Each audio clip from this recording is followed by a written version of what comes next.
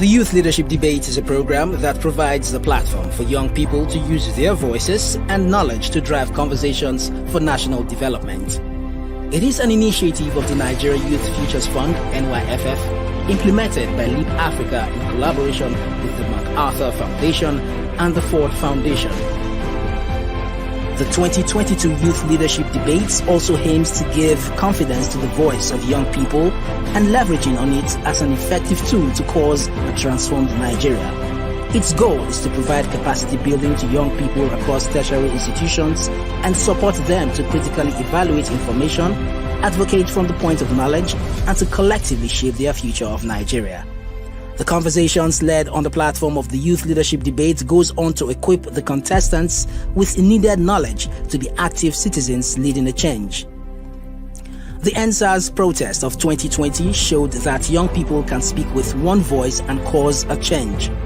The Sorosoke movement, which means to speak up in Yoruba language, a ripple effect of young Nigerians' resistance to police brutality through the NSAS protest, was an eye-opener for government, the youth, and development agencies. Now, while it is important to encourage young people to Sorosoke, they must be guided to do it the right way. More so, institutions of higher learning have a leading role in providing solutions to the myriad of challenges facing society, cutting-edge research and innovative activities. Universities are places where young people are equipped to engage in intellectual debates that have national relevance and to provide solutions to socio-economic issues. So, Leap Africa, through the Youth Leadership Development Programs, build the capacity of young Nigerians in leadership and active participation in the nation's affairs, helping to shape the country's future for long-term development.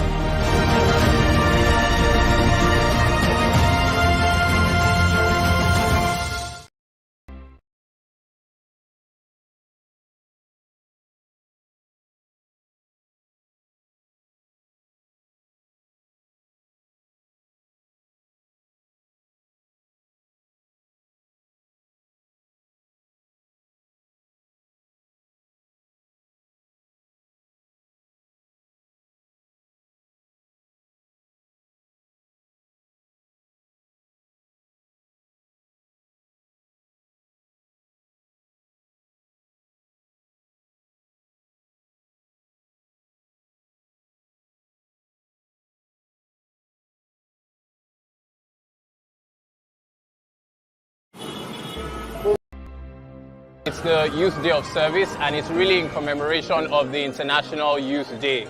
The Youth Day of Service is leadership in action. We're all about inspiring, equipping, and empowering a new cadre of African leaders that will transform themselves personally, the community, and the entire Africa.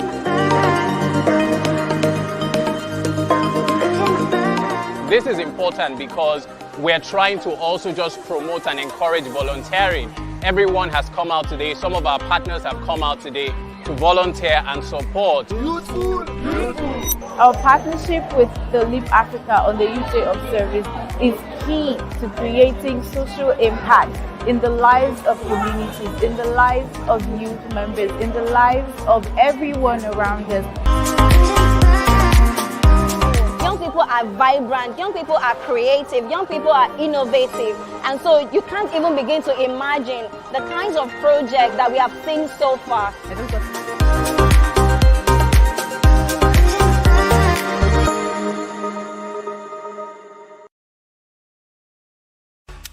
Are you tired of feeling like you're not making a difference in your community? Do you want to take action and create a better future for yourself and others? The Leap Africa's advocacy and moral courage courses can help you do just that. Our free advocacy course will guide you on how to participate in critical issues and how you can make a difference, while the e-integrity course on moral courage will equip you with the tools to address corrupt practices within your community. Use coupon code LEAP@20 to access e-integrity at a 30% discount. With our courses, you'll gain the skills and knowledge you need to be a force for positive change. Sign up at learn.leapafrica.org and start your journey towards making a difference today.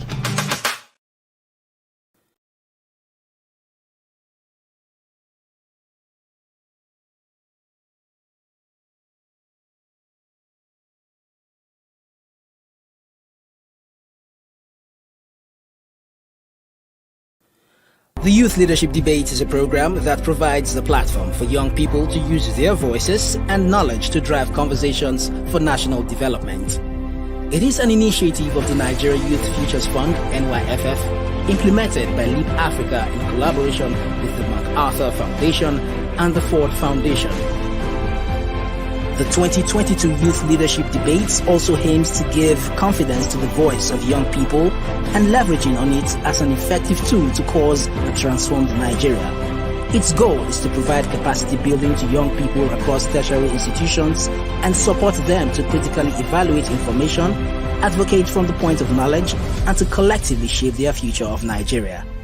The conversations led on the platform of the Youth Leadership Debate goes on to equip the contestants with needed knowledge to be active citizens leading a change. The NSAS protest of 2020 showed that young people can speak with one voice and cause a change. The Sorosoke movement, which means to speak up in Yoruba language, a ripple effect of young Nigerians' resistance to police brutality through the NSAS protest, was an eye-opener for government, the youth, and development agencies. Now, while it is important to encourage young people to Sorosoke, they must be guided to do it the right way. More so, institutions of higher learning have a leading role in providing solutions to the myriad of challenges facing society, cutting-edge research and innovative activities. Universities are places where young people are equipped to engage in intellectual debates that have national relevance and to provide solutions to socio-economic issues. So, Leap Africa, through the Youth Leadership Development Programs, build the capacity of young Nigerians in leadership and active participation in the nation's affairs, helping to shape the country's future for long-term development.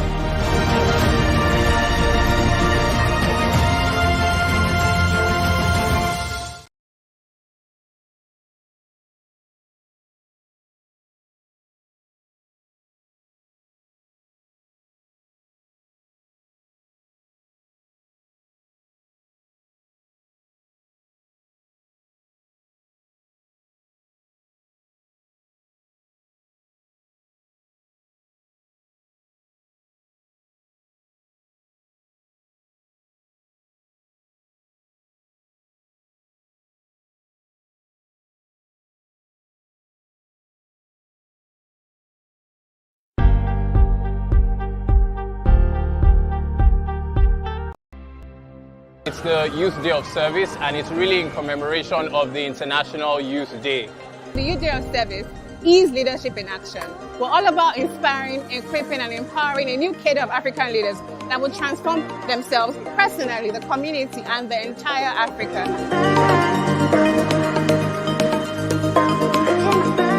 This is important because we're trying to also just promote and encourage volunteering. Everyone has come out today. Some of our partners have come out today to volunteer and support. Our partnership with the Leap Africa on the Youth Day of Service is key to creating social impact in the lives of communities, in the lives of youth members, in the lives of everyone around us. Young people are vibrant, young people are creative, young people are innovative, and so you can't even begin to imagine the kinds of projects that we have seen so far.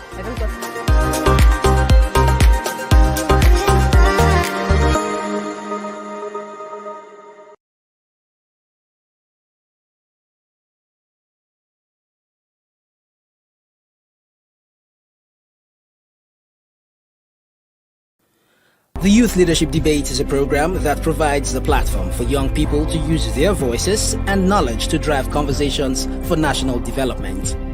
It is an initiative of the Nigeria Youth Futures Fund, NYFF, implemented by Leap Africa in collaboration with the MacArthur Foundation and the Ford Foundation. The 2022 Youth Leadership Debates also aims to give confidence to the voice of young people and leveraging on it as an effective tool to cause a transformed Nigeria. Its goal is to provide capacity building to young people across tertiary institutions and support them to critically evaluate information, advocate from the point of knowledge, and to collectively shape their future of Nigeria. The conversations led on the platform of the Youth Leadership Debate goes on to equip the contestants with needed knowledge to be active citizens leading a change. The NSAS protest of 2020 showed that young people can speak with one voice and cause a change. The Sorosoke movement, which means to speak up in Yoruba language, a ripple effect of young Nigerians' resistance to police brutality through the NSAS protest, was an eye-opener for government, the youth, and development agencies. Now, while it is important to encourage young people to Sorosoke, they must be guided to do it the right way. More so, institutions of higher learning have a leading role in providing solutions to the myriad of challenges facing society, cutting-edge research and innovative activities.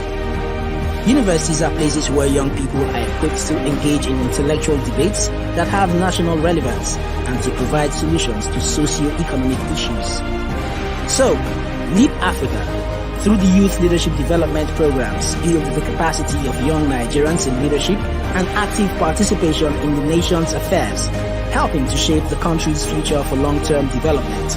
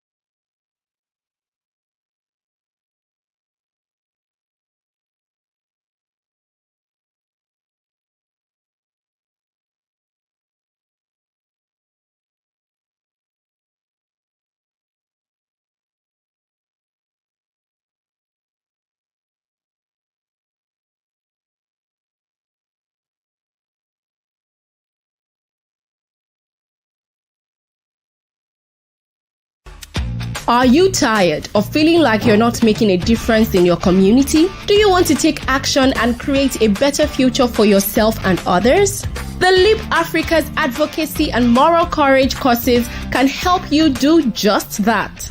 Our free advocacy course will guide you on how to participate in critical issues and how you can make a difference, while the e-integrity course on moral courage will equip you with the tools to address corrupt practices within your community.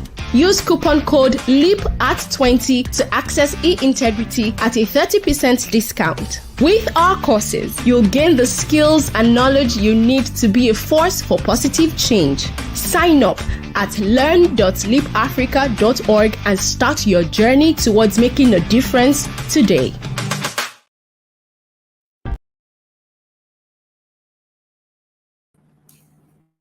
All right. Good morning, everyone. My name is Ijoma Kalo, and I'll be your moderator for today. Apologies for the break in transmission before. You were signed into the Youth Leadership Debate Competition.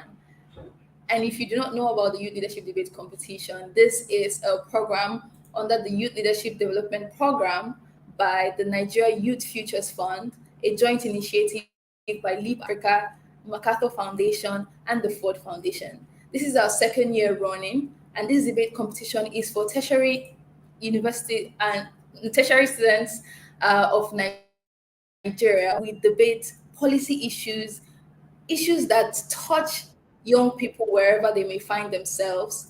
And this is our very first live elimination round. Students from Bayes University and the University of Lagos and Bayes University. You're very welcome. My name is Ijoma Kalo, and I'll be your moderator and host for today. Let's get right into it. I would like to give the debaters the rules of it and also to introduce the judges while we continue on today's program. Please stay tuned and you're welcome, debaters. So first, you have a total of 8 minutes. In fact, you have a total of 8 minutes and 30 seconds to give your arguments. So for the first proposition, the speaker of the proposition side has 5 minutes to introduce your motion, define key terms, set burdens, establish mechanisms or models if needed, and offer your substantive arguments. And in 30 seconds, we'll give the opposing side 30 seconds to render cross-examinations. You will question and challenge propositions, clarify arguments, point out weaknesses, and seek opportunity for strategic maneuvering. Then the first speaker from the opposing side has 5 minutes to deal with proposed framework by opposition and clash of opposing arguments, and also offer substantive arguments. We would also give 30 seconds to a speaker from the proposing side to challenge the opposition, clarify arguments. Then we'll go into the second speaker's time, where they have 3 minutes to offer substantive new arguments and defend their first speaker's points. You will also get 30 minutes for cross-examinations, 30 seconds for cross-examinations. Then the second speaker from the opposing side speaks and gets the same 30 seconds. And then in total for 1 minute closing statements from either of the speakers from both the opposing and proposing sides. So I believe you must have chosen who will be speaking for your closing arguments to crystallize your rounds. I would like to speak about the penalties. The judges will be looking out for these things, and you will be penalized and subtracted 1 point if you do any of the following: inappropriate, objectionable language, severe personal attack to any of the debaters, or falsified evidence, irrelevance, unfair tactics, and unfamiliarity with any of the rules that may have been shared with you now and before the beginning of this program. I would like to go ahead now to introduce our judges first, after which I will introduce the debaters from both the opposing and the proposing sides. Today we have Nekalo, who is the founder at Hackerpath, is going to be one of our judges, and she's just going to say hello to everyone. We also have Enoch Haruna, a grant and partnership officer at Leap Africa, and we have Chime Peace Chidima, who is also going to be one of our judges today. Judges, you can say hello to everyone. Hi, good morning, everybody. Good morning, man. Nice to have you here. Thank you so much for giving us your time. I believe this will be working well. Oh yes, definitely. I can't wait. Hello, everyone. Good morning. Hello, everyone. Hello. Thank you, Chidima. Nice to meet you. Okay. All right. For this round, we have, yes, I have introduced Enoch. Hello, Enoch. Nice to have you here. Thank you so much for your time. Hi, Joma. Thank you for having me. So, we are once again live for the elimination round 1 of the youth leadership debates. And we have, for the very first round, the University of Lagos, Abdullahi Yakub and Olarenwaju Mujidat, who are going to be speaking on the proposition side. We have from Bayes University, Mesomachi Erugo and Divine Marizu, who are going to be speaking for the opposition. And their topic for today is: the biggest issue for Nigerian youth is unemployment and not unemployability. I'll take that again. The biggest issue for Nigerian youth is unemployment, not unemployability. These speakers are going to take their time to state out their points. while they believe that unemployment is Nigeria's biggest issue, while they also talk about why they think unemployability is Nigerians' youth biggest issue. So without further ado, I would like to call on the first speaker from the University of Lagos, who will be speaking from the proposition. I believe that will be Abdullahi Yakub. Please, Abdullahi, I can see you. Abdullahi Yakub. Please, Abdullahi, I can see you. All right, I think you have some feedback coming from your end. All right, I think you have some feedback coming from your end. Oh, I said I couldn't hear anything at the beginning of the program. All right, Abdullahi. Hello, can you hear me? Yes, I can hear you. All Can right, you hear me? I think Abdullahi, you have. Yes, I can hear you. Can you hear me? I think you're lag. Yes, I said I couldn't hear anything at the beginning, but I think I can hear you loud and clear now. All right, Abdullahi, you have 5 minutes to. All right, Abdullahi, you have 5 minutes to start. Now.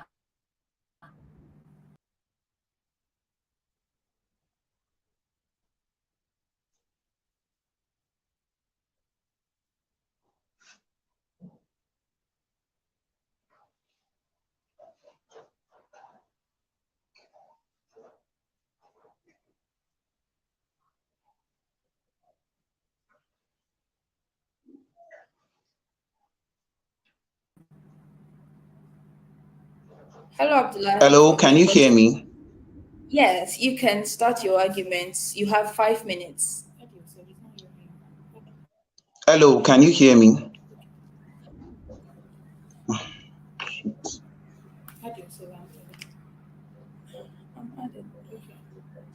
Hi, Abdullahi. We can hear you if you can hear us. Hi, Abdullahi. I am here. Can you hear me now? Can hear you if you can hear us. I can hear you. Respond. I can hear you. Loud and clear. Okay.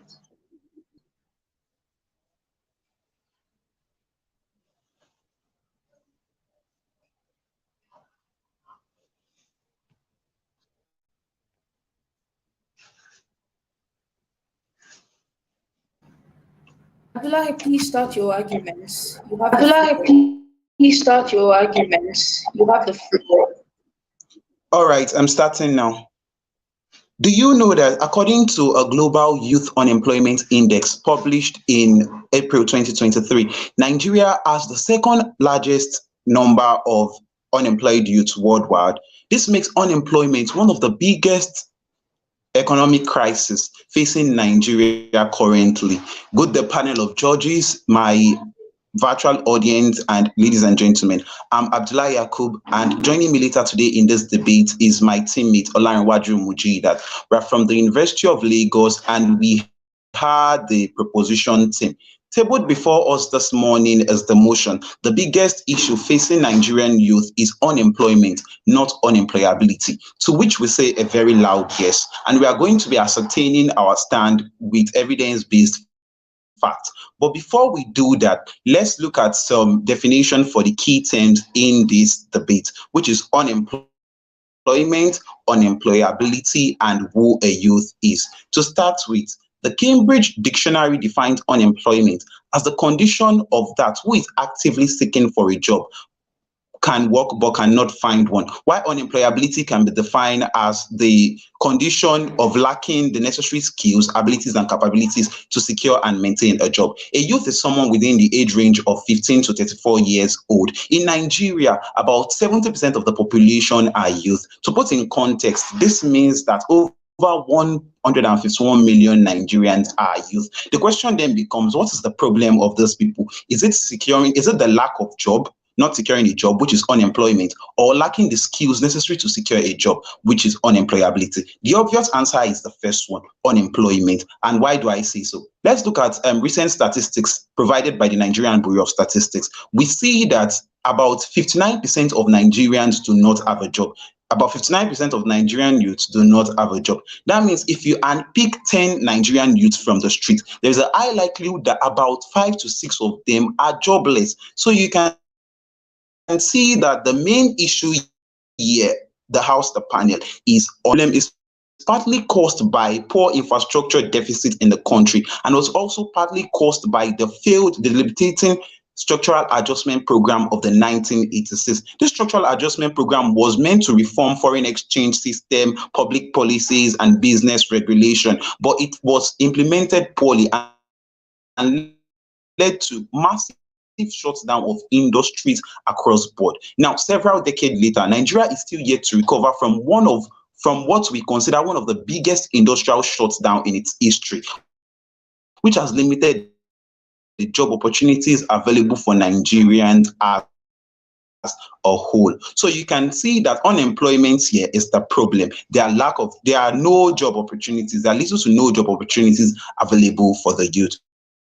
Another cause of this issue is inconsistent policy from the end of the government, where you can see that there are inconsistent policies over the years regarding employment. The panel, you would agree with me that having employable, the Nigerian youth of today's age and time is not someone who has just gone through University of Education. The Nigerian youth of this age and time is someone who has taken a youth leadership development course from Leap Africa, for instance. The average Nigerian youth of this time and age is someone who has gone on Coursera to take a course on how to hone their Microsoft Excel skills. The Nigerian youth of today's time and age is someone who has knowledge about digital marketing, content writing, and all of that. In essence, what I am trying to say is that the skills are not the problem. The skills are there, but the issue remains job opportunities. When there are no job opportunities, when the labor market is low, when the unemployment rate is high, then you can't blame it on the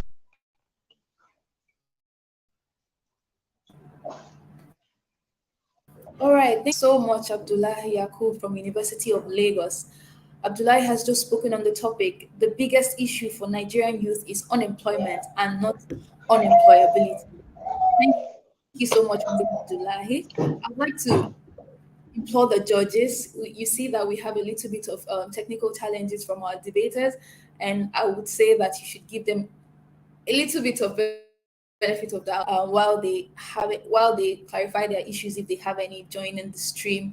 Thank you so much once again. If you're just joining us, this is the Youth Leadership Debate, and we're speaking live from Leap Africa, where the Leadership Development Program is being hosted. And this is a joint initiative by Leap Africa, MacArthur Foundation, and the Ford Foundation. You're very welcome. We're speaking on the topic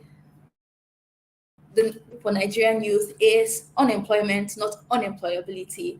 We have just heard the first arguments from the University of Lagos, and I will now be calling on a speaker from university who has 30 seconds to cross-reference all the arguments that Abdullahi Yakub has brought to the floor. I do not know who our speaker from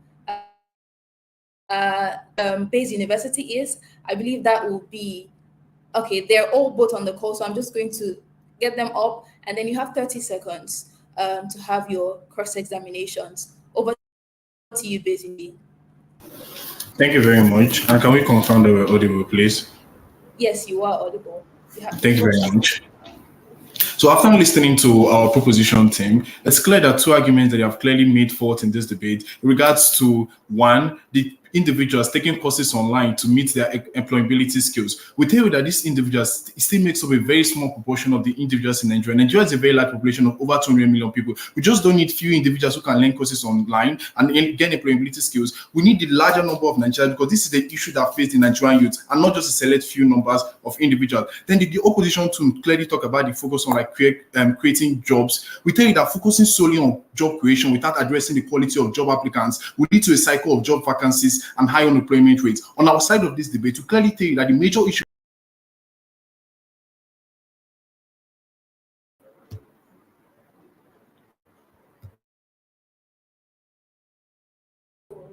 All right, thank you so much, Bayes University. I'd like to remind the debate that this time for cross-examinations is for you to ask questions and challenge the proposition.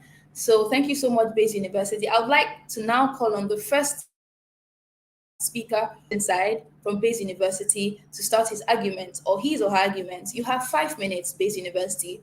Over to you. Good morning, honorable judges, esteemed members of the opposition, respected audience members. My partner and I firmly challenge the motion. The biggest issue facing Nigerian youths is unemployability and not unemployment. Let us be clear, we are not dismissing the unemployment crisis in our country. Indeed, according to the National Bureau of Statistics, as of 2022, youth unemployment was over 45%. That is an alarming statistics. However, we maintain that the true issue, the root of the problem, lies not in the lack of job opportunities, but in the lack of employability of our young people. The opposition portrays a disheartening image of ambitious, ready-to-work young people left deserted due to a scarcity of job opportunities. We, however, challenge this representation and advocate for a different viewpoint. It's not a shortage of jobs that is a problem. Rather, it's a prevailing employability crisis among our youth, which often leaves positions vacant. Our first argument centers around the fundamental mismatch between the skills taught in the educational system and the demands of today's workforce. Judges note that we are no longer living in the industrial era, we're living in a digital economy, and our institutions are still bound by an outdated curriculum and fail to provide graduates with the skills necessary for the modern workforce, leaving them ill-prepared and ill-suited for employment. The second argument we must highlight the deficiency in soft skills in youths today. Employers frequently report that Nigerian graduates are lacking in soft skills such as effective communication, teamwork, problem-solving, and work ethic, to name a few. These skills, often sidelined in our educational system, are essential for employability and success in the contemporary job market. Our institutions are not doing that. Thirdly, there's a significant gap between the experience exhibited by employers and the experience our fresh graduates possess. Coupled with unrealistic expectations about job conditions and salaries among our youth, this disconnect further exacerbates the issue of unemployability. The opposition suggests that the lack of job opportunities is the primary issue, but we pose this question: what use is a job opening if youths are not capable of filling it? This brings us to our fourth point, the indispensable role of career guidance and internships. Our institutions must extend their scope beyond academia to include robust career counseling and facilitate internships. I mean, how many times have we seen students write jam, get into institutions to study a course that they do not want, only to get into the workforce and not get jobs? This is the issue that we're arguing from side opposition in this debate. The issue that lies is in the issue of employability and not in the job market in the first place. Furthermore, in terms of hands-on experience, we need to provide our students with the right skills and real-world exposure they need to excel in the workforce. And still, to highlight the rebuttals that I gave earlier to the side proposition, they still say that the reason why, or the biggest issue facing youths today, is job creation. We tell you that focusing solely on job creation without addressing the quality of job applicants will lead to a cycle of job vacancies and high unemployment rates. This is not what we want. We want to solve the root cause of the issue.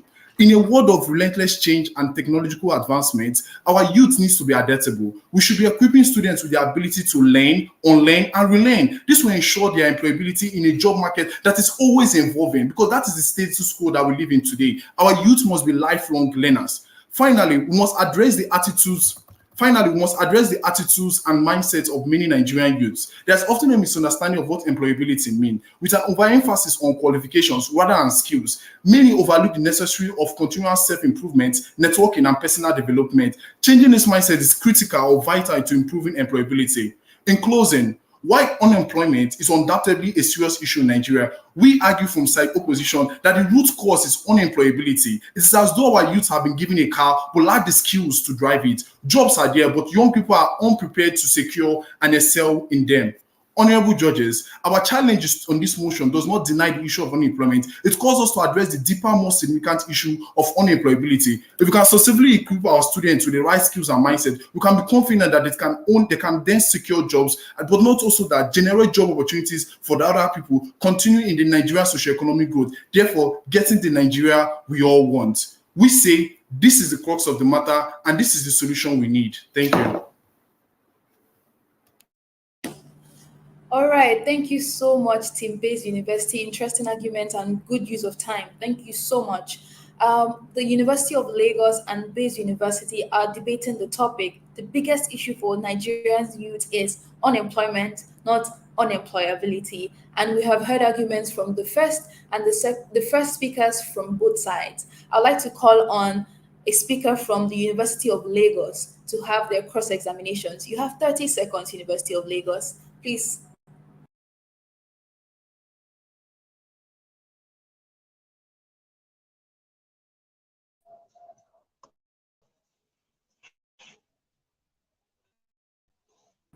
Please go ahead with your 30 I'll be the one seconds. cross-examining the opposition team. The opposition team mentioned something about Nigerian youth not having necessary skills like creativity and teamwork. I would put it to you that that is something that sounds good when considered in theory, not in context. Like I said earlier, the average Nigerian youth today is versatile. The average Nigerian youth accumulates hard and soft skills overboard to hard and soft skill across board to fit into the current job market. If you say the Nigerian educational system doesn't teach something like creativity and teamwork or relevant skills, I will put it to you that the Nigerian youth of today don't just depend on school, don't just depend on what is taught inside the classroom to develop themselves. I am here, you are here, you are in Nigeria.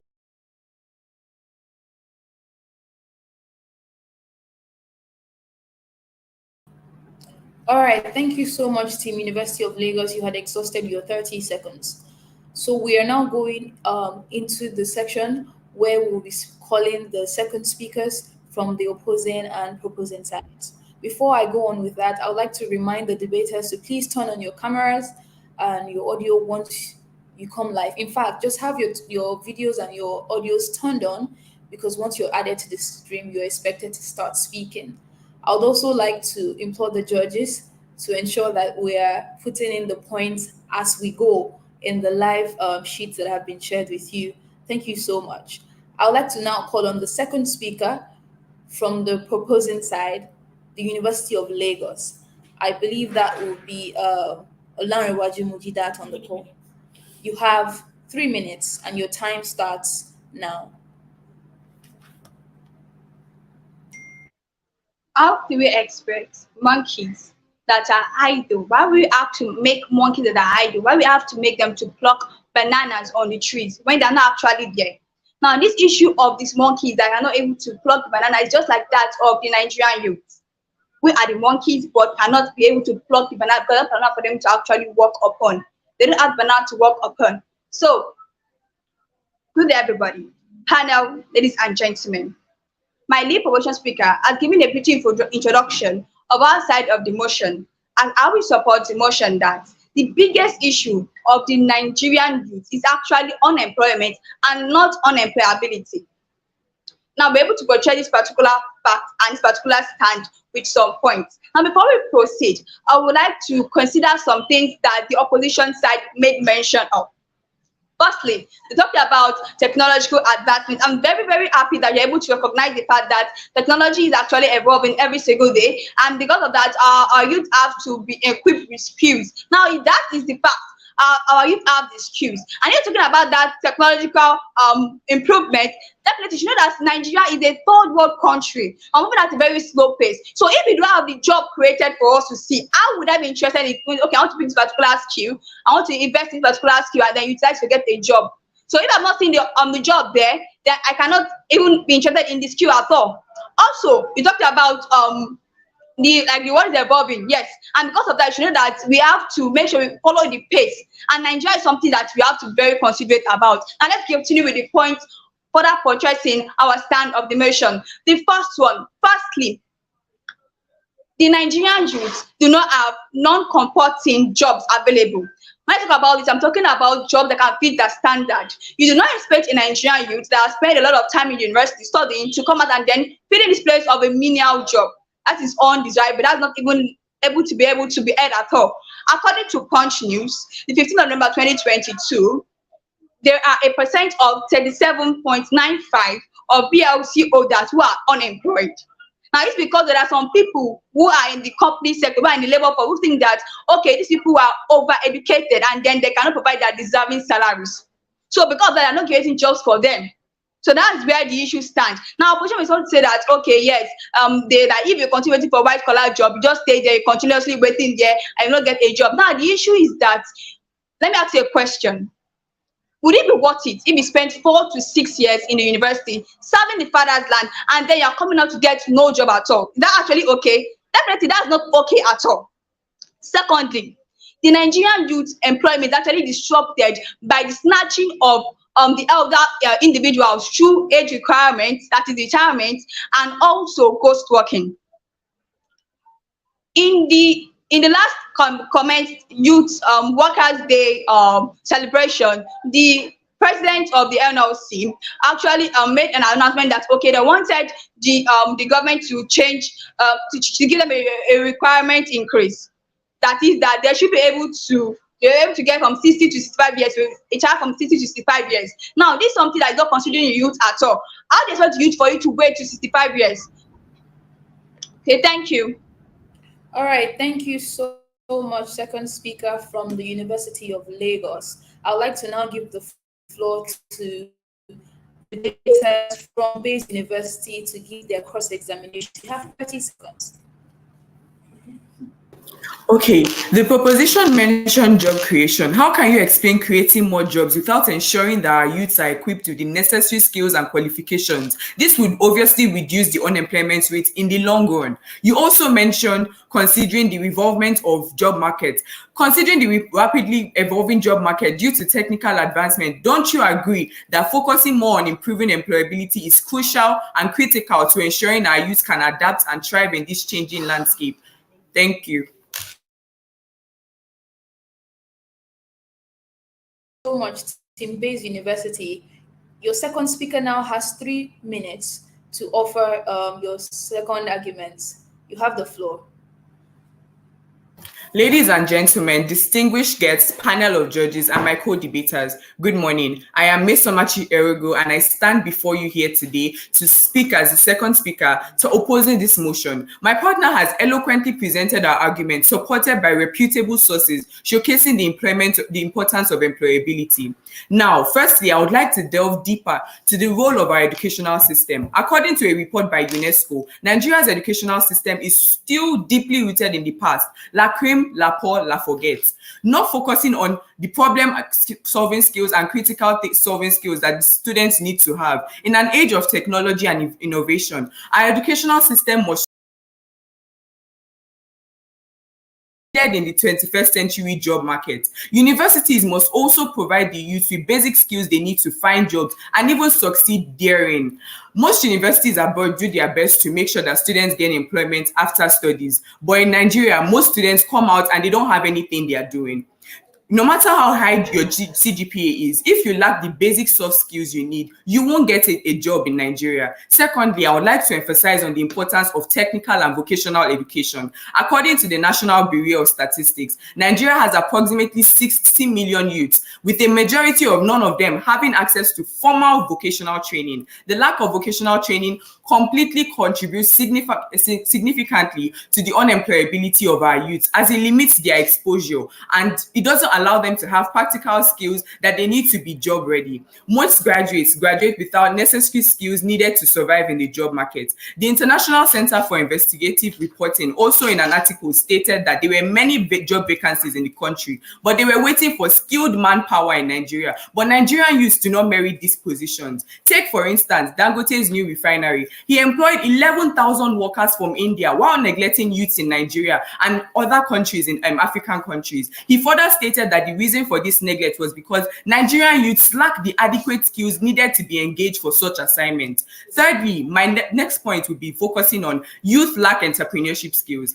According to Global Entrepreneurship Monitor, the youths in Nigeria demonstrate a low entrepreneurial intention. This is because our educational systems and society do not foster entrepreneurial spirit. If our youths were equipped with the entrepreneurship skills that they should have, they would create jobs instead of looking for jobs, this would obviously in turn in the long run reduce unemployment rates. Lastly, I will talk on the issue of unemployment extends beyond skills acquisition and includes mental and psychological readiness for the job market. According to a world study by the World Health Organization, many youth suffer from anxiety and oppression, and they lack the skills that they need to demonstrate fast thinking skills. They lack so many skills that they need in Nigeria. I would like to conclude by saying unemployment is indeed a critical issue in Nigeria, but the symptom of this thing is unemployability. Thank you.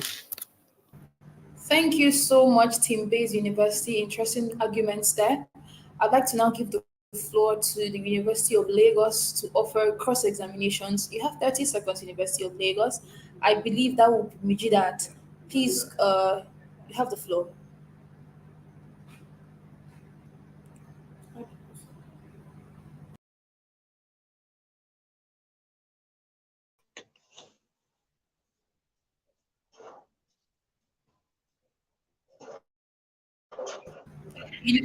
Speaker from University of Lagos, you have the floor for your examinations. Which of you is going? You both have yourselves added to the stream.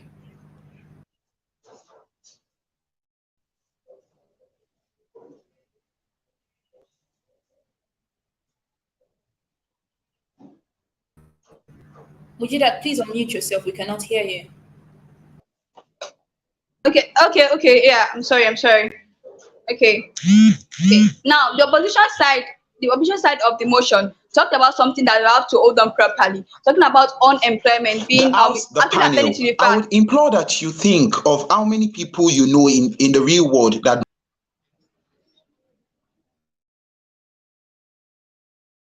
Please go ahead, Mujidat. Okay, we're talking about the issue of you able to have unemployability. It's actually an issue. The issue is actually that unemployment is not the problem. It's actually the problem, but unemployability is just a disguise. Sorry, should I start from the beginning? The time is starting again.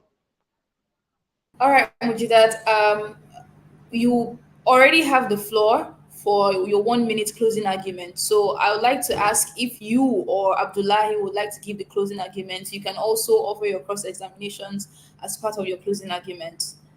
Which of you will be going?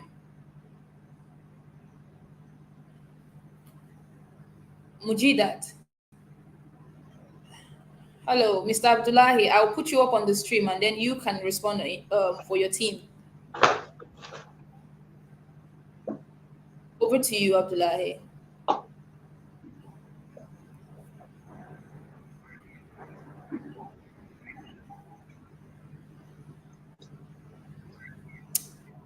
Hello, Team Lagos. Any of you speaking? You are both on the live stream. So any of you that Hello, Team Lagos. Any of you speaking? You are both on the live stream. Yes, I would go. Want to speak? I would go now. Please go ahead. The House, the panel. I would implore that you think about someone you know in the real world who does not have a job. I can assure you that you can think of one or two of them. Then think about someone that does not have a job because they don't have any skill at all. I would imagine that it will take some time before you can think of skill. But in reality, the problem is not lack of skill. If the problem is lack of skill, why then are many Nigerian youths gaining employment abroad? You can testify that there are throngs of Nigerian youth leaving the country every day to work in favorable job markets. Why do you think that is so if we are not employable, if we don't have the skills, qualification that the opposition is saying we don't have? So in reality, their argument is very valid on a theoretical basis, but in reality, when you think about what's happening out there, Nigerian youth are employable. We have the skills, we have the capability, we have the qualification. People are getting employed in other markets, but why is the same not in Nigeria? I ask you to think about that. The answer is not far-fetched. It is unemployment. All right, thank you so much, Team Lagos and Team Base University. You have offered interesting arguments to support and to oppose the topic. The biggest issue for Nigeria's youth is unemployment, not unemployability. Thank you so much for your arguments once again. I will now want to call on the judges to just deliver their thoughts, observations, just their observations about the arguments from the two parties. Um, Judges, you will be invited to the floor now. I have Enoch, I have Naya Patrick, who is here as well, and I have Miss Chidima, who is also here. Please, you can turn on your videos and just give your observations, starting from Enoch. Thank you very much, Enoch.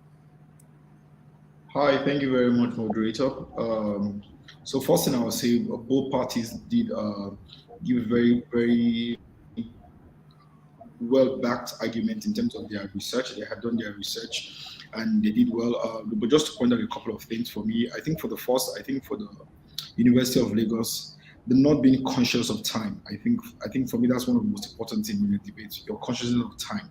You understand that an argument is never ending, so you can't make all the points in one conversation. So for me, my take back for you should be probably be more conscious of time. And in comparison to Base University, I think that's one of the things they had going very well for them, the consciousness of time and the fact that they were literally not cut off even in their cross-examinations or when they were giving their arguments. Another thing I would say, and this should be my last comment, and that has to do with one of the speakers spoke about the fact that the Nigerians getting the job abroad. And the truth about it, that if you look at the classification of what kind of jobs are they getting abroad, if we will be honest to ourselves, are those the white collar jobs we're talking about? Does that classify as employability? Because in all honesty, Nigerians in Nigeria are doing jobs, but they're not the jobs that they ought to be doing or are qualified for, which is the essence of the argument. So those are my contribution. But apart from that, I applaud both teams, and they did very well for such limited time. So thank you. Thank you so much. I don't think that Base University got to speak about their closing argument based on what I listened. All right, thank you so much, Naya. We had just missed that, and we would like to invite the speakers from Base University to give their 1 minute closing arguments before we take your observations. Chidima and Naya, thank you so much. Base University, apologies, you have the floor now. Thank you very much.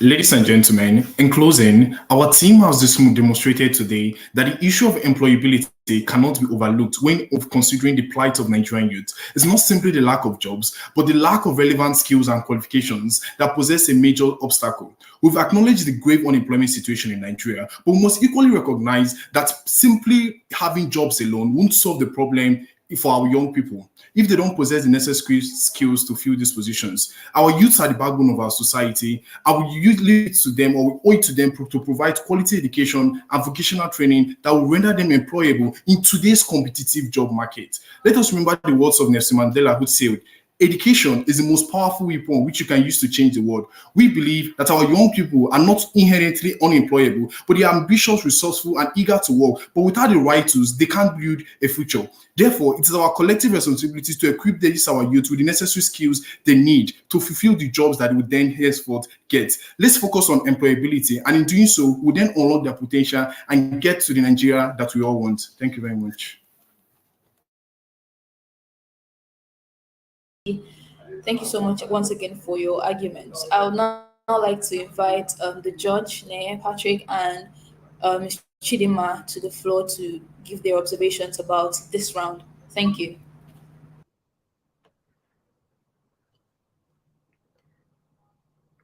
Hi. Good. I think we're still in morning. Good morning, everybody. First of all, fantastic arguments both parties had. I would like to point on the side of the University of Lagos. The other judge had mentioned time being time conscious, and also the use of languages. It's this. I know that Leap Africa has put in so much work in making sure that you communicate properly. So most of the words that are used are that they're not properly refined words. that could work in a formal setting. And that's one thing. I think this would be for Mojid, the last speaker. And again, arrangement of topics. I would have preferred that, I hope I'm pronouncing your name, the lady in Unilag had developed more on the points where she was talking about age. Age being the age cutoff and age limits. That would have been a fantastic point, but unfortunately, we didn't get to hear you explore that a lot.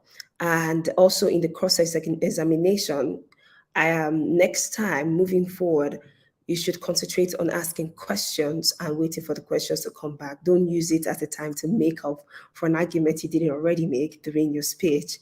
For Bayes University, interesting points, but for the first speaker, the male speaker, moving forward for your next, if you make it to the next round, I think you need to take a deep breath. You're making an argument.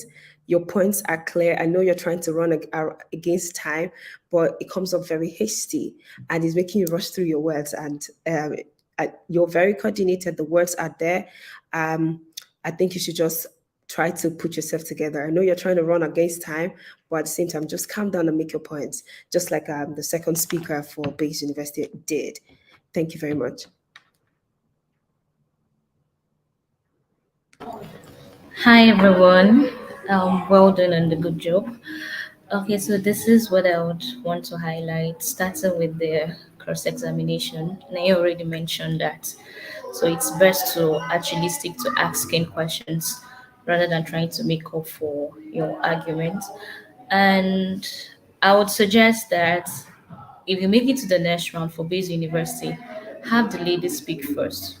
Or rather, this is what I'm trying to say. She actually did, in her first speaking, she actually did the job of a first speaker, because the guy who spoke first started off with trying to refute, and I felt we needed to understand what you're talking about, and this is you giving us why we should support you. But the girl didn't do that. She came up, she told us what we are here for, she gave us the start, she gave us the definition, then supported her point. So if you're going to be the next first speaker the next time, please do similar. And then for University of Lagos, the second speaker at some point overly sounded sentimental. So we're not seeing the facts, we're not seeing the statistics, we're not seeing any of that. It's just our emotions or personal opinion. And that is something University of Bayes didn't capture during cross-examination, because it's something to actually leverage on, but it was just there. Nobody said anything about that. So I think this is where the both team need to improve. Thank you.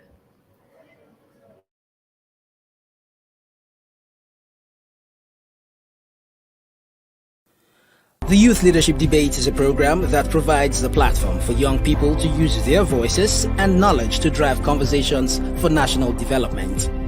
It is an initiative of the Nigeria Youth Futures Fund, NYFF, implemented by Leap Africa in collaboration with the MacArthur Foundation and the Ford Foundation. The 2022 Youth Leadership Debates also aims to give confidence to the voice of young people and leveraging on it as an effective tool to cause a transformed Nigeria. Its goal is to provide capacity building to young people across tertiary institutions and support them to critically evaluate information, advocate from the point of knowledge, and to collectively shape their future of Nigeria. The conversations led on the platform of the Youth Leadership Debate goes on to equip the contestants with needed knowledge to be active citizens leading a change. The NSAS protest of 2020 showed that young people can speak with one voice and cause a change. The Sorosoke movement, which means to speak up in Yoruba language, a ripple effect of young Nigerians' resistance to police brutality through the NSAS protest, was an eye-opener for government, the youth, and development agencies. Now, while it is important to encourage young people to Sorosoke, they must be guided to do it the right way. More so, institutions of higher learning have a leading role in providing solutions to the myriad of challenges facing society, cutting-edge research and innovative activities. Universities are places where young people are equipped to engage in intellectual debates that have national relevance and to provide solutions to socio-economic issues. So, Leap Africa, through the Youth Leadership Development Programs, build the capacity of young Nigerians in leadership and active participation in the nation's affairs, helping to shape the country's future for long-term development.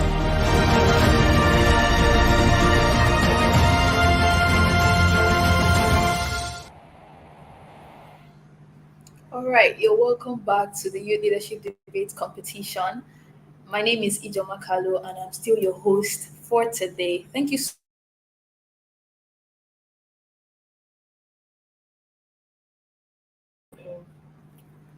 You're back.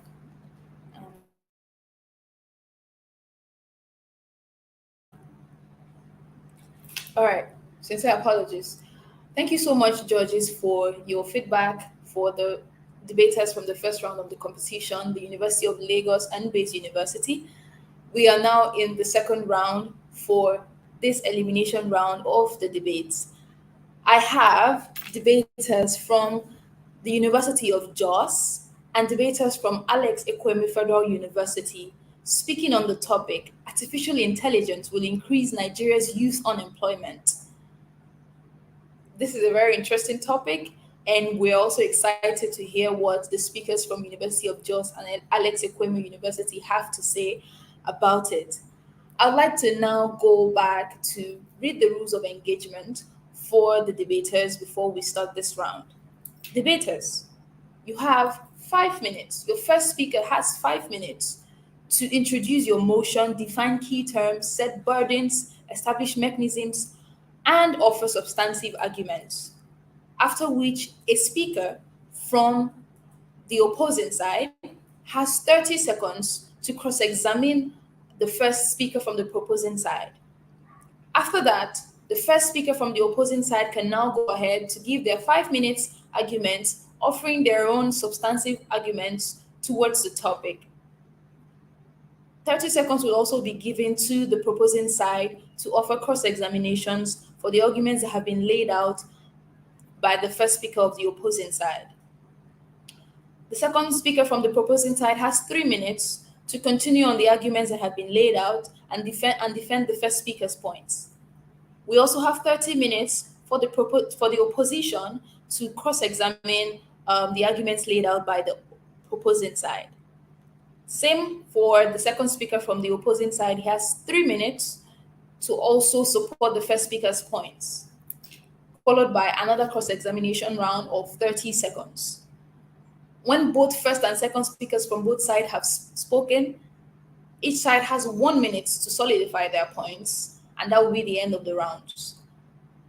Please note that if you receive the signal warning, you have the timer on the screen, and you keep speaking after the signal has gone off, your points will not be counted. There are also penalties for the following issues: inappropriate conduct, objectionable language, severe personal attack on another debater, falsified evidence if proven false by the opponent, relevance, unfair tactics, unfamiliarity with the rules that have been laid down now or before this round started by the host. Please, debaters, you have the floor. Remember that you have 5 minutes for your first arguments, 3 minutes for your second argument, and you have 30 minutes after each speaker, 30 seconds after each speaker to offer cross-examinations. At the end of the round, the judges will be giving their observations about how they think the round went. Please note that the marks or the points will be collated and shared after all the rounds that we have for today. Thank you so much. And thank you so much, debaters, for being here. I hope you are prepared. I'm now going to introduce and invite the first speaker from the proposing side. I believe that is Victoria Ehe Agene, who is also going to be speaking alongside Kunda David Bitrus. And they're speaking on the topic, artificial intelligence will increase Nigeria's youth unemployment. University of Lagos is proposing this motion. University of Jos, rather, is proposing this motion. You now have the floor, Victoria. Please go ahead. Good day, panelists, ladies and gentlemen. The moderator, virtual audience. Before you is Agene Victoria Ehi. And I'm here to propose the motion that artificial intelligence in Nigeria will increase youth unemployment. Artificial intelligence, as defined by Merriam-Webster Dictionary, refers to a branch of computer science that deals with the simulation of intelligent human behaviors. Simply put, it is the capability of a machine to imitate human intelligent behavior. Advanced Learners Oxford Dictionary defines unemployment as the state of having no job to do. Many might want to ask, what relationship has artificial intelligence with unemployment? But it is very glaring that artificial intelligence will create human clones, rendering the Nigerian human population redundant and needless. It is on this basis that I come before this honorable panel to make my assertion that artificial intelligence in Nigeria will lead to unemployment. According to Andrew Yang, an American researcher, he had said that physical labor has been replaced with robots, mental labor will be replaced with artificial intelligence. The question is this a cost Nigeria can afford to bear? Nigeria has an alarming rate of unemployment. Nigeria National Bureau of Statistics have recorded that 53.4% of Nigerians youth are unemployed, amounting to over 81 million Nigerians. Hence, any attempt to replace human labor with machines will be suicidal, as human resource development is Nigeria's gold mine that is still very much unharnessed.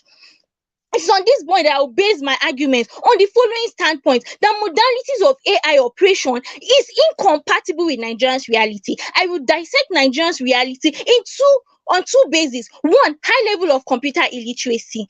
High level of computer illiteracy. The World Bank report in 2021 had reported that over 50% of Nigerians are computer illiterate and cannot afford digitalization. Even worse was a report given by Global Service Communication System, where it held that 60% of rural dwellers do not have access to internet mobile use.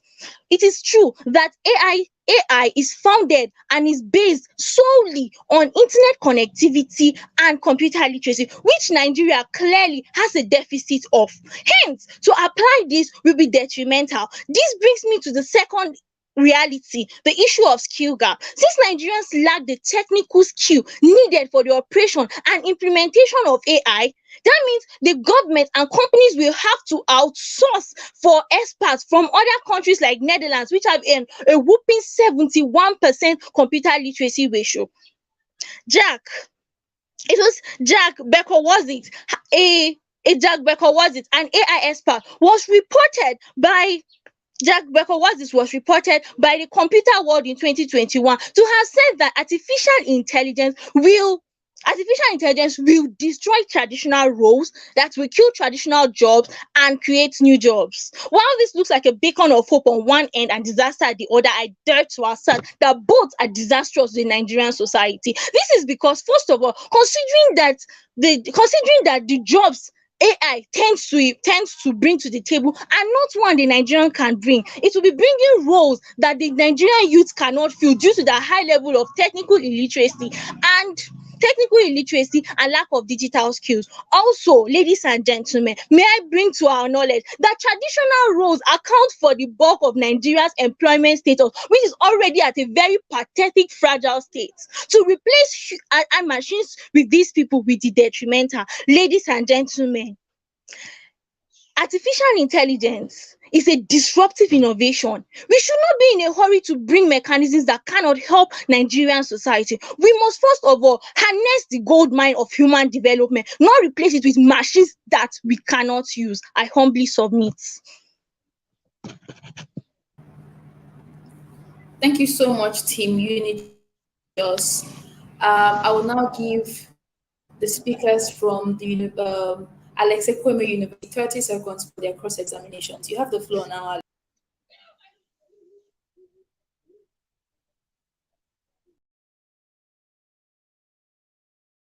Nigeria has low literacy rate is the more reason why it lacks the artificial intelligence lack the credibility to thrive. So it would like necessarily get greater buy-in.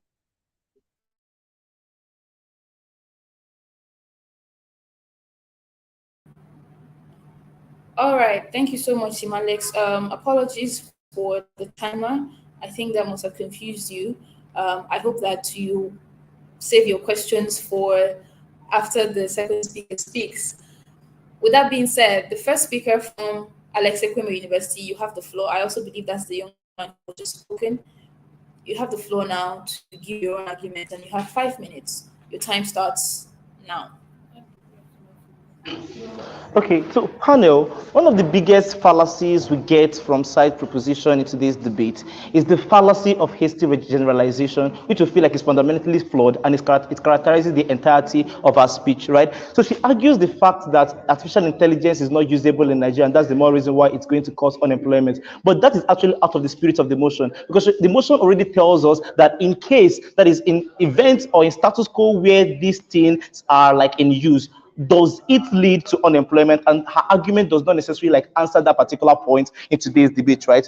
My name is Moelek Stanley, and I'm representing the Alex Ekweme Federal University in this debate competition, right? So what are the necessary bodies that we have to prove from side oppositions in today's debate? First of all is notice how the debate is not about whether artificial intelligence is good or not. Notice also how the debate is not also about what the disadvantages or the advantages of artificial intelligence. What the debate is all about is to what extent does artificial intelligence cause unemployment in Nigeria? And that is what I'm actually like here to debunk in the entirety of my speech, right? And I'll be doing this in like 3 very major layers of analysis. First, I will tell you why this is unlikely to cause unemployment in status quo. Second, why Nigeria's reaction to I will be showing you Nigeria's reaction to in the cases of job displacement, and thirdly, I'll show you government's plan to cushion the effect that comes with like the artificial intelligence, right? So first off, the use of AI is unlikely to cause unemployment because first, 80% of Nigerian population, right, are entrepreneurial in nature. That is to say that they are self-employed. So the fact that they are self-employed makes it like almost impossible for artificial intelligence to displace people, because the only people who are affected by artificial intelligence are only the 20% who are employed in white-collar jobs, right? Notice how like this 20% is nothing compared to the number of citizens that are like entrepreneurial and self-dependent, right? Who would definitely use this artificial intelligence as a way of boosting their own, as a way of boosting their businesses, as a way of boosting their own self-employment, their entrepreneurial skills that they have. So I feel like that argument like directly clashes out whatever argument proposition brings in today's debate, right? Also notice how the AI struggles to gain credibility in status quo. Notice that in Nigeria, vast majority of the people in Nigeria are uneducated, right? So that is to say that very many persons in Nigeria, about 90%, would not necessarily like know how to use this artificial intelligence. That means that because of their inability to know how to use this artificial intelligence, it wouldn't like have so much impact or so much influence on Nigeria. So we have Nigeria definitely like has limited use of it. Notice that this debate is contextualized in Nigeria and not the whole world at large, right? And that is exactly where the case of proposition in today's debate like sounds logically flawed, right? So with this actually like clashes out the argument of the opposition, where they tell you that because we don't have smart people who can assess or use technical skills, and we can't use artificial intelligence. We tell you that the fact that we don't have people who are skilled enough makes artificial intelligence not likely to work in Nigeria. So the rate at which is going to cut in employment is actually like something that proposition has not been able to prove in the case of like this outstanding circumstance, right? So we also show you, right, at what case scenario why Nigerian youths are definitely like going to like succeed in the face of this, right? We tell you that Nigerian youths are already used to suffering, like no matter what level of displacement, that always find a way to actually find out, right? And what does that entail in today's debate? It shows that these Nigerian youths are definitely going to look for ways to get self-employed, to skills, right, and to actually like create more jobs. That is to say, the presence of like artificial intelligence will make these people to look in it and know what is within them to actually like become self-employed and not necessarily like rely on these white-collar jobs that makes use of artificial intelligence. I feel that's the more reason why we win today's debate, right? Also, we show you that government is also prepared to cushion the effects that come with this displacement, right? Because according to Premium Times newspaper, on 14th November 2020, the Minister of Information, Communication and Digital Economy, Issa Pantami, stated that the Nigerian government has set out strategies to reap from the potential 16 million predicted jobs to be created globally through artificial intelligence, while inaugurating the National Center for Artificial Intelligence and Robotics in Abuja. All these reasons shows that Nigerian government is prepared for whatever it is that comes with artificial intelligence. So what have I been able to show in today's debate? First of all, I've been able to show you why this is unlikely going to happen. Second, I've been able to show you that even if this happens, why it is unlikely that it's actually going to have negative impacts on Nigerian citizens. And third, we show you that even in instances where it happens, the government is actually very ready to cushion the effects that come with the negative effects that comes with it. So in conclusion, we are very much proud to say that the use of artificial intelligence will not in any way cause unemployment, increase youth unemployment in status quo. I'm very much proud to propose. Thank you. Thank you so much, Team Alex Ekweme, Federal University. Thank you for your arguments. I will now invite a speaker from the University of Jos for cross-examinations. Kunda Bitrus, you have the floor.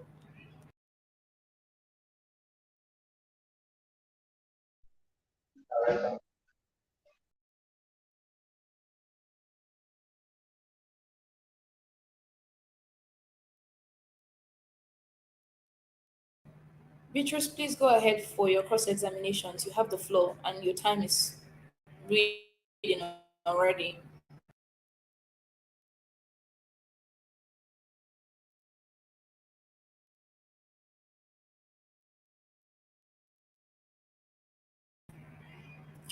Hello, Beatrice. Do you have challenges hearing us? Oh, you said you can't hear the sound. Please go ahead if you can see my text. We can hear you and we can see you.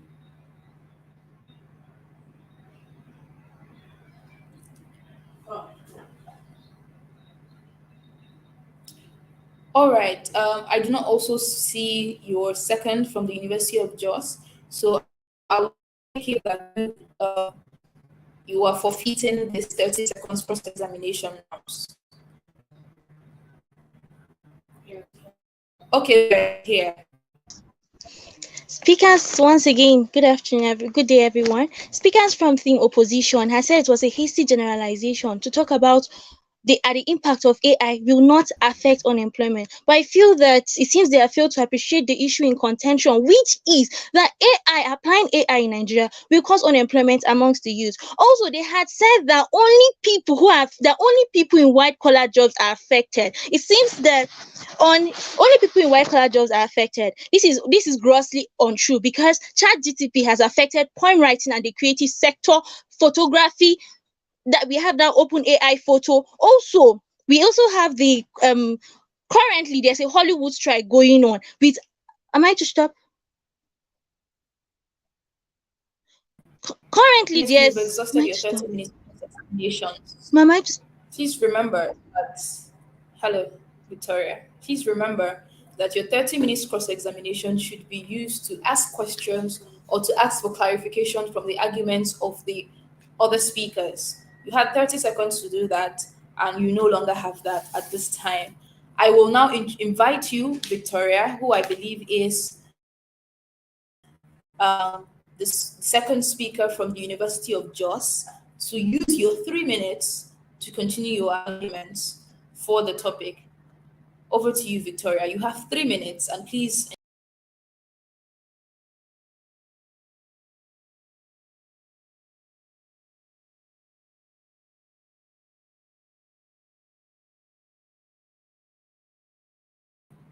Victoria, you have the floor.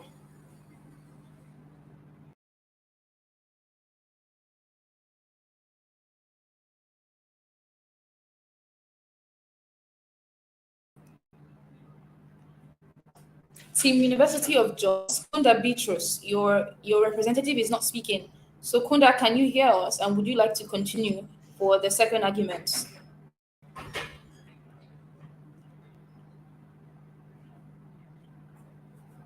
Beatrice Kunda, are you speaking for the University of Jos?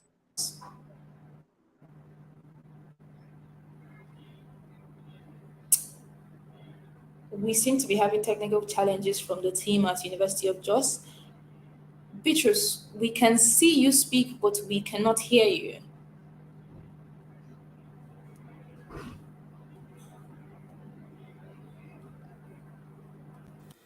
The Youth Leadership Debate is a program that provides the platform for young people to use their voices and knowledge to drive conversations for national development. It is an initiative of the Nigeria Youth Futures Fund, NYFF, implemented by Leap Africa in collaboration with the MacArthur Foundation and the Ford Foundation. The 2022 Youth Leadership Debates also aims to give confidence to the voice of young people and leveraging on it as an effective tool to cause a transformed Nigeria. Its goal is to provide. All right, we've given a couple of seconds for the University of Jos to regroup. Beatrice, can you hear us now? Okay, Victoria Agane, would you like to substitute for Beatrice to continue your argument? You have 3 minutes, remember.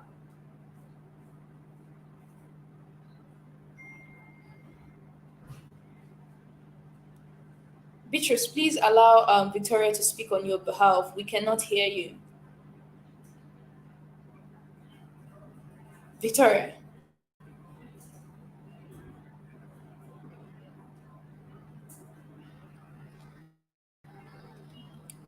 Sincere apologies to the University of Jos team. We can't hear them. I do not know why, but we're going to stop the stream now. Victoria. Yes, ma'am. Would you like to continue for the University of Jos?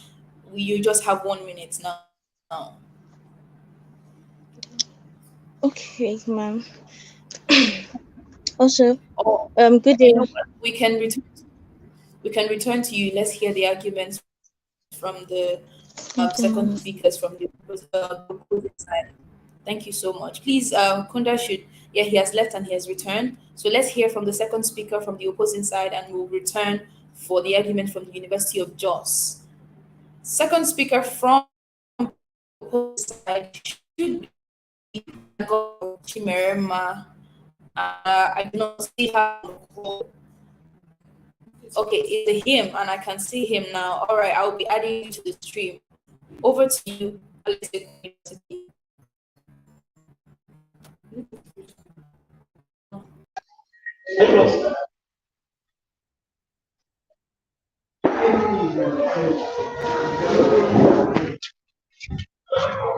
Can you hear me? Okay, good day, ladies and gentlemen. First off, there's a question that side proposition came up to give us, telling us that there will be issues of disruptive innovation by the side of government. But we feel that this AI has actually brought about development in many ways, and we're going to show you why in our own side of the debate. A recent study by McKinsey Global Institute found that only 5% of jobs could be fully automated using current technology.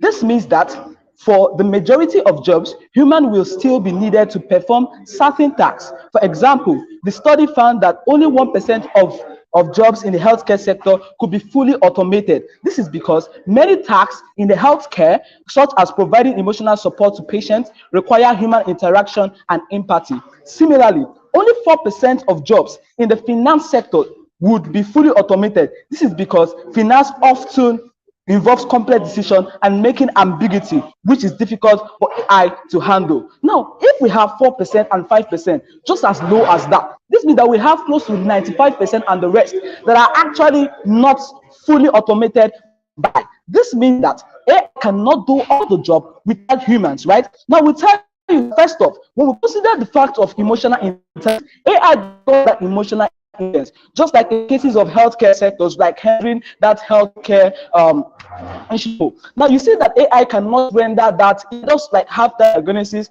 but it cannot render that treatment those people. And we feel that this is one thing that we consider problematic in this debate. There was a big question that some proposition asked us in the cross-examination, and that was, how does this not necessarily affect entrepreneurs? We tell you that the major people that this affect, because they have the money to affect this, are those that are actually in the white-collar job, right? People that are in the healthcare sector, people are in the financial sector. A very good example is like the University of Abuja. You can see that, sorry, the the airport, Abuja airport, notice that people actually had to bring in robots, and then this was actually a result to like help them in what they were doing. But we are turning into this debate that this would affect the fact that we won't be like it won't benefit humans, or it won't bring about employment, because one, this is what happens. These people are the ones to like carry out research, and then when they bring out research, it boils down to those people that will bring forth software, that will bring forth that software changing license, and also we have software engineers. Who are these people that will work in this field? Of course, they're the Nigerian youth, right? We tell you that if these are the processes, or if these are the fields that are existing in this, we tell you that this is actually happen in our world, right? So employment in Nigeria, artificial intelligence will not necessarily bring unemployment like side proposition comes up to tell us, right? First of all, we also tell you that in bulky situation, these people can also like not the AI cannot handle all situations on their own, but in our own world, humans are the one to carry out this task fully the way it is. I'm proud to propose. Thank you.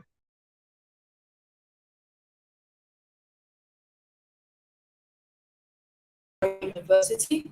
For your second argument, I will now invite Team University of Jos to give theirs for the second speaker's points. You have 3 minutes, University of Jos. Please make use of that judiciously. Beatrice, over to you.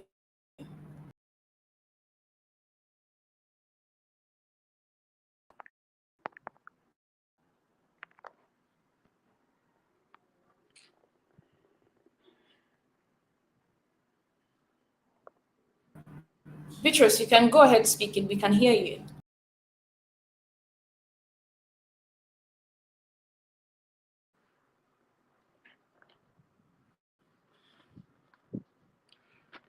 Good morning, everyone. I'm Kunda David Beatrice from the University of Jos, and I'm here to marshal my point based on the issue of artificial intelligence as to whether it will increase Nigerian youth unemployment.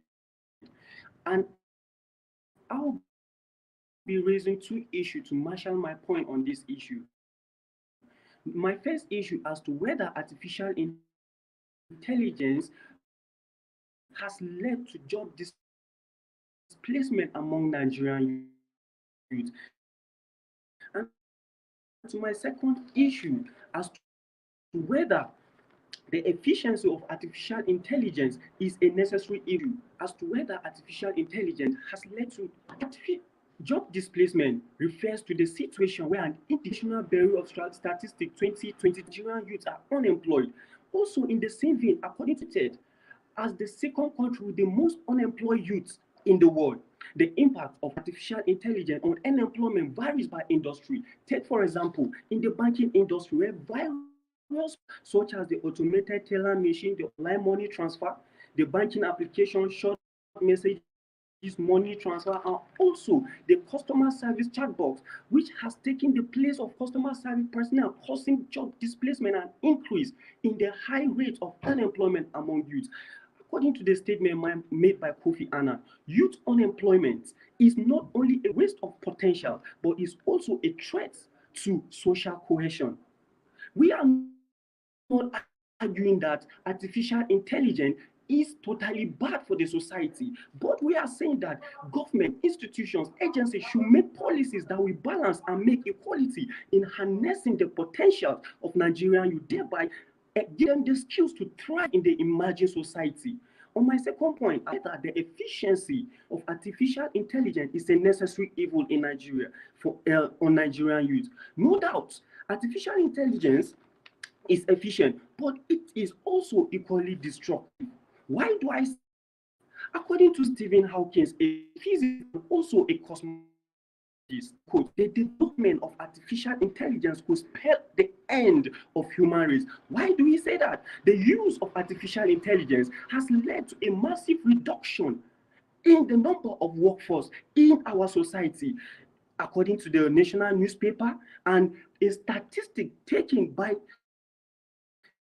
the National Bureau for Statistics in 2021 said that about 1,936 bank workers were sacked of their job. What do you think these people that were sacked will go to do? Of course, the youths that have been sacked will cause nuisance in the society. It is evident that we need a solution. And the solution is to address the negative effect, which will require a proactive approach, such as investing in relevant education and training programs, and also promoting supportive environment for driven entrepreneurship in the society. Thank you. All right, thank you so much, Team University of Jos, for those arguments. I reckon that we did not give your team the 30-second course examination time, because you had spent a substantial amount of your time with technical hitches, which you have also made provisions for. At this time, we have heard arguments from the first and second speakers from both sides. So I will now invite the first speaker from the University of Jos to give, okay, rather, I would like to invite a speaker from Alex Ekweme University to give their 30-second cross-examination to the second speaker from the opposing side, from the proposing side, after which they have their 1 minute to give their closing arguments. Alex Ekweme University, you have the floor now.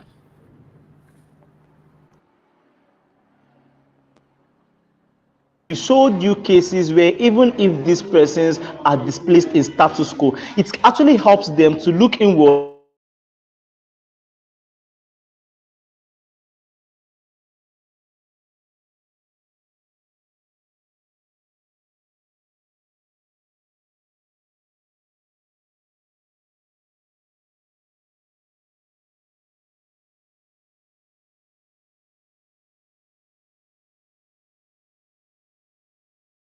The other people on the call.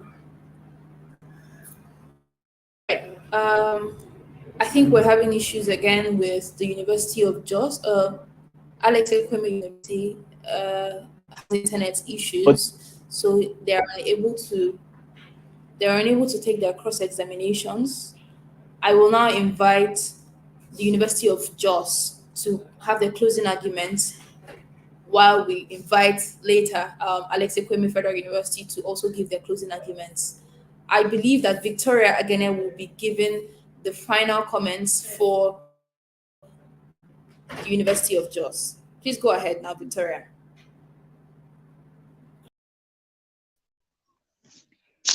Okay. To bring all that has been said to a conclusion, Jason Lemkin says, a German and a philosopher, play to your strengths. If you are great at something, do more of what you are great at. This simply means if you're not great at something, wait until you're able to upskill and retrain. Also, the opposition side has said only white collar job persons are affected. Open Chat General Chat GTP provides creative industries and other means by which renders the creative industry redundant. Open AI photos makes for photography. In fact, according to Will Haven, in his report, in an article written stating that AI is creating itself, parent AI is now regenerating child AI. This simply means we are heading to a time where computer machines will be regenerating computer machines. It will not only render white collar job users unemployed, but even computer operators currently developing this. Under development is a problem. We agree that it could bring development, but of what use is a rich economy when the bulk of its citizens are unemployed and idle? An idle population is a recipe for global disaster. For an idle mind is a devil's workshop. Let us bring our people together and invest in their human resource development. Thank you. Thank you, Team Unijos. I'd like to share my sympathy or empathy for your network challenges, and I also hope that the judges are taking cognizance of this as they rate you. I will now invite Team Alex Ekweme Federal University to give their closing arguments. Alex Ekweme University, you have 1 minute. Please go ahead. Okay, panel, one thing you need to notice in the argument of our own side of the house is that our argument is basically divided into two. That is, in best case scenarios where these persons are not, we showed you how this is actually not going to work in the best case scenario, because we have people who are not really smart enough. We have a vast majority of our population not really intelligent to access artificial intelligence. So this is actually not going to work in our world. But we gave you another scenario where case scenario where people are necessarily like displaced. We show you how, first of all, Nigerians already used to suffering and have built a skin and hardship, and that's to say they are going to look inwards and get solutions to whatever problem of unemployment they get. So it's increased level of employment, self-employment, and entrepreneurship in status quo, not necessarily like relying on on white collar job. We want to show you secondly that government brought out ways to cushion this effect by the commissioning of the National Center for Artificial Intelligence and Robotics in Abuja, 14th November 2020, as reported by Times newspaper. That is the more reason why we feel like arguments coming from side of opposition in today's debate stands flawed and should not be regarded. Thank you. All right, thank you so much, Team Alexei Kweme Federal University. In this round, we have dealt on the topic, artificial intelligence will increase Nigerians' youth unemployment. And we have heard arguments from the University of Jos and representatives from Alexei Kweme Federal University. Thank you so much, debaters, for your arguments and your points. I'd like to also identify and observe that both parties had internet challenges, but irrespective of that, they have marshaled out their points very bravely. Thank you so much, debaters, once again. I'd like to now invite the judges to just give their observations very shortly. I'd like to allocate just 3 minutes to this so the three judges can speak for 1 minute apiece while we round up this round. Thank you so much, judges. Over to you.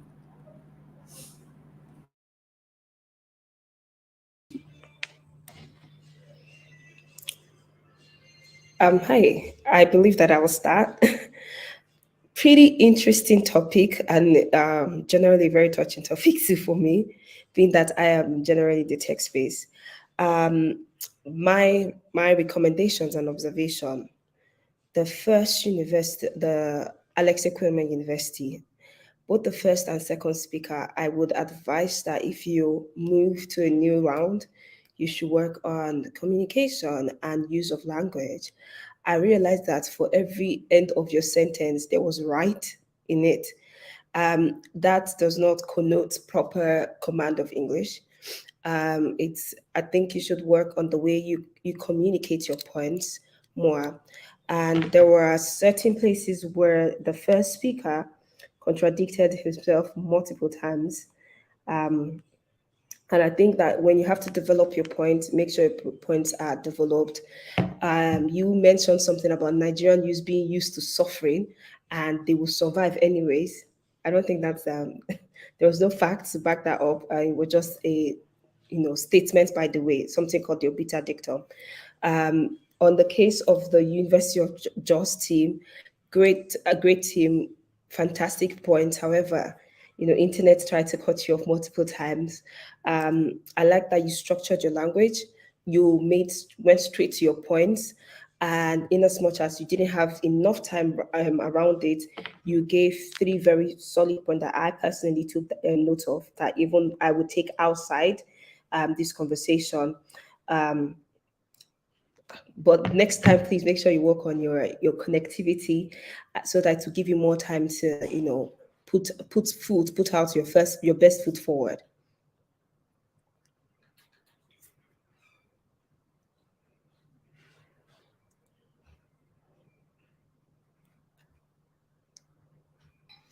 Okay, thank you very much. Also, and I totally agree with the other judges' comments, the things she had spoken about. I also believe, like she advised, the use of languages and also working on the internet connectivity. Initially, I loved the way you had taken off, Victoria. You had some very important points for me. You understand that, shared, but unfortunately, you couldn't have the backing of your second teammate, and also in your comebacks time, you also had some internet issues. So while, like you said, if you do make it to the round 2, let's all work on the connectivity. But for me, I'm a bit in between. So I would say both parties made some very solid conversations, some very solid arguments. And I wouldn't say where I was on this table as regards this topic, as I also have a background in tech for both first and second degree. But I would say that whoever was on the other side of the table actually swayed me. So both arguments were very, very, very constructive. but just the use of language and looking at connectivity in the future. So that's for me. Over to you, Chidima. Thank you, Enoch. I would say generally, okay, for the team for Alex Ekweme University, I felt like their debate was sort of rushed, even when they had the time. So we would have to pay very much close attention to hear each words. I think it can be a bit calm, and they were making points, so should just try to be a bit calm. And for the team for University of Just, I liked your perseverance, irrespective of the network glitches. You were still there, backing up your point, and I would say that was really commendable. But of course, I believe events like this you should have test run. Well, yeah, we're still in Nigeria, so things could happen. But let's just, of course, let's just try to checkmate it more. Well done, team.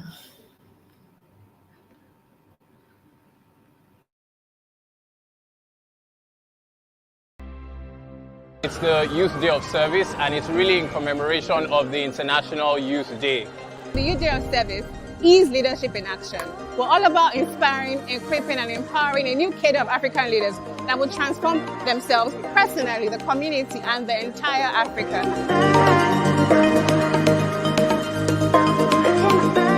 This is important because we're trying to also just promote and encourage volunteering. Everyone has come out today. Some of our partners have come out today.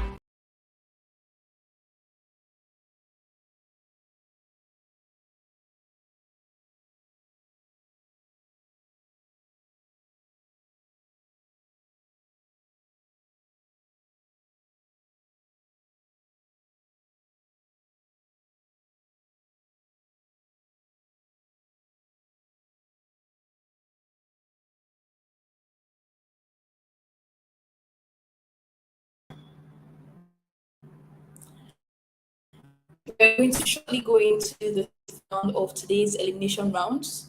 However, before we do that, I would like to say, start again. All right, hello everyone. I hope you can hear me now.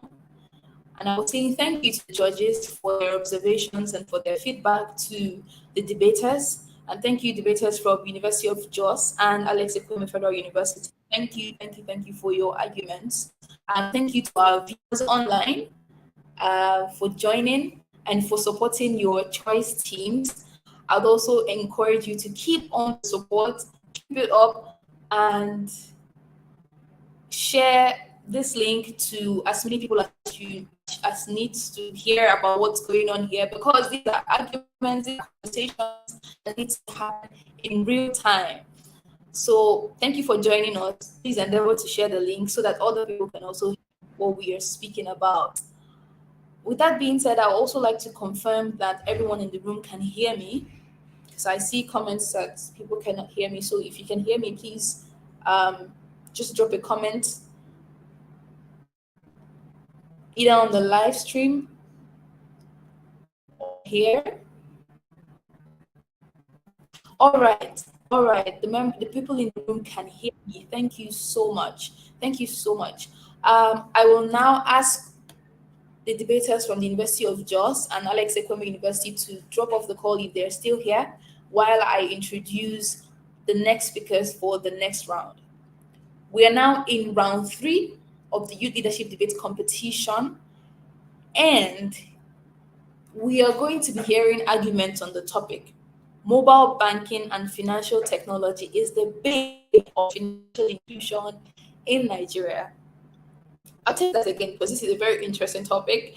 Mobile banking and financial technology is the bane of financial inclusion in Nigeria. We will be hearing arguments from reps from the University of Ibadan and reps from Veritas University, who will be opposing and proposing this argument respectively. We have Arewa Temidayo Dorcas and Adeoye Oluwatosin Deborah from the University of Ibadan. We also have Priska Iwendi and Abba Divine Enekole from Veritas University, who will be proposing this motion. Debaters, I also want to share with you the rules of engagement before we continue on this round. Your first speakers from both proposing and opposing side have 5 minutes to introduce the key terms, establish mechanisms, and offer substantive arguments. After the first proposition speaker has spoken, a speaker from the opposing side has 30 seconds to cross-examine and counter the arguments that have been laid out by the first speaker from the proposing side. This happens after each speaker speaks. You have 30 seconds to cross-examine the speaker who has just finished speaking. The second speakers from both opposing and proposing sides have 3 minutes to lay down their arguments, after which will be followed by a cross-examination round. Finally, a speaker from either of the sides would take their turns to close up their arguments in 1 minute. So you have 5 minutes, 3 minutes, and 1 minute to give your argument. And you have 30 seconds after each speaker to cross-examine the speaker who has just laid their arguments. I'd also like to say that you get penalties for the following. If you speak past your designated time, there is going to be a timer on the screen to show you how much time you have left once you start to speak. So if you speak past that time, points will be taken out of your already accrued points. You're also going to be penalized for inappropriate conduct, objectionable language, severe personal attack on either of the debaters, falsified evidence if proven false by the opponents or even by the judges, irrelevances, unfair tactics, and unfamiliarity with the rules that have been set today or those that have been set earlier before the commencement of this round. Debaters, you now have the floor and you are now very much welcome to the youth leadership debate. I will be introducing and calling to the stage the first speaker from the University of Ibadan, Arewa Temidayo Dorcas. You have the floor.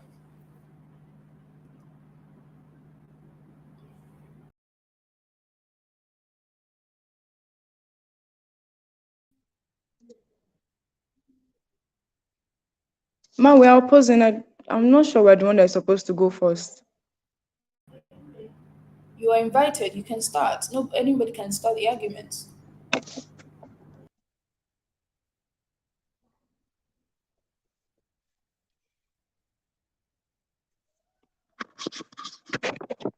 According to an article published by the National Financial Educators Council, it stated that it might be hard for you and I to imagine a life without financial services, but it is not hard for millions of people all over the world because they do not have to imagine it. It is a very real reality for them. Good morning. My name is Arewa Temidayo, and I'm the first speaker for Meliora Team, University of Ibadan. And I'm here today to say I do not agree with the motion that mobile banking and financial technology is the bane of financial inclusion in Nigeria. Before I proceed, allow me to break things down. Mobile banking is the use of a mobile device, such as a phone, a pad, a tablet, or a laptop to carry out banking activities. A wide range of activities which includes opening of an account, transactions, sending of funds, payment of bills, or getting financial advice from financial technology companies.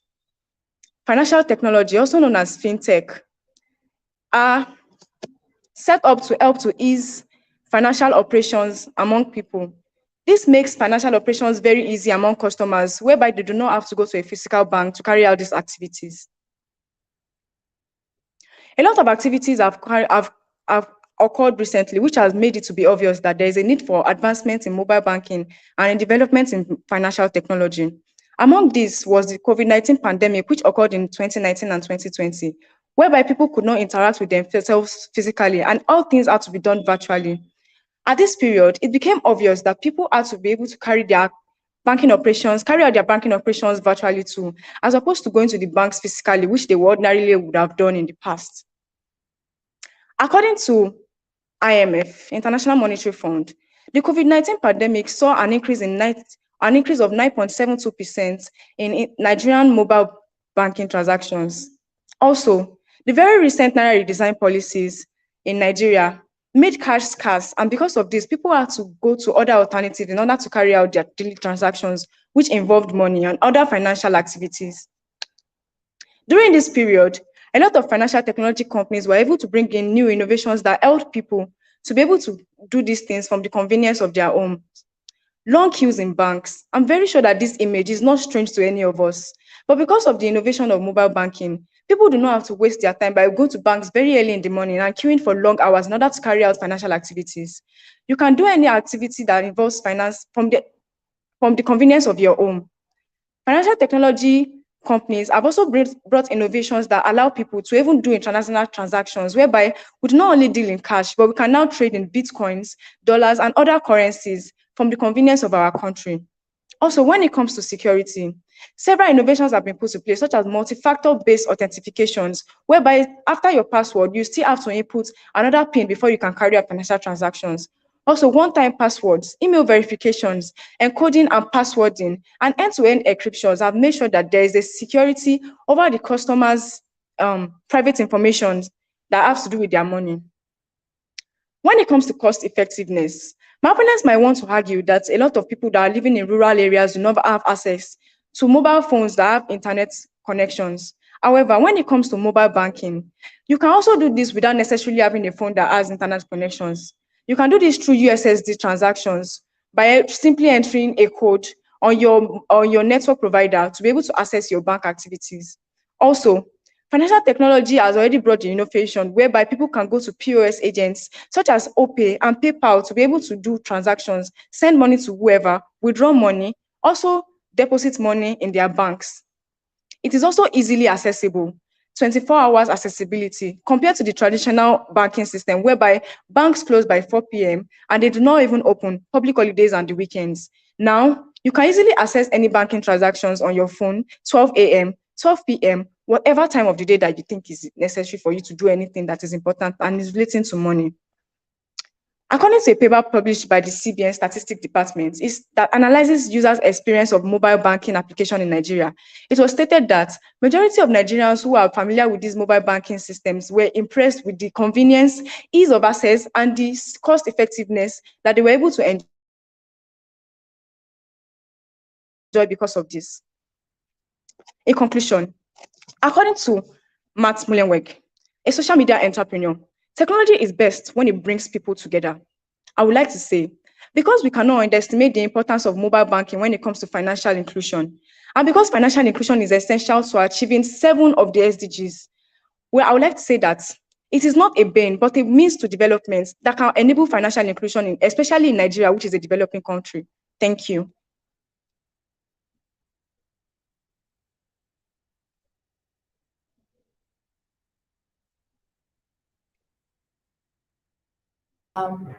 I will now call on Veritas University, who is proposing this motion. And I think the first speaker is Priska Iwendi. Priska Iwendi, you have the floor. I already said I was not the person that was supposed to go first.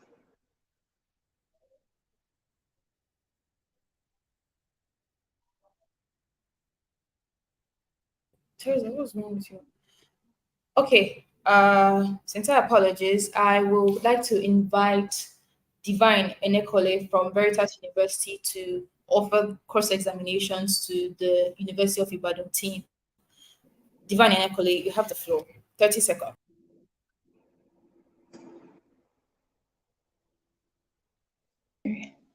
From University of Ibadan, I understand all your mechanisms and the beautiful speech you gave, but you failed to realize that the most important thing in today's debate is how much it facilitates financial inclusion.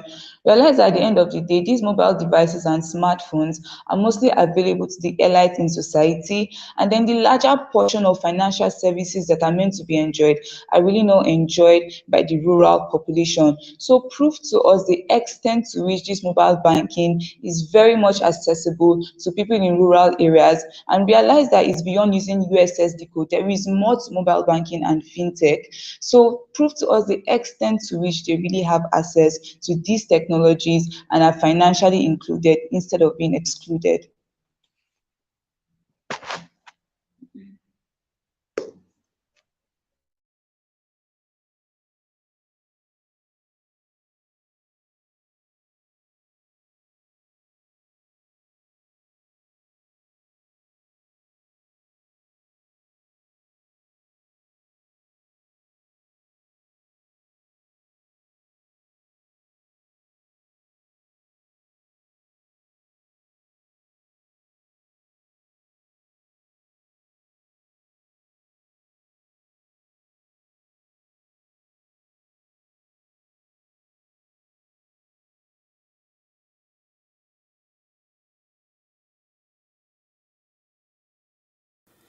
The Youth Leadership Debate is a program that provides the platform for young people to use their voices and knowledge to drive conversations for national development.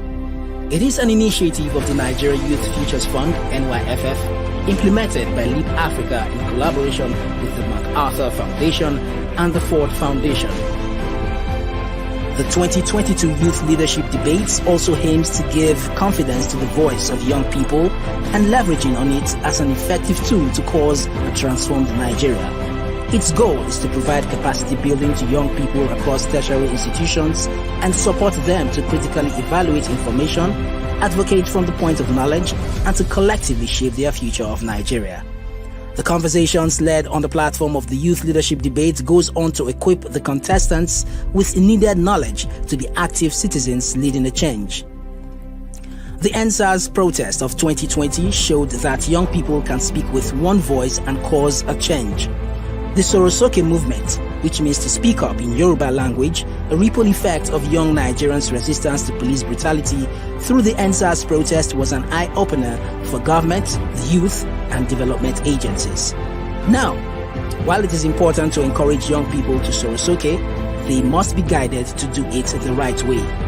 More so, institutions of higher learning have a leading role in providing solutions to the myriad of challenges facing society, cutting-edge research and innovative activities.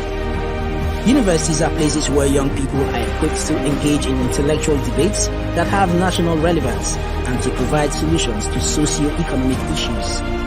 So, Leap Africa, through the Youth Leadership Development Programs, build the capacity of young Nigerians in leadership and active participation in the nation's affairs, helping to shape the country's future for long-term development.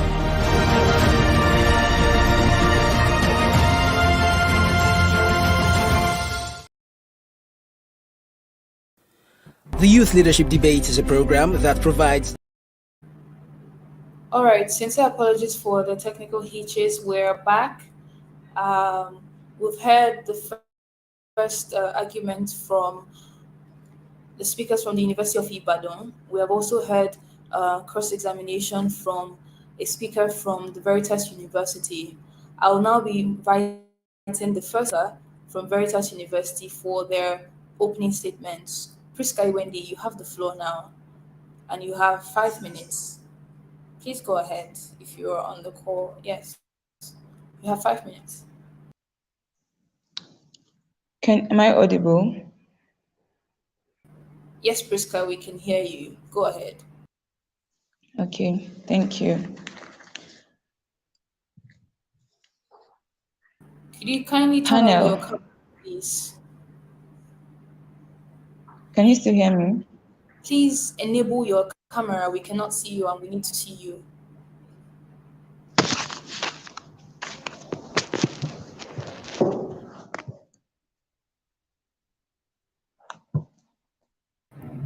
All right, the floor is yours.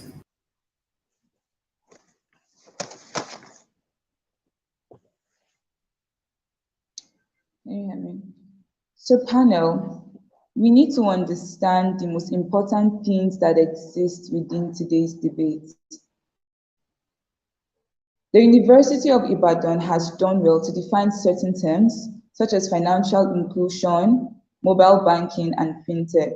Broadly speaking, mobile banking and fintech are meant to take us beyond the limitations of traditional methods in the banking sector, but let us be realistic in today's debate.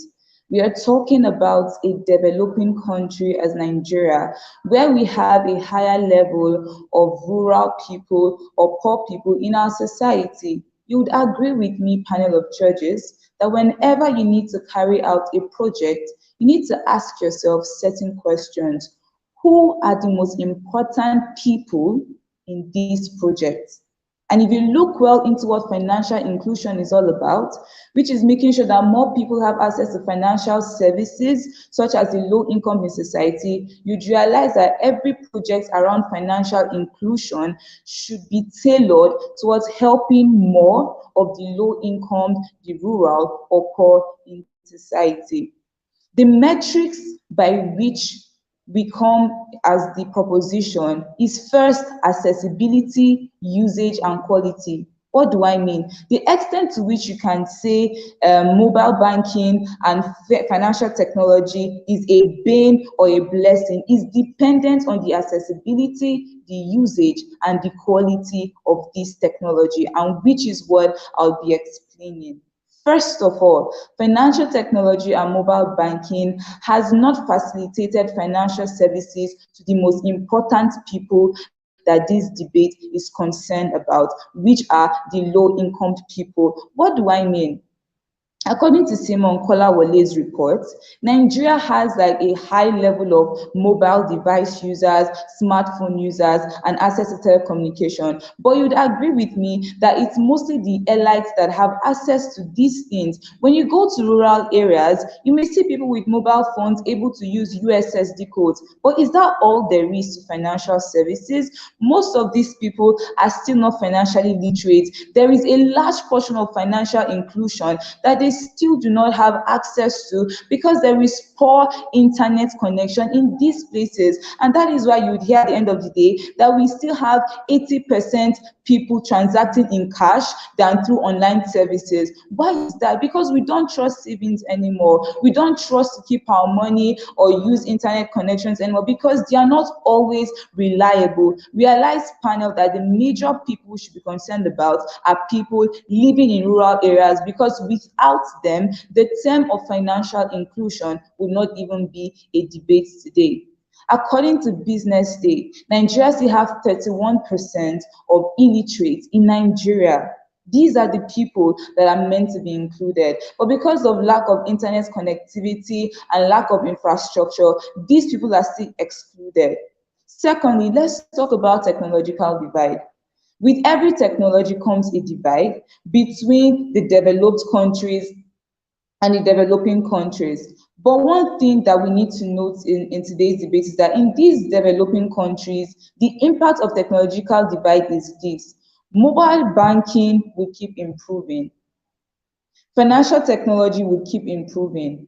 And it means we now have a divide in society of those that have better access to it and those that have less access to it will keep on being marginalized and still keep on having less access to these technologies. The first speaker came to talk about how, during COVID-19, we had more online services happening, but she doesn't prove to us the extent to which the most important people in today's debate actually benefit from mobile banking, because we have millions of mobile device users, but they are not in the rural areas. They are in the suburban and urban areas of society.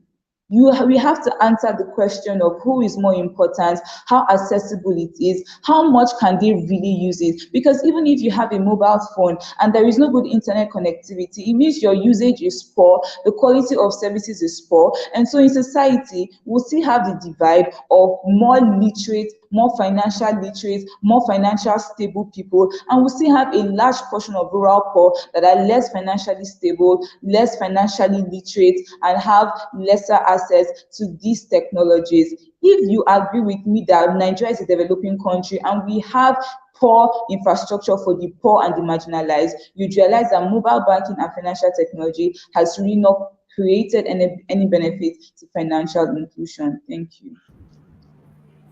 All right, well done, Team Veritas University, for your points. I will now invite Adeoyo Luatosin from the University of Ibadan for cross-examinations. You have the floor, Luatosin.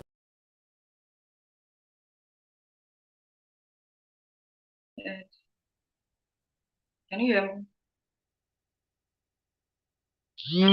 We can hear you. You have the floor. Go ahead. Can you hear me, please? Yes, Oluwatosin, please go ahead. You have the floor.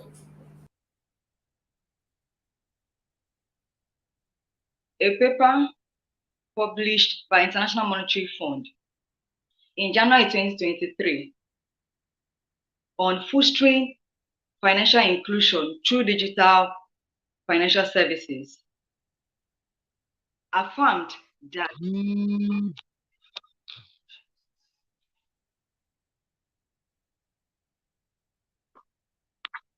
please can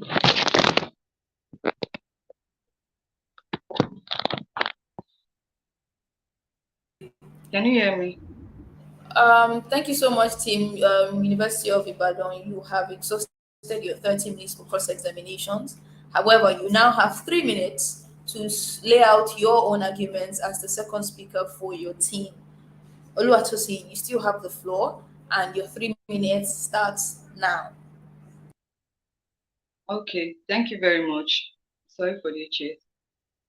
A paper published by International Monetary Fund in January 2023 on fostering financial inclusion through digital financial services affirmed that digital technology fosters the provision of financial services to rural communities and undeserved segments of the population.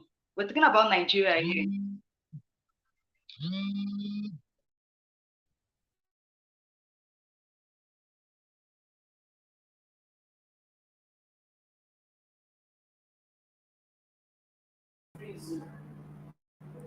All right, I think Team University of Ibadan is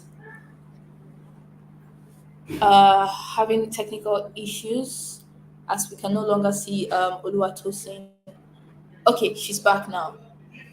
Oluwatosin, please continue.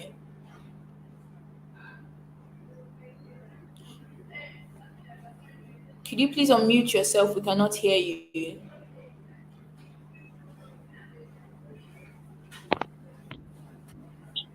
Please, can you hear me now? Yes, please. Over to you. Okay. Okay. So still on what I said earlier concerning the paper published by International Monetary Fund on fostering financial inclusion through digital financial services. It affirmed that the provision of financial services to rural communities and the undeserved segment of the population are being fostered by digital technology, leveraging on the high mobile phone availability in Nigeria. So that is an international fund organization that is able to that did a research and was able to affirm specifically in this year, January 2023, that currently it is fostering, digital technology is fostering financial inclusion in Nigeria. Also, mobile banking, I can say it stimulates largely and promotes financial inclusion in developing economies, especially in sub-Saharan African countries, sub-Saharan actually. It is evident that mobile penetration promotes financial inclusion and significantly reduces the probability of a household becoming poor. This is not just the ASA, it's a particular paper published by MDPI. So I would like to say to my proposing partner that currently we might see or we might say that Nigeria, we have people that are not having access to this. Go to the rural areas. Fintech, as you have said, is beyond mobile banking, yes. But do you know about Momo? You know about mobile banking, where you can use your phone, either, how do I call it, internet access-based smartphone or not, to transact funds. We have fintech contributing to rural areas currently. So far, there is network coverage. When there is network coverage, you can access funds, transact funds when you have your mobile phone. It doesn't have to be a smartphone. So fintech has exceeded that. We have e-wallet. We have digital wallets that are beyond your mobile phones and your smartphones. You can use any phone, so far there is mobile coverage in your environment. So you are not limited. So the wide range of accessibility to financial inclusion currently is not limited by having a smartphone. You can you can do transactions using any format of phone. You can, so far you have a phone in an environment that has network coverage. Thank you.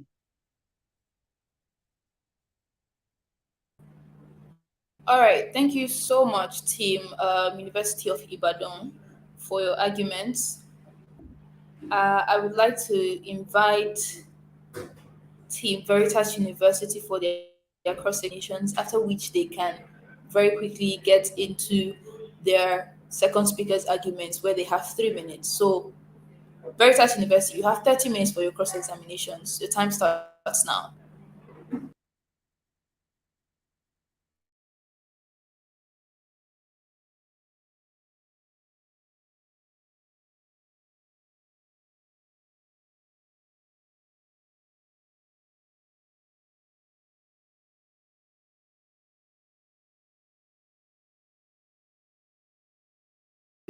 All right, Divine and Nekole, you have the floor and you have your 30 seconds for cross examinations. Are you there, Divine? Yes, ma, I am. All right, the time My starts now. partner was supposed to take that, but I think she has network issues, so I would just take the cross examination. Okay, please go ahead. Okay, so I'm really glad that University of Ibadan has given statistics about digital technology, but she still doesn't handle the matter of closing the gap of digital divide. Because at the end of the day, I think that the burden from her team is to prove to us the extent to which the larger portion of people that enjoy this financial inclusion are actually the marginalized. Because she gives us statistics for how, okay, these reaches and she gives us statistics on how this digital technology improves financial inclusion. But if you bring it down to Nigeria itself in practicality, you'd realize that some people are still not even literate enough to know that they can use their mobile devices to do some certain things because they don't trust it. So I'd like her team to still convince us enough on the extent to which places like the northern parts of Nigeria, where we have really poor people in rural places, the extent to which they have actually economically grown. Because panel realize that at the end of the day, the essence of financial inclusion is what? Economic growth, standard of living, and welfare. So prove to us that this mobile banking has improved the welfare of people, has also improved their standard of living, and has caused economic growth. We need to look at things on the basis of practicality, not on what it ideally should be. So based on practice, how much of economic growth has actually happened from this financial inclusion that you claim that mobile banking and financial technology has brought about? Thank you. All right. Divine, you used a whole minute of your team's time for cross examinations. And I also believe that you're the second speaker from Veritas University, and you should have also gone ahead to use your 3 minutes to continue your arguments. So if you are the speaker who is supposed to be speaking now, I would advise that you just go ahead and finish up your argument for the second speaker.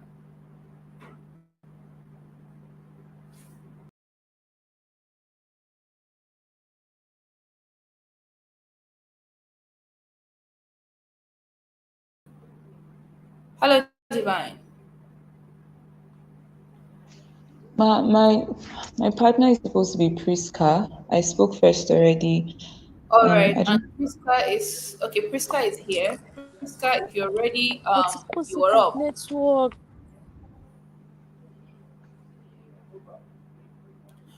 You see, Priska is not settled. Priska, please give me a thumbs up if you're settled. I can see you, but the team cannot. The call cannot see you. If you are ready, please give me a thumbs up.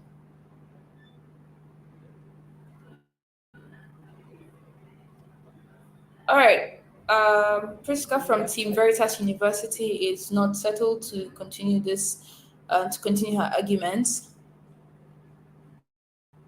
And on that note, we will be passing on Veritas University's second speaker's points.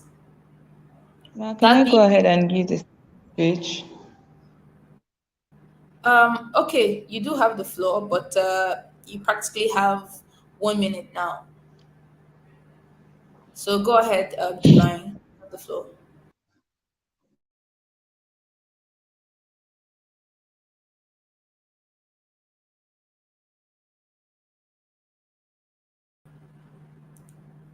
Divine, you have the floor.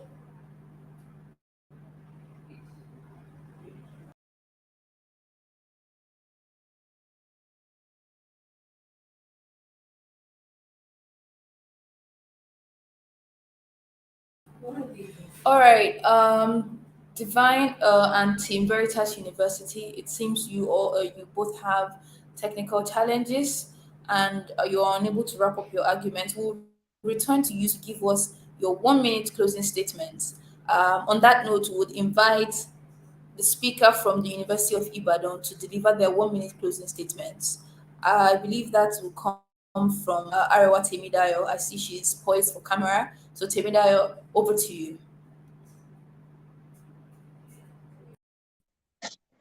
Thank you, Ma. So, to conclude, I would like to reiterate to Veritas University that, excuse me.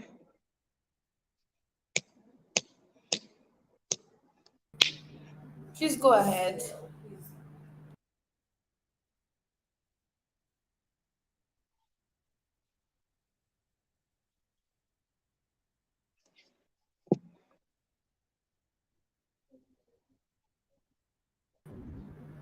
Hi, Arewa Temidayo. Can you go ahead? You have 1 minute. Okay, Ma.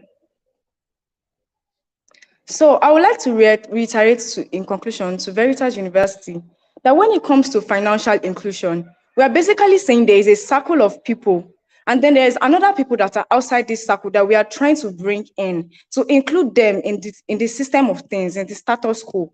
When we give the statistics for the increase in the percentage of people who were more aware and who were able to transact with mobile banking, we are saying that there were already a certain amount of people that were transacting. And because of mobile banking and financial technology innovations, these people increased by 9.72%. And these people that increase are people from the rural areas, not necessarily the people that are in the urban areas. Also, when it comes to the usage of USSD, you do not need an internet connection. All you need is a SIM card. And as long as we cannot argue that people in the rural areas do not call their relatives or family members or whoever they need to call in the urban areas, then we cannot say let's carry out their financial operations using their SIM cards on their phones. Thank you. All right. Thank you so much, Team University of Ibadan, for your closing arguments. And apologies to everyone for the technical hitches from all parties involved. I would now like to invite the team from Veritas University for their closing arguments. However, if they are really ready now, we would like to give them 2 minutes instead of one for their closing arguments. So they just take the second speaker's arguments and the closing. So I'm looking for the team who is poised for camera. It should be Priska speaking now, but I do not see Priska ready to take up the microphone. And I will still invite Divine. Divine, please take the floor. You have 2 minutes.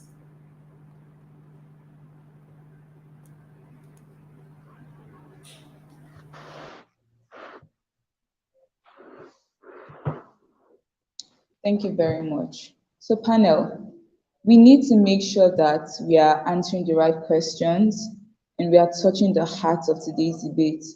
At the heart of financial inclusion is accessibility. I'm glad that University of Ibadan makes us feel better about this, saying that, oh, you just need to have a SIM card and a mobile device. But realize that the end goal of financial inclusion, according to the Central Bank of Nigeria in their 2022 conference, says that it is to improve economic growth, improve the welfare and standard of living of people. To what extent can having just a small mobile phone that can have USSD code, to what extent does it really improve the lives of these people? Realize that technology is complex based on the tools that you have. And so it means that the level of complexity or intricacy you can access with a small mobile phone is different from that of a smartphone. And because our major concern are the 31% of poor people in Nigeria, I would like to say that mobile banking has not really added much of a blessing to financial inclusion, because at the end of the day, we still have the larger poor, and we still have the currently rich and elite getting richer. We still have the currently literate people getting more financially literate, because as these technologies improve, they get more complex. It is now more user friendly to those who are not even the major concern of the debate, and less user friendly and accessible to those that are the major people in today's debate. It's okay, right, that you flood us with a lot of statistics, but when you talk about a developing country, when you talk of Nigeria, you'd have to make sure that, oh, you're pointing your statistics to the poorest of places, the people that these financial inclusions are really meant for. I understand all the statistics about telecommunication. Yes, Nigeria is in sub-Saharan. We have more people, that we have the highest number of mobile device users in Nigeria in the whole of sub-Saharan. But the reason that we still don't have improvement economically is because there is still a technological divide. A technological divide simply means that as more technologies keep improving, as mobile banking keeps improving, there is a segment of society that does not know how to follow up to the trend. If Nigeria were a place where we had better infrastructure, where we can trust the internet connectivity, then I would easily agree with University of Ibadan that it's actually helping, but it's not, and that is where we come in today's debate. Thank you. All right, thank you so much, Team Veritas University, for closing arguments. Thank you, University of Ibadan, for your closing arguments as well. We acknowledge the technical difficulties that the Veritas University had while marshalling out their points. However, we've also made time for them to speak, and I believe that Divine has very well represented her team to ensure that they have all their arguments marshaled out. That being said, this is the end of this round, and I would like to call on just two of the judges to give their feedback and their observations about the quality of the debates that we have had today before we go into the next round. We also acknowledge that we have the judges for the next round on the call, and thank you for joining very early. We're wrapping up this round. I'd like to call on Chidima and Enoch to give their final observations before we move to the next rounds. Chidima, you have the floor. Thank you.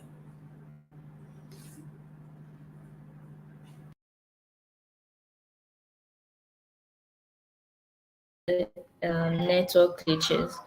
We didn't get to see a very fine argument on the two sides, because I believe that the two teams had valid points to make, but there were the network really affected and there was nobody contesting it. Hence, they didn't use their cross-examination and a lot of time lags.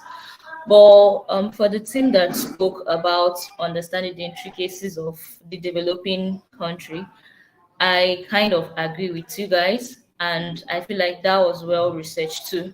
And then for the other team, I actually sympathize with you for the network glitch, and I would say next time find a way around it somehow. Well done, guys. Thank you. All right, thank you so much, Ms. Chidima. Enoch, you have the floor now if you have any observations.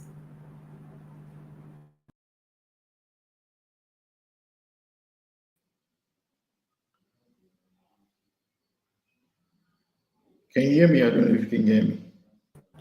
Yes, loud and clear, Enoch.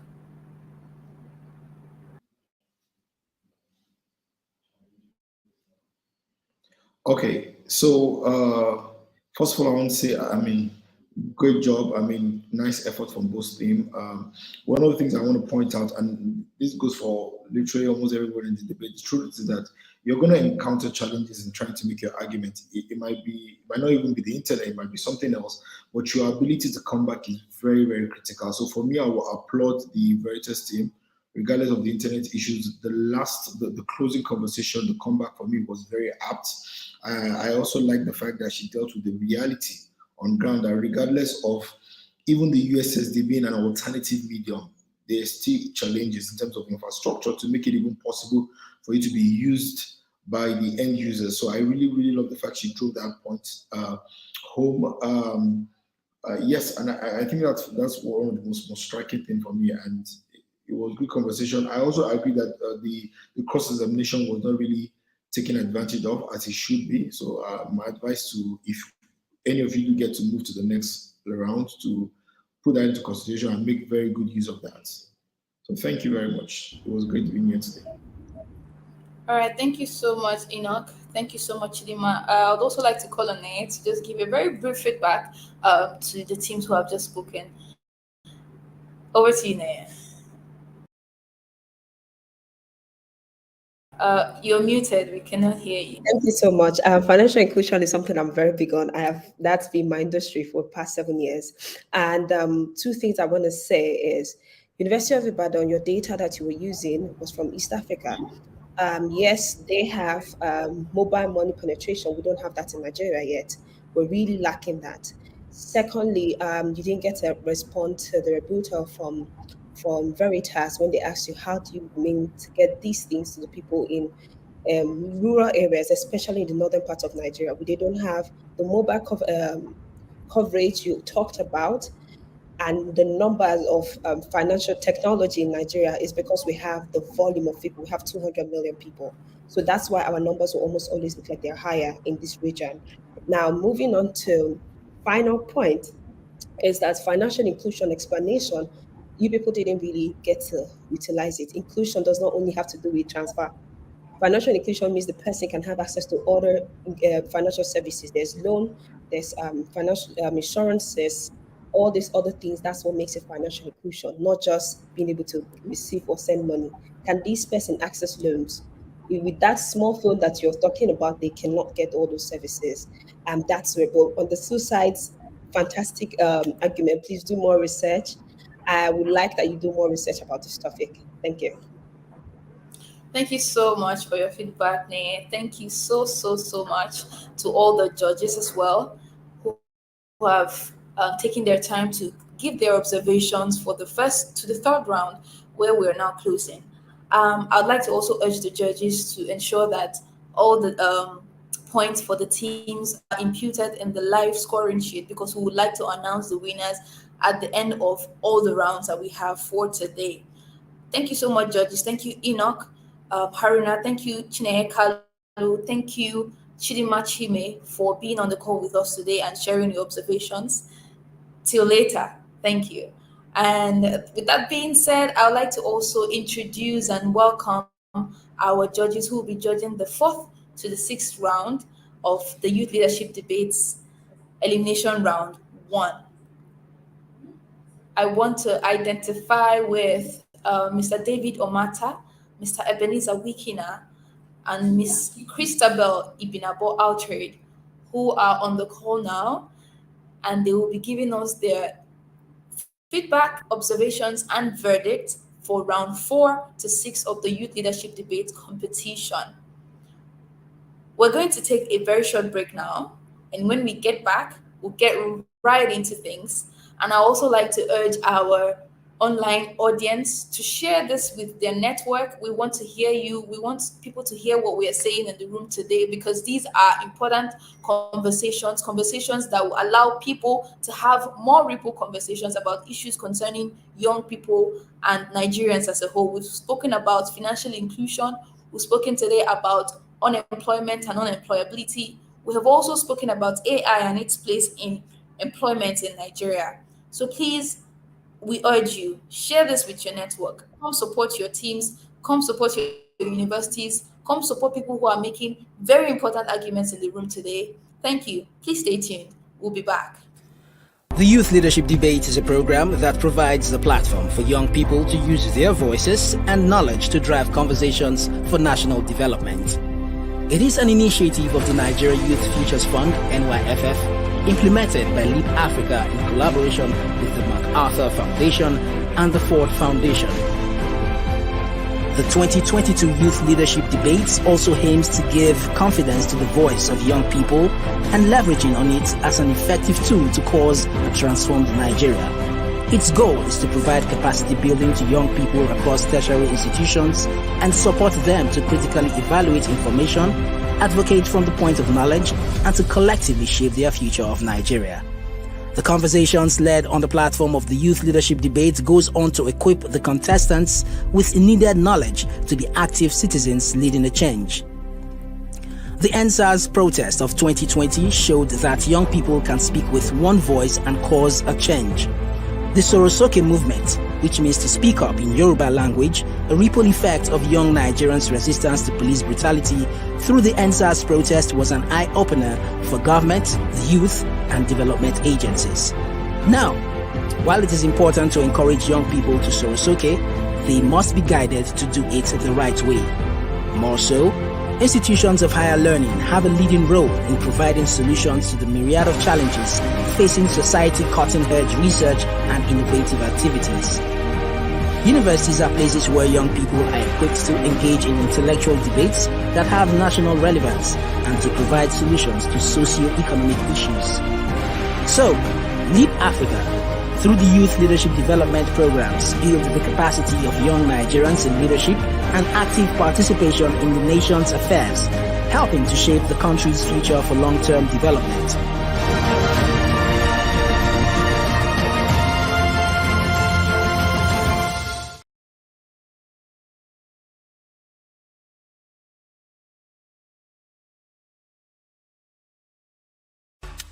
Are you tired of feeling like you're not making a difference in your community? Do you want to take action and create a better future for yourself and others? The Leap Africa's advocacy and moral courage courses can help you do just that. Our free advocacy course will guide you on how to participate in critical issues and how you can make a difference. While the e-integrity course on moral courage will equip you with the tools to address corrupt practices within your community. Use coupon code LEAP@20 to access e-integrity at a 30% discount. With our courses, you'll gain the skills and knowledge you need to be a force for positive change. Sign up at learn.leapafrica.org and start your journey towards making a difference today. It's the Youth Day of Service, and it's really in commemoration of the International Youth Day. The Youth Day of Service is leadership in action. We're all about inspiring, equipping, and empowering a new cadre of African leaders that will transform themselves personally, the community, and the entire Africa.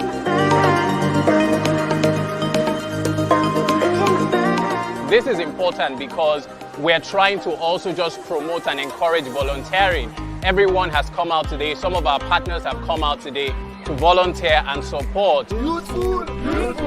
Our partnership with the Leap Africa on the Youth Day of Service is key to creating social impact in the lives of communities, in the lives of youth members, in the lives of everyone around us. Young people are vibrant, young people are creative, young people are innovative. And so you can't even begin to imagine the kinds of projects that we have seen so far.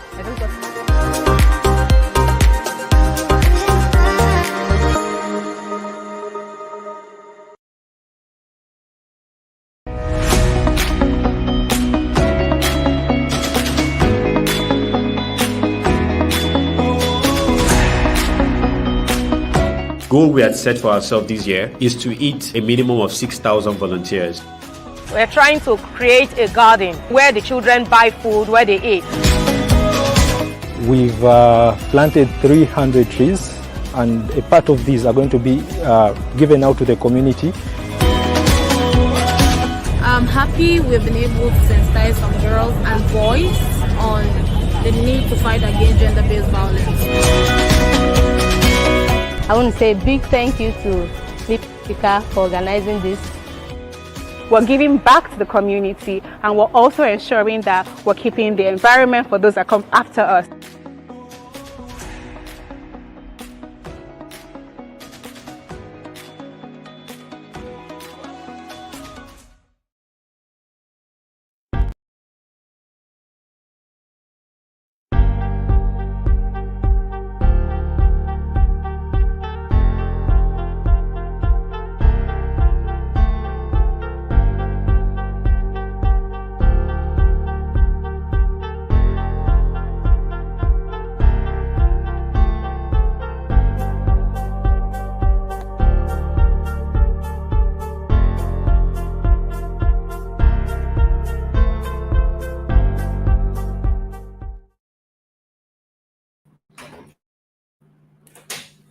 Hello, everyone. You're welcome back to the debate competition. And my name is Ijoma Kalu, your moderator for this session. Thank you all for staying tuned. Thank you to our online audience. We see your comments, we see your comments and contributions. Thank you so much.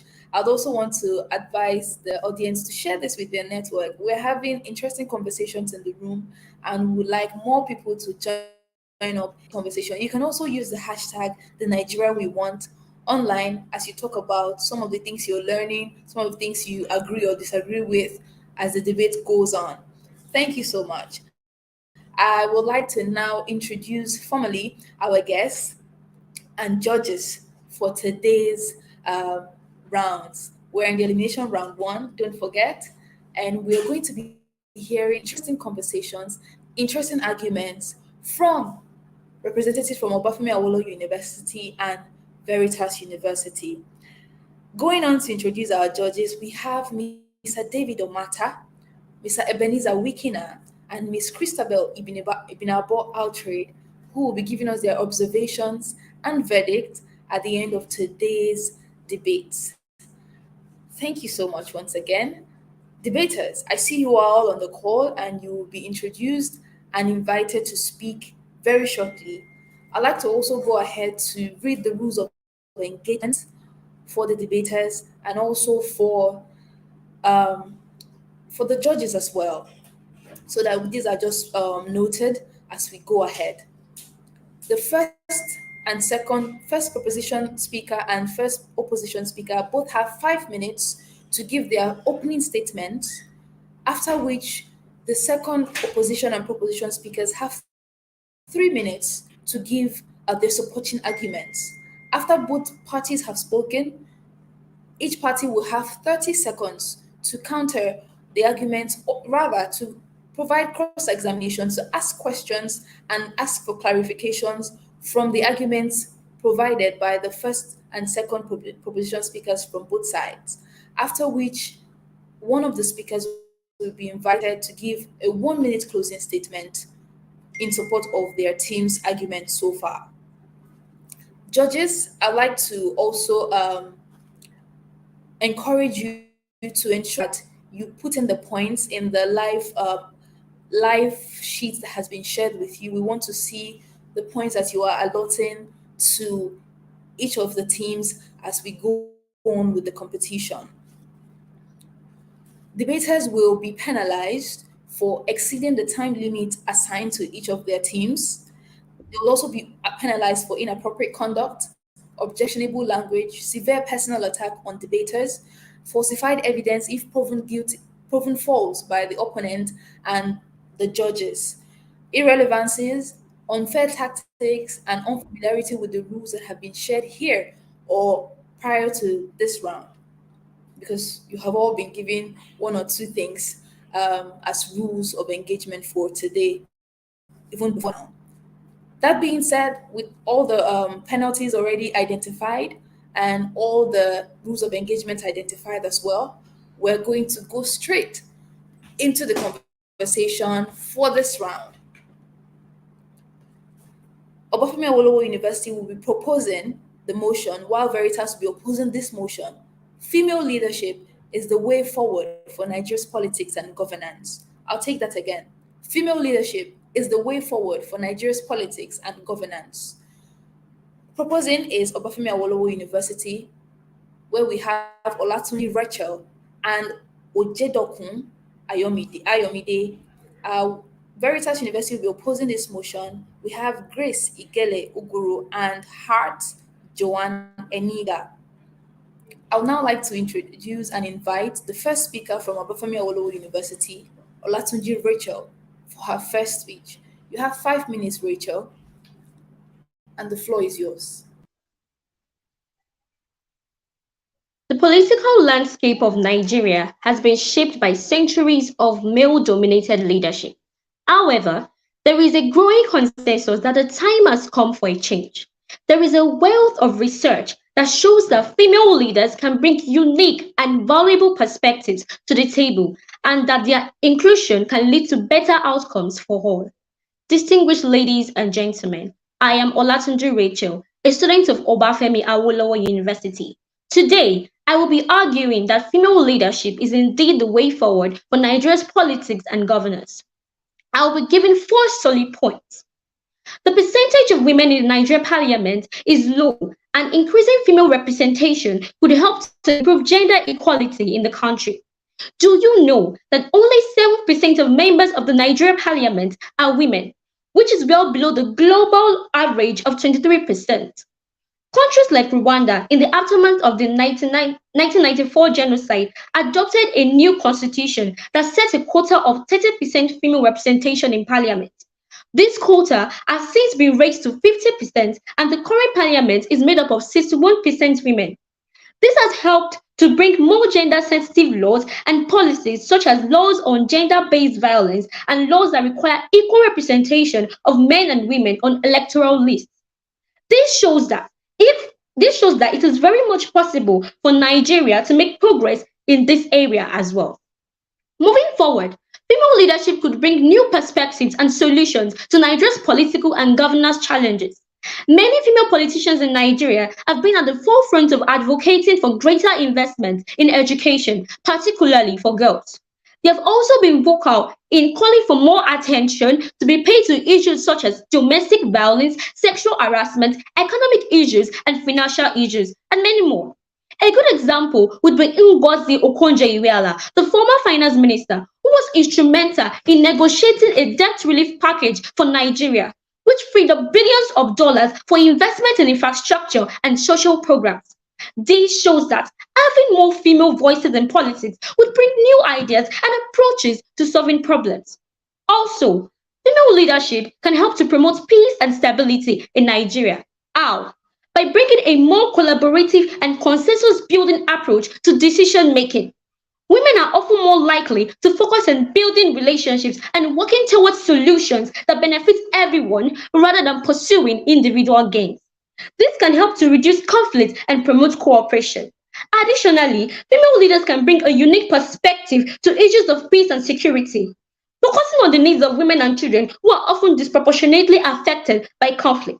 For example, the work of Amina J. Mohammed, the former Minister of Environment and currently the Deputy Secretary General of the United Nations, has been instrumental in promoting peace and stability in the country. Mohammed has worked to address issues such as climate changes, food security, and poverty, all of which are major factors in promoting stability in Nigeria. Moreover, female leadership can help to promote economic growth and development in Nigeria by creating access to financial resources, and this can be done through initiatives like microfinancing and financial literacy training, which can help Nigerian youth start and grow their businesses. Additionally, female leaders can work to improve infrastructure and create jobs, which can lead to increased economic activity and growth. A great example of this is Stella Odua, who was the Minister of Aviation from 2011 to 2014. Odua implemented reforms that improved safety and security in the aviation sector, which helped to attract more investment and boost tourism. She also worked to upgrade infrastructure such as airports and roads, which has helped to improve economic activity in the country. This shows that with more female leadership in Nigeria politics, the staggering economy of Nigeria will experience a great turnaround and soon improve and become stable. To conclude, ladies and gentlemen, female leadership is not only beneficial for women themselves, but for all society. In the interest of progress and development, it is essential that we work towards greater representation of women in politics and governance in Nigeria so that we can help create a more diverse and inclusive future for Nigeria. Thank you. Thank you, first speaker from Obafemi Awolowo University, for your first speech. That was very moving and very convincing. I would like to now invite the first speaker from Veritas University to lead arguments. You have the floor now, Gracie Gele. Over to you.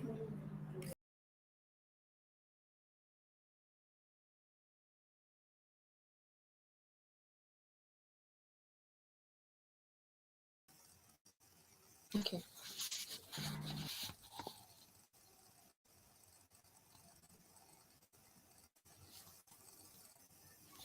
You can go ahead now, And Grace. esteemed guests, right? Uguru Grace, and I negate the motion female leadership is the way forward for Nigerian politics and government. We do not contest the fact, panel, that there is an urgent need for the increase in female representation in Nigerian politics. But is this the sole cause of Nigeria's problematic politics and governance? We think not, panel. And in my speech, we would see reasons why female leadership is not the way forward. Right now, my speech will be divided into three today: Nigeria's problems, Nigeria's current political reality, and the way forward. Recently, Emir Lamido Sanusi, stated that the gains of the past 61 years are far lesser than the losses, mainly if we include the opportunity cost. The same problems Nigeria was battling 61 years ago are still here, only that they are more severe and deadly. Successive governments have done little to achieve the dreams and aspirations of many Nigerians. Nigeria have survived the bloody war. Nigeria have survived several military dictators and debilitating poverty. It is still struggling to come to terms with its past. Things have fallen apart. There is persuasive anger across board with bottled emotions and threat and counter-threat to the nation's umbilical cord. And to avoid this situation from getting to a tipping point,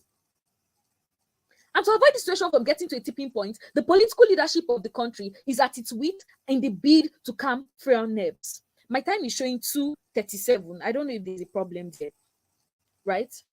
What is the problem? What is the problem of Nigeria?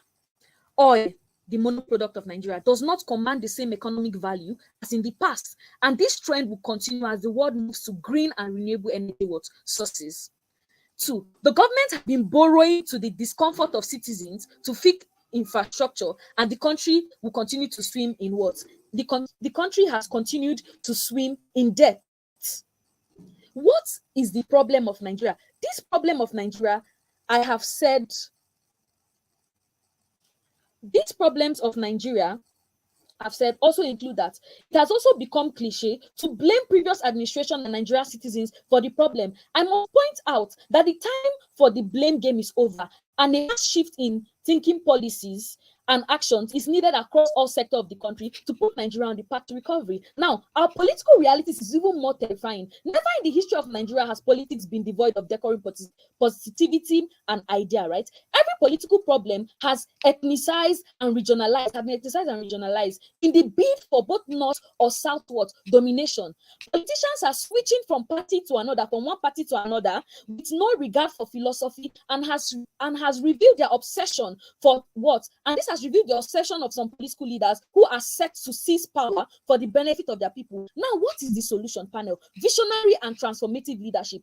Visionary leadership is a type of leadership that focuses on the future and not the present. This is the way forward. My partner will give you other thank you. Thank you so much, Grace Igele from Veritas University. I would also like to apologize for the timer kept going on and off, even though your time was correct, but it kept going on and off, and I believe that was distracting. Sincere apologies from this end. But thank you so much for your arguments. They were pretty clear. I'd like to now call on the second speaker from the proposing side, Ujedokun Ayomide. Ayomide is going to be proposing the motion, female leadership is the way forward for Nigeria's politics and governance. Ayomide, you have the floor now, and you have 3 minutes. We've all heard the old adage that behind every great man is a great woman. But I'd like to turn the face and say behind every great nation is a great woman. In Nigeria, we have a wealth of female leaders who are working tirelessly to improve the lives of the people and the nation at large. They are the leaders of tomorrow, and they deserve our support and our recognition. We have women like Alison Madueke, we have Ngozi, and we have Chimamanda Adichie. We have lots of women like that. We have lots of women that have done good things for the country. Now, it is time to recognize the value of female leadership and the ways in which it could benefit our country, since Nigeria already has a number of male leaders in politics and its governance, but there are still challenges facing the country. Since independence, male leadership has never flourished without a loophole. Should I speak of the 1960 to 1966 election, or should I speak of the 1960 to 1966 regime, rather, that was marked by lack of progress on the issues like education and poverty? or should I speak of the 1999 to 2007 election that was marked by corruption? Ladies and gentlemen, esteemed judges, and my fellow debaters, today we gather to examine a critical question. Is female leadership the key to Nigerian success? And I stand on the fact that yes, female leadership is the key to Nigerian success. I am Ojedo Kwayomde representing Obafemi Awolowo University, and I would like to state 2 points to back up my motion. First, studies have shown that countries with higher female political representation tend to have more inclusive policies and social programs, leading to better outcome in areas such as education, healthcare, and poverty reduction.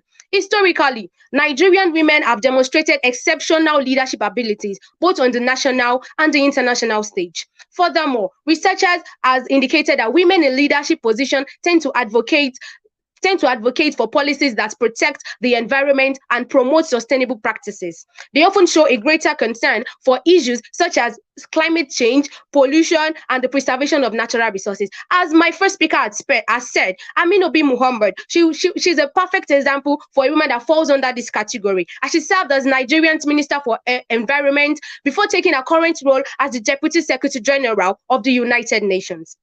During her time in office, she was instrumental in developing Nigeria's climate change policy and advocating for environmental conservation.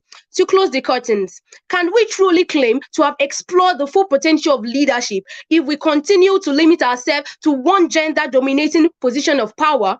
The future is female, and nowhere is this more evident than in the politics and governance of Nigeria. Thank you.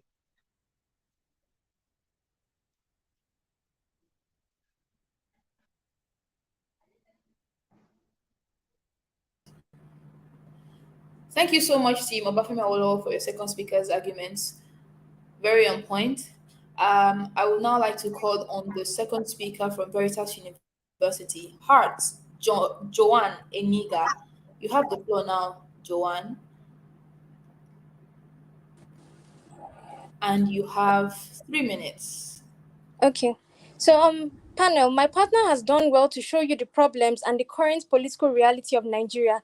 And this has shown you that only having females in leadership positions does little to help the situation of Nigerians, but rather certain policies and laws would be more beneficial for the Nigerian masses.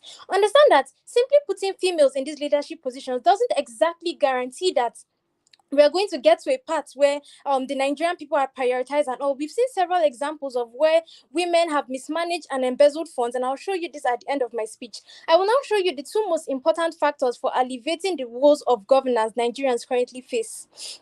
So first of all, we already know that Nigeria has long struggled with issues of corruptions, which continue to hinder its progress and development. The consequences of corruption are far-reaching and affect the daily lives of ordinary Nigerians. Essential services like healthcare, education, and the likes have been mismanaged, leaving citizens with limited access to basic necessities.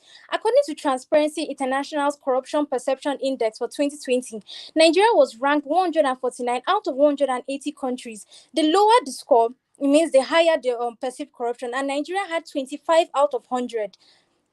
However, through education and trying to mitigate corrupt practices, Nigeria stands a chance. Providing political aspirants with proper education and training equips them with the knowledge and skills necessary for effective leadership.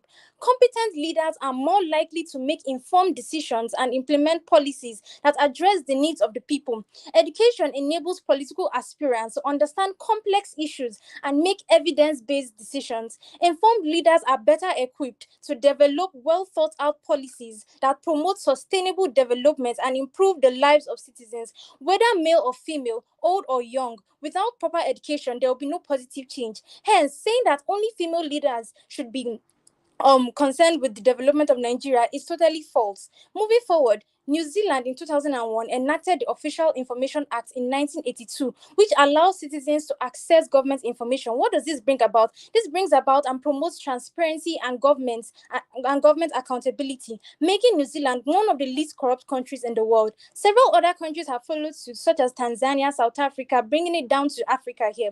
These are all ways Nigeria can be assured of positive and lasting change by creating agencies, enacting policies, and giving them the appropriate backing they need to function.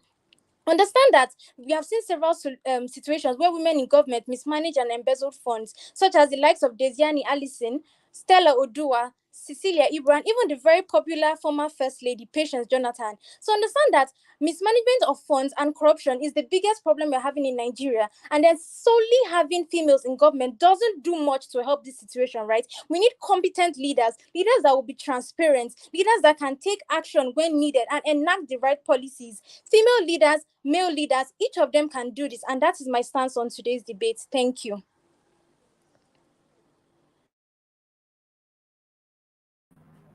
All right, interesting argument from Veritas University. Thank you so much.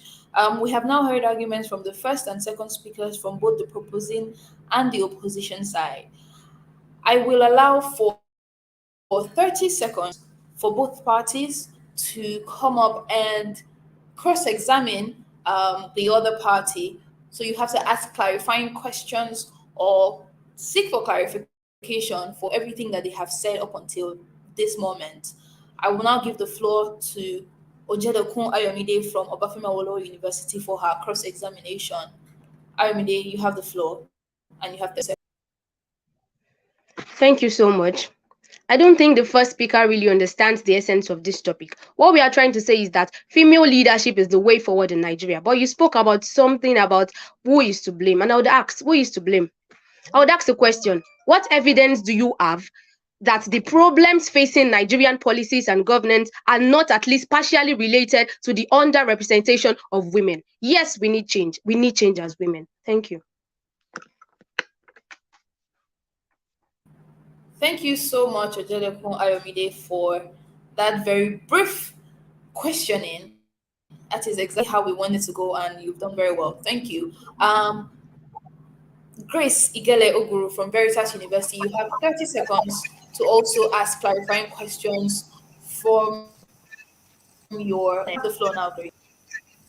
Amazingly, in your speech, you also make mention of the fact that corruption and bad policy is one of the significant things that cause problem in Nigeria. So tell me how the little women in power got rid of this corruption and bad policy. The thing that tamed President Jonathan's regime was the corruption of his wife, right? In your speech, you spoke highly of women, but how have the little women in power been able to combat corruption and bad policies in Nigeria? Thank you. All right, thank you so much, Team Veritas University, for your cross-examination. I will now invite the first speaker from Obafemi Awolowo to give their closing arguments for 1 minute. Obafemi Awolowo, you have the floor, and I think Rachel is going for you.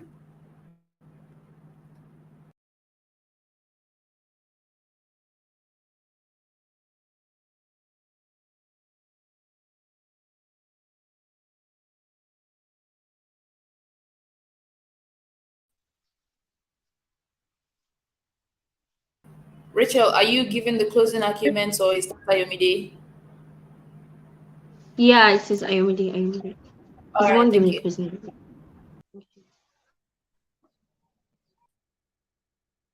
Yes, as I said earlier, we need change. We have seen male lead our country, Nigeria, lot of time. We have never seen a woman lead our country, Nigeria. And why not give the opportunity to a woman to lead our country, Nigeria, and see how they will do it effectively? Female leadership is not only the right thing to do, it is also the smart thing to do. I want us to stick to that because studies have shown that female leaders are more likely to focus on building consensus, on prioritizing collaboration, and ensuring the equitable distribution of resources. Now, these qualities are key to improving governance and policies in Nigeria, and the time has come for women to take their place in position of leadership. With the right support and encouragement, women can lead the way to a brighter future for all Nigerians. Thank you. All right, thank you. Interesting closing, Obafemi Awolowo. I will now call on Hat, or rather, Grace Uguru, to give closing statements. Now, panel, to close our speech, Veritas University is saying that good leadership do not reside solely on one gender. So I will show you 2 female leaders, good, bad, 2 male leaders, good, bad, and prove to you that leadership does not reside on gender, but the ability to do right. Now, Liz Truss, a British prime minister that resigned in October 2022, had to resign because of her level of corruption, right? Now, Ngozi Okonjo-Iweala, in our Nigerian former finance minister, did so well for Nigeria and took Nigeria finances forward. Barack Obama, a male president, took with a Nobel Prize, took Nigeria forward. Sani Abacha brought Nigeria Sani Abacha disregarded Nigerian rights, right? There have been women in leadership, contrary to what the proposition have said, and they have done wrong. There have been women in leadership that have done bad. There have been men in leadership that have done good. There have been men in leadership that have also done bad. This example shows that aside gender, good leadership, the way forward for Nigeria is through what? Competency and transparency. Thank you. Thank you so much. Interesting arguments from both parties. We have heard arguments from Obafemi Awolowo University and Veritas University on the topic, female leadership is the way forward for Nigeria's politics and governance. I believe that the judges have their hands very busy entering the points for both parties, but I also like to call on them to just give very short observations, very short, not the points, just short observations and feedback for the debaters who have heard the argument here today. I will be inviting Mr. Ebenezer Wikina, Christabel, and David Omata. You can take turns. Right after Ebenezer, we'll take Christabel and then David. Over to you, Ebenezer. Thank you. Can you hear me? Loud and clear. Hi, can you hear me? Can you confirm if you can hear me? Loud and clear, Ebenezer. Yes. Can you hear me well? Can you hear me clearly? Yes. Okay. All right. Thank you. Thank you so much to the wonderful teams for such a wonderful argument.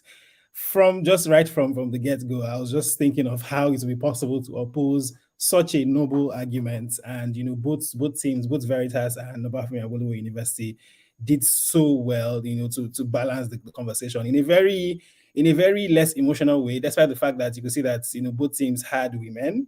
They were able to argue in a very objective and clear manner. So I like the use of examples.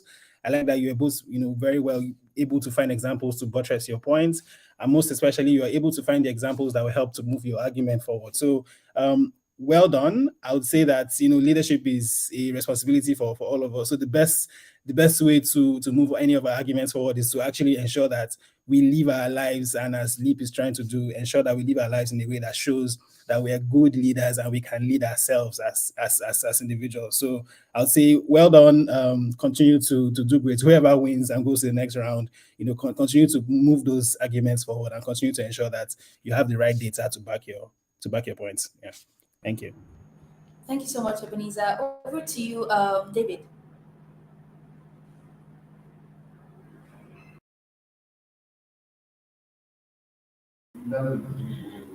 Hello, can you hear me? Loud and clear, David.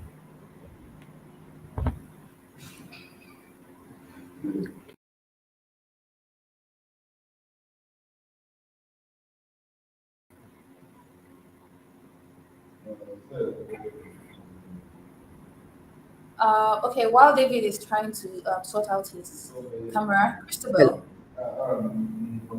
we hear your observations. Christabel, over to you.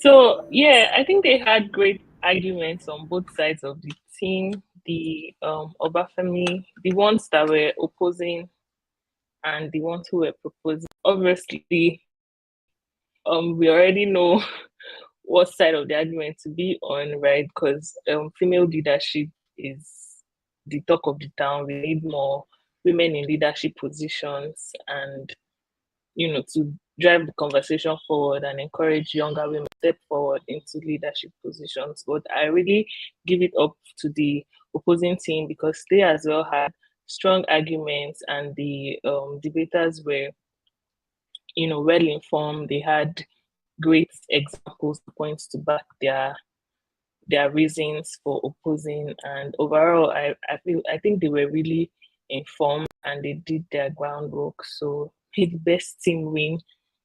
Thank you. All right, thank you so much, Christabel, for your feedback. I do not know if David is able to rejoin.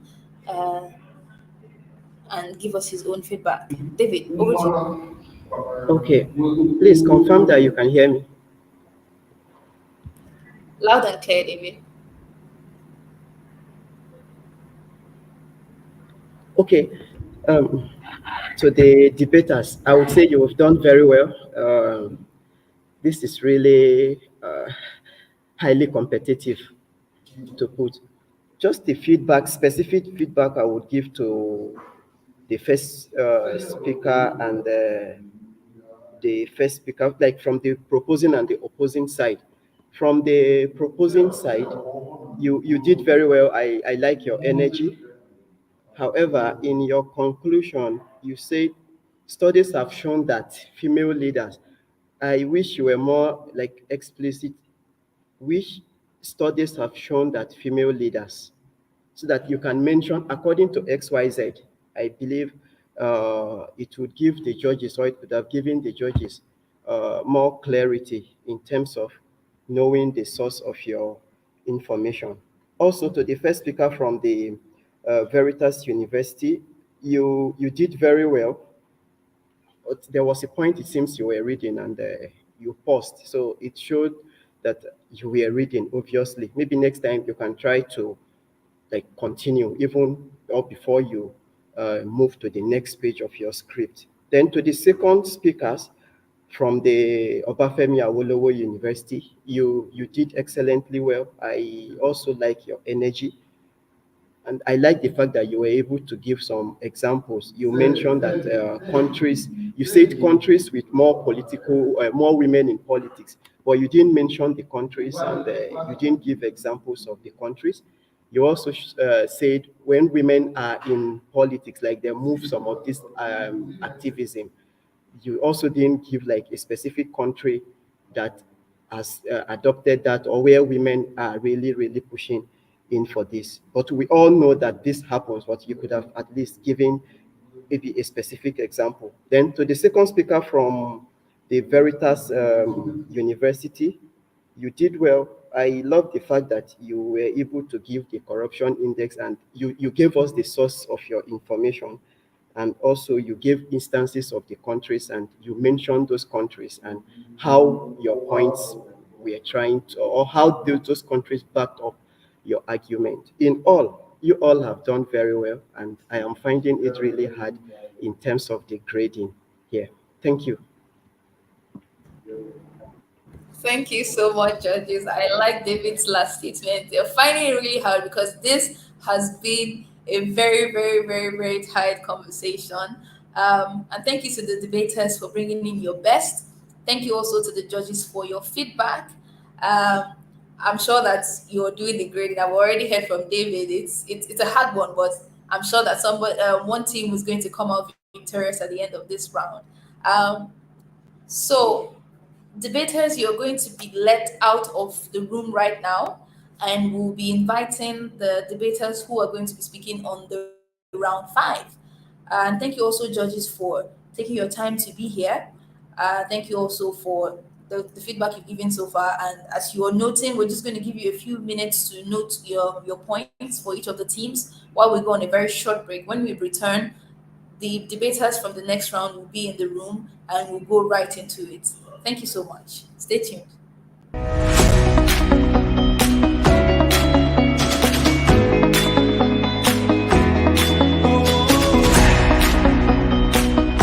Goal we had set for ourselves this year is to eat a minimum of 6,000 volunteers.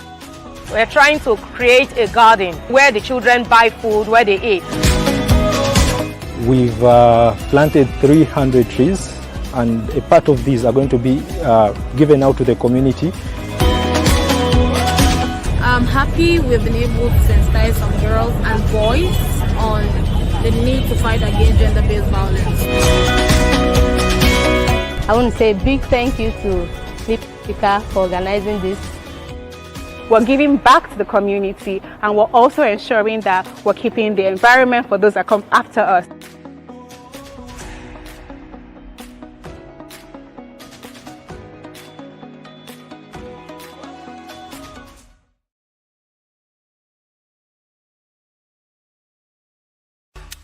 Are you tired of feeling like you're not making a difference in your community? Do you want to take action and create a better future for yourself and others? The Leap Africa's advocacy and moral courage courses can help you do just that. Our free advocacy course will guide you on how to participate in critical issues and how you can make a difference, while the e-integrity course on moral courage will equip you with the tools to address corrupt practices within your community. Use coupon code LEAP@20 to access e-integrity at a 30% discount. With our courses, you'll gain the skills and knowledge you need to be a force for positive change. Sign up at learn.leapafrica.org and start your journey towards making a difference today. We were often told a lie growing up that we're leaders of tomorrow. And as I went through my 20s, I realized that the people who told me I was a leader were still leading in their 50s, 60s, and 70s, or should we say ruling. So the issues that plague Africa are still the issues that plagued Africa 20 years ago when we started. Africa as a continent has been known as an emerging market, and you can't separate the opportunities from the young people. And we can only develop if young people are empowered and equipped to have the space to express their brilliance and passion. And if you look at the innovations, the new ideas, the creativity, you see that the young people are the ones who are really leading the way. There are many bright spots, and where you see those bright spots in Africa, they're really linked to effective, committed, and dynamic leadership. Young people are agents of change, and that's the vision we have.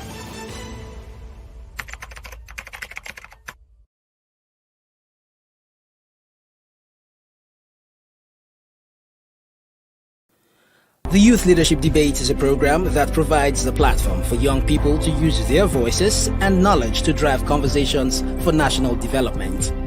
It is an initiative of the Nigeria Youth Futures Fund, NYFF, implemented by Leap Africa in collaboration with the MacArthur Foundation and the Ford Foundation.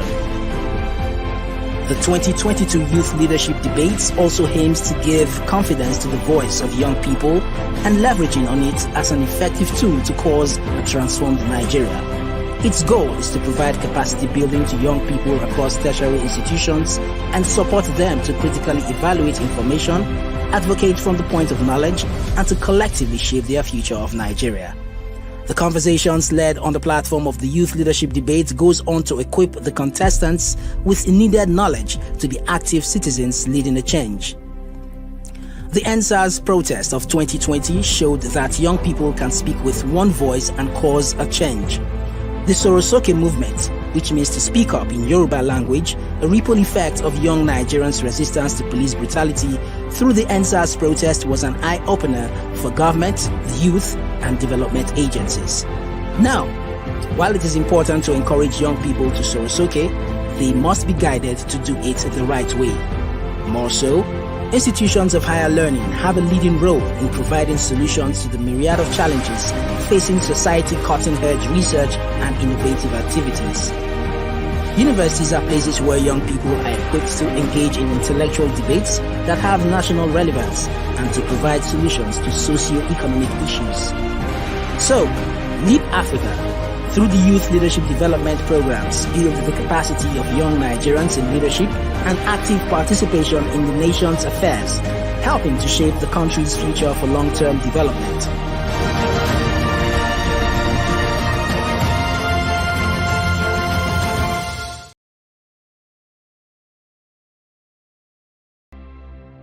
It's the Youth Day of Service, and it's really in commemoration of the International Youth Day.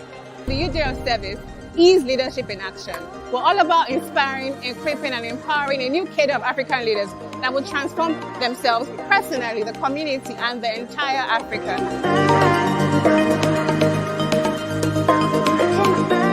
This is important because we're trying to also just promote and encourage volunteering. Everyone has come out today. Some of our partners have come out today to volunteer and support.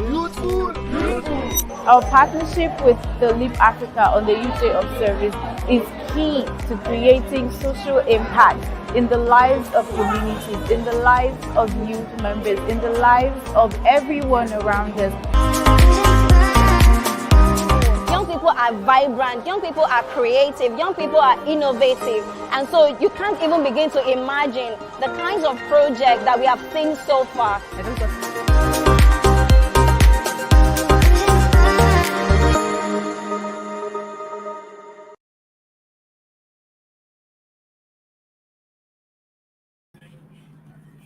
All right. It's the Youth Day of Service.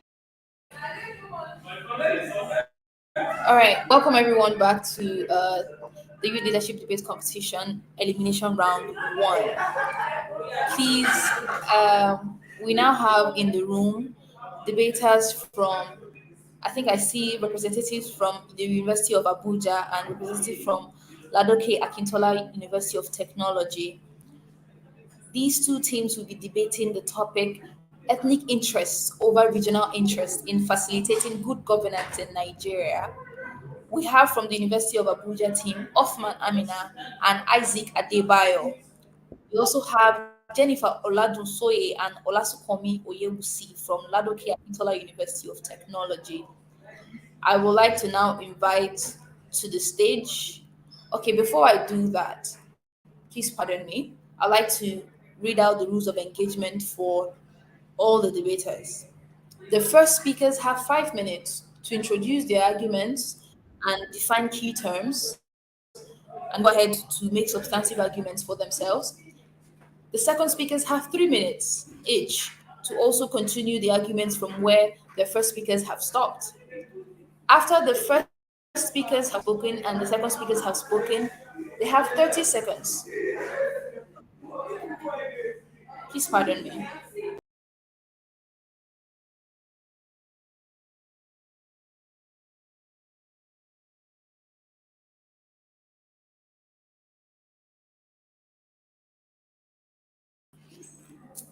Sincere apologies. After the first and second speakers have spoken, each party has 30 seconds to ask clarifying questions in cross-examinations to the parties that they are opposing. So Ladoke Akintola University has 30 seconds to cross-examine University of Abuja. University of Abuja has 30 seconds to do the same, after which we will now allow for closing arguments from the first speakers from both parties. I'll clarify. 5 minutes for the first speaker, 3 minutes for the second speakers, 30 seconds for cross-examination for both parties, and 1 minute for closing statement from both parties. I would now like to invite the first speaker from the University of Abuja to continue or to start the argument. Othman Amina, you have the floor. Okay, good afternoon, everyone. Can you hear me? Hello? Yes, go ahead. Yes, your time starts now. Okay, good day, ladies and gentlemen of respect. My name is Othman Amina, also known as the Audible Queen, representing the prestigious University of Abuja. I'm here to speak against the topic, ethnic interest over regional interest in facilitating good governance in Nigeria. According to research, regional interest is a political ideology that seeks to increase political power, influence, and self-determination of the people of one or more subnational regions.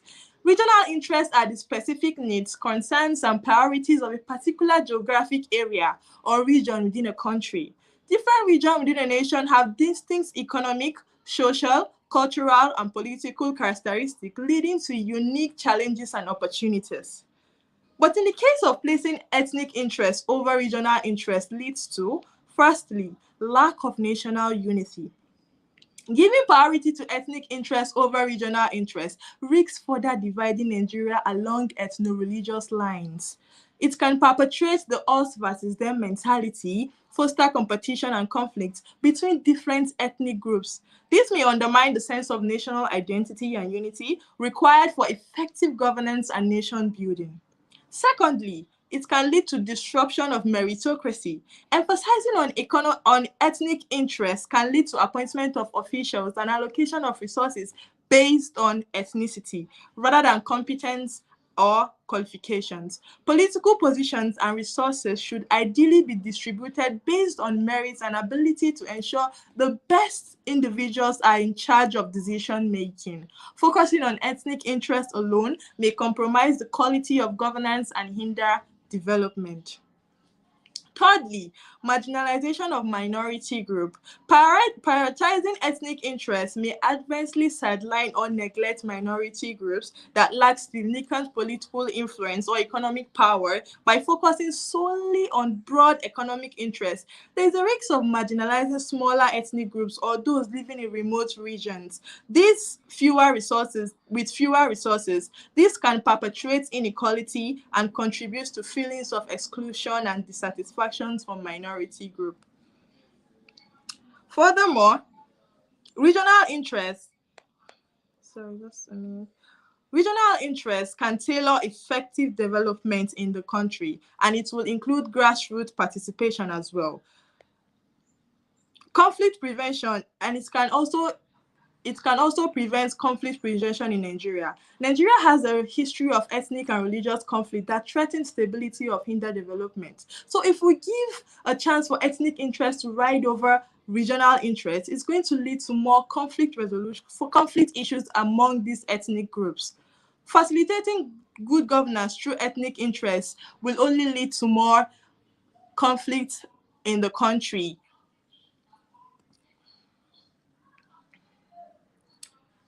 Hello, can you hear me? Hello? Yes, please, Amina, we can hear you loud and clear. Okay. Addressing regional interests allow policymakers to design development strategies that are specific to the needs and challenges of each region.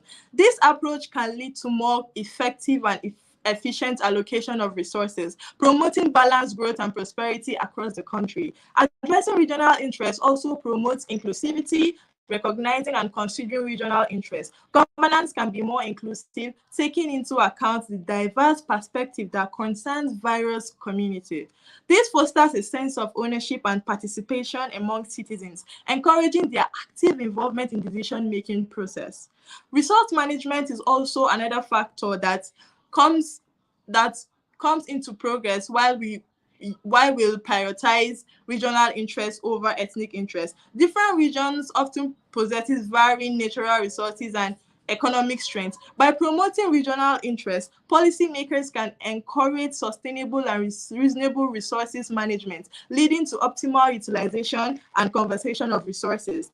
It can also lead to economic growth. Focusing on regional interests can stimulate economic growth in specific areas, leading to development and economic hubs and promoting employment opportunities for the local population. Regional interests can also pave way for cultural preservation by promoting local cultures, contributing to the rich tapestry of a nation's heritage. It can also lead to effective governance. Tailoring governance approaches to regional needs can enhance efficiency and streamlining administrative processes by facilitating public services. Thank you.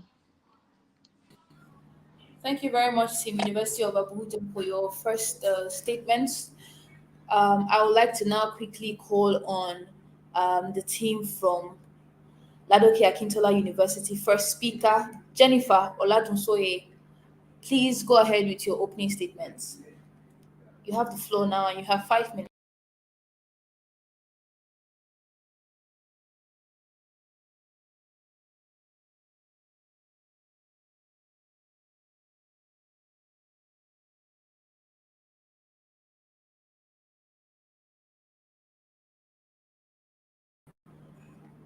Jennifer and Olasukomi, I see that you're not ready for the call.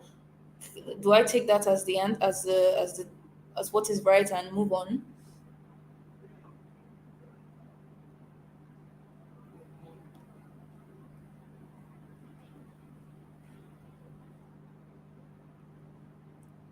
First speaker from Ladoke Akintola University, can I move on?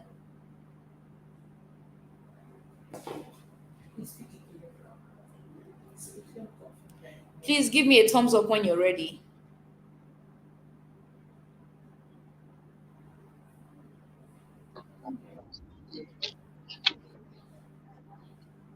What is the essence of a democracy?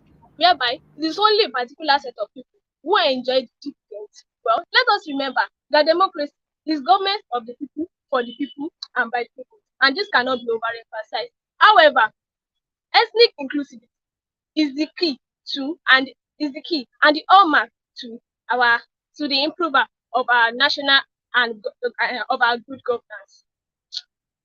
My name is Olatunji Jennifer, a representative from Ladoke Akintola University of Technology. I am proposing the motion that ethnic interest over regional interest in facilitating good governance in Nigeria foremost. Well, regional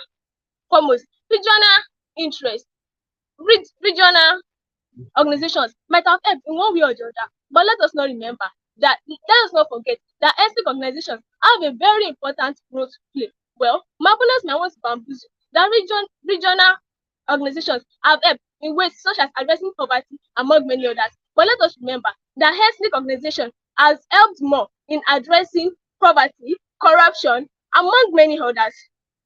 Moreover, ethnic organizations has also helped in decreasing nepotism and corruption, which is boosted by regional interests. Let us not forget that regional interests will bring about participation by powerful regional actors, which can bring about nepotism and corruption, which I talked about earlier. And this is one of the things that we are trying to eradicate in Nigeria. So why then are we supposed to give sugar-coated poison? Also, ethnic organizations has also helped in accountability. Well, it has been noted that over 70% of the population have trust in ethnic participation. Well, are we supposed to neglect the views of the people and prioritize the views of the region? Well, ethnic groups will bring about participation and inclusivity in all ethnic groups, which will further boost our trust to our government. Let us remember that the government really needs people because they are the ones that will stand as the stronghold. So if these so-called people are not allowed to have a say in the government, well, we are deceiving ourselves, which is the reality of our democracy presently in Nigeria. So regional organizations should not be prioritized over ethnic organizations. What then is the essence of driving the car with high speed in the wrong direction? However, ethnic organizations has helped for decades and should continue and has continued to be empowering us in terms of skills, trade, innovation, creativity, among many others, which is what we need presently in Nigeria in order to boost our development and help in our good governance. Why regional organizations have not really helped in that way. In conclusion, ethnic organizations have helped in bringing people together in ethnic, even because there is unity in diversity. So both the ethnic and cultural, and it's helped culturally because these ethnic organizations are going to bring their heads together and pick the leaders of their choice. Let us remember that we are the people, and we are the one that we are supposed to support our government. So if there is no trust, cooperation, and if there's no trust, cooperation, and mutual trust among us, how are we supposed to help our government? Well, with this report of mine. All right, thank you so much, Team Ladoke Akintola University, for your arguments. I would now like to call on the second speaker from the University of Abuja, Isaac Adebayo, for your second speaker's arguments. Oh my goodness.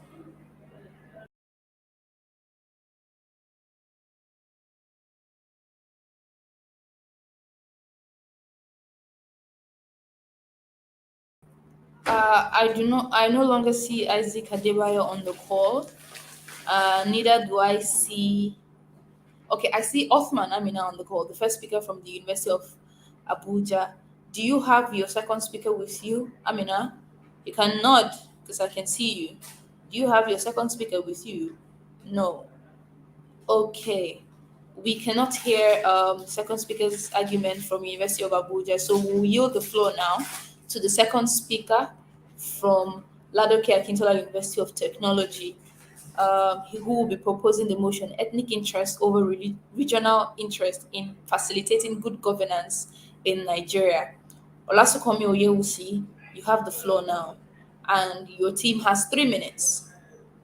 Olasukomi, over to you. Please unmute your microphone and turn on your videos. You can speak now. Let me know when you're ready with your video turned on. I will start the timer.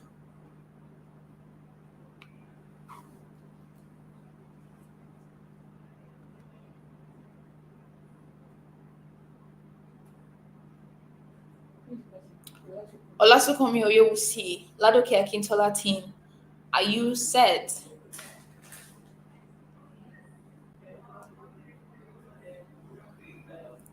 I have no response from the Ladoke Akintola University team, and I also do not see the second speaker from the University of Abuja on the call.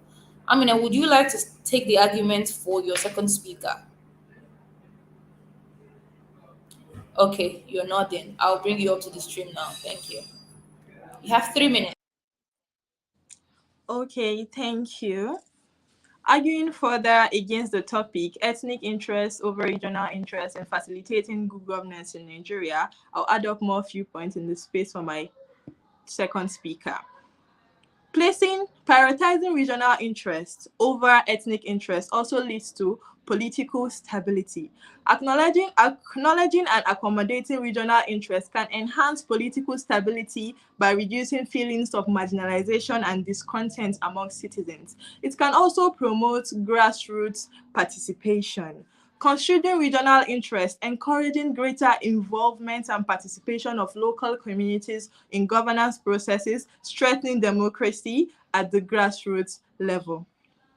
It is essential to strike a balance between regional interests and national cohesion to ensure that the nation works together towards common goals while respecting its diversity.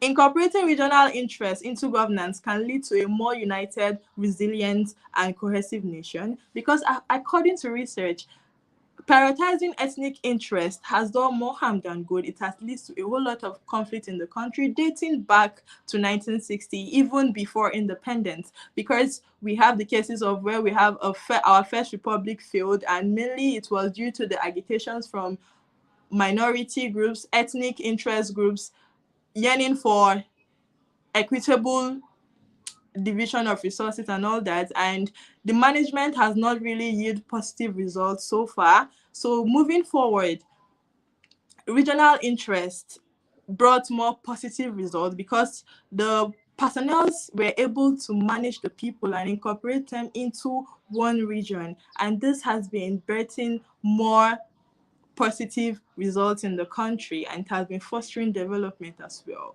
Balancing regional interests with national interests is crucial to ensure that governance remains effective, inclusive, and focused on broader well-being of the entire country. It requires careful consideration and strategic decision-making to avoid potential drawbacks and foster a united and prosperous nation. So in conclusion, it is safe to say that regional interest over ethnic interest facilitates good governance in the country. Thank you. Thank you so much, Amina from the University of Abuja, for stepping up for your team.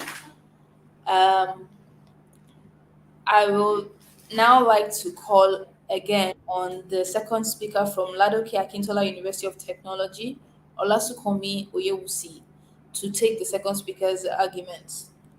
Olasukomi, you have the floor now. And if you are not ready in 15 seconds, we will take you off the stream and just assume that Ladoke Akintola University does not have any more arguments to present. Sukomi, take them off till they're ready because they're still their videos.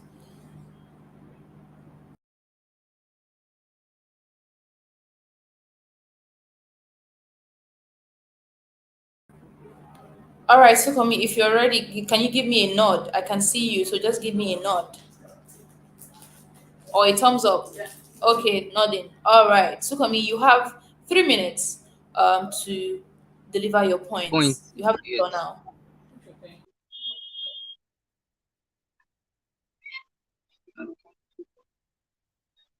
I sent to you on WhatsApp. Today's topic is like a cinema, and I'll be introducing three main actors to support and solidify my argument of today's topic. My name is Olaskomi Iwisi from the prestigious Ladoke Capital University of Technology, and I'm here to support the motion earlier stated by my chief speaker that ethnic interest over regional interest in facilitating good governance in Nigeria. Nigeria is a country filled with significant ethnic and cultural diversity. As such, it is important that the voices of those ethnic groups in Nigeria are being heard. Firstly, it is very important for us to note that regional interest can fail and is ineffective in addressing issues relating to our ethnic groups. You know that our ethnic groups are in we have a diverse we have a diversity of ethnic groups in Nigeria.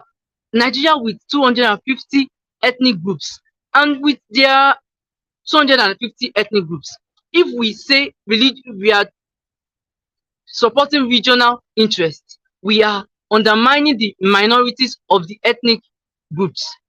According to a statistics, about 20% of those who are poor are majorly ethnic minorities. Furthermore, ethnic interest can help in breaking down the bureaucracy that has been put up by the regional interests, by regional interests. We all know in Nigeria today, we know that we have the north, we have the south, we have the east and the west. There has been a lot of bureaucracy whereby some set of people from different regions, from different ethnic groups are not able to represent their voices, whereby we'll be saying corruption in high and low places, even in the local government. How many people can you tell me are ethic, are thief, are thief in our political sector? We only make use of the regional sector, and you can see where it has brought us to in Nigeria today. It has led to strifes, it has led to war, it has led to anarchy. Further, in addition, ethnic interest has also assisted us in fostering our relationship. We can now include our cultural diversity even in our nation. There are a lot of countries practicing this. This can be achieved by the implementation of ethnic groups in Nigeria. I will advise you, do not be deceived by the fallacies and the quoted lies my opponent came here to tell you. However, listen to the argument of the stronger side. In conclusion, I hope and I have been able to brainfuse you that ethnic interest over national regional interest in facilitating good governance in Nigeria. All right, thank you so much, Team Ladoke Akintola, University of Technology. At this point, we have had arguments from the first and the second speakers from both sides. I will now be calling on one of the speakers from the University of Abuja, Isaac Adebayo, to offer cross-examination and questions for the Ladoke Akintola team. Isaac, I see that you were on the call, and I see that you're on the call now. Could you please switch on your video, give me a thumbs up, and I will add you to floor. Isaac Adebayo, are you available for the cross-examination? All right. Isaac is unable to let me know that he's available. I will now call on Amina. Amina, do you have any questions for the Ladoke Akintola team before you take your closing statements? All right. Over to you, Amina. You have 30 seconds.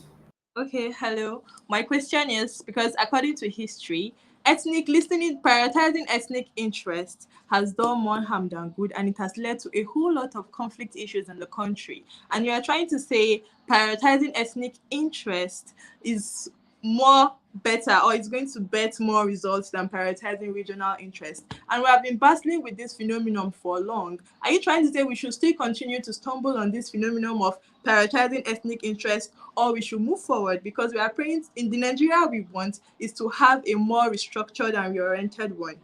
So that's my question. All right, thank you, Amina. Any cross-examination from the Ladoke Akintola team? Do you have any questions for University of Abuja? Olasukomi, please hold on 1 second. I'm going to put you up on the stream now. Of democracy is not achieved by segregating of regional interests, then we cannot achieve this democracy we are talking about. We need ethnic interest in our political sector, even in good governance, so that our voices can be heard. The voices of me, who is a T, the voices of my chief speaker, who is an F, can be heard, even in our governing sector. Interesting cross-examination from the Ladoke Akintola University team. You have both done so well. I will now ask for the 1 minute closing statement from each party. University of Abuja, you have the floor once again. I'm not sure that Adebayo Isaac is able to speak on your behalf anymore. Adebayo, if you are, can you turn on your video and you'll be added to the stream?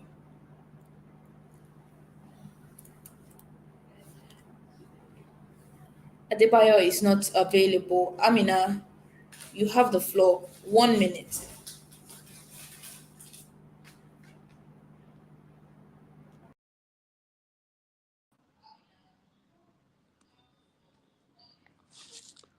Hello, can you hear me? Okay, so this is my closing statement. It is crucial to strike a balance with regional interests, and it is also necessary to ensure that national unity is not compromised.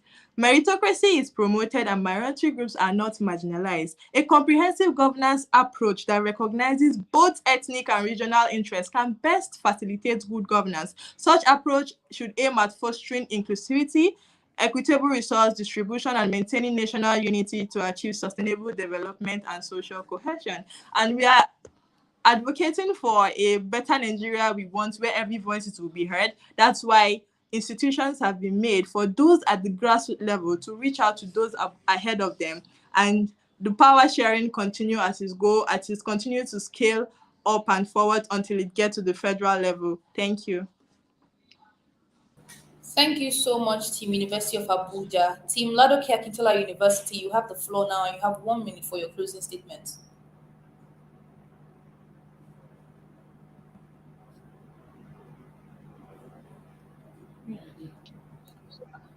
It is high time we first bank on democracy so that we can have access to the zenith of of the true democracy. Democracy democracy should be practiced so that everybody can be included in our governing. I and my chief speaker mentioned that regional interest can be ineffective in addressing our ethnic minorities, which has led to a high poverty rate in ethnic minority groups. Regional organizations can be very bureaucratic with the rules they give, which has a very striking detriment to our ethnic groups. Also, I mentioned that the inclusion of ethnic interest can ensure our voices of an ethic, a thief, can be heard. Also, I mentioned that regional organizations can lead to powerful actors in towards corruption and nepotism. Thank you. Thank you so much, Team University of Abuja and Ladoke Akintola University of Technology. Interesting arguments. I also do identify that you have all had technical hitches through your presentations, which is why we have also advised debaters to ensure that you sort all your technical issues before you join the call, and why a dry run was held as well. However, I believe that the judges have a few comments, even aside from the technical challenges, and they would want to give you one or two of the observations that they have. I'd like to call on Ebenezer, David, and Christabel to please give your observations. We have just 3 minutes. Starting from Christabel. Christabel, you have the floor now. Thank you.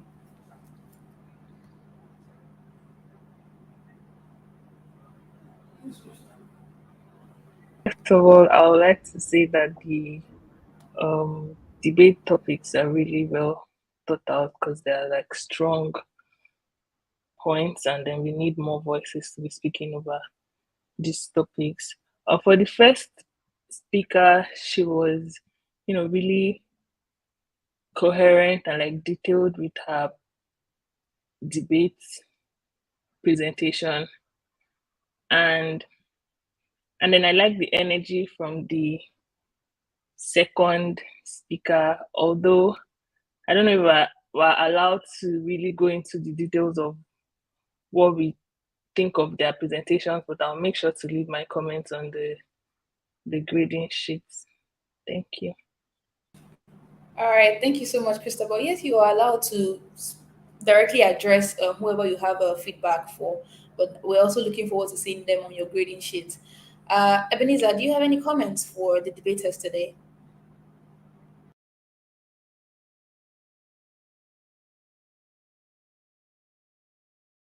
Points were very clear, very coherent. However, I just felt that it seemed like she was looking down a lot. So it felt like she was reading off something, even though those were her points. It would be, in a debate, it would make more sense if you're facing the people that you're speaking to, as opposed to looking down at your notes. I also like that Amina was able to fill in for her teammates, even when the network issues came up. So that was very bold.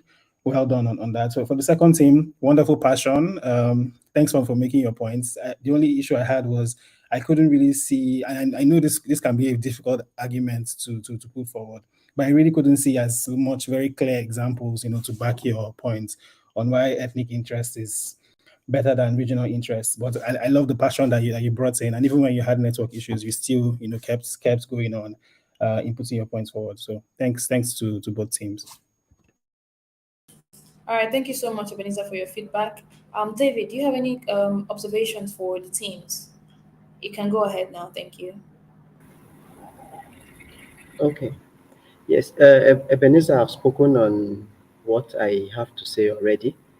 I would just add that maybe next time, to the both sides, try and look for maybe a more convenient place to stay rather than maybe using outside a public space. Sometimes if you are using the gadget and you are shaking it, it will also affect your network and the background noise may come in. So you may find somewhere that is calm so that you can relax and be well collected before you make your presentations. But the both of you did very well.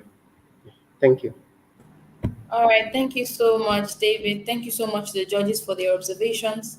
Debaters, you will be dropped off from the call now, and we'll wait on the debaters from the next round to join. In the meantime, I would like to speak to our online audience to just say hello. Thank you for being here and hanging in with us. And I hope that you're enjoying the arguments that we're having here today. We also want to see your comments, want to see your thoughts in the chat box, wherever you're joining us from YouTube or Facebook. We also want to ask you to share this link with everyone in your network. These are interesting conversations we're having today. You can see the passion. You can see that these are cross-cutting issues that affect all of us. So please get the conversation going. Get the conversation going for the Nigeria that we want. Please use the hashtag the Nigeria we want to share your comments and thoughts about the debate so far. You can also use the hashtag #WildDebates on Facebook, on YouTube, or Twitter. We want to see these conversations trend because these students have taken their time to do research to be here with us today to share their thoughts on these issues. Please, audience, we want to hear from you. We want to see you go live with your comments and to also come out and support your teams. Thank you so much, everyone. We're going to go on a short break now, and when we return, we'll hear from debaters from the University of Ibadan and the Federal University of Technology, Akure.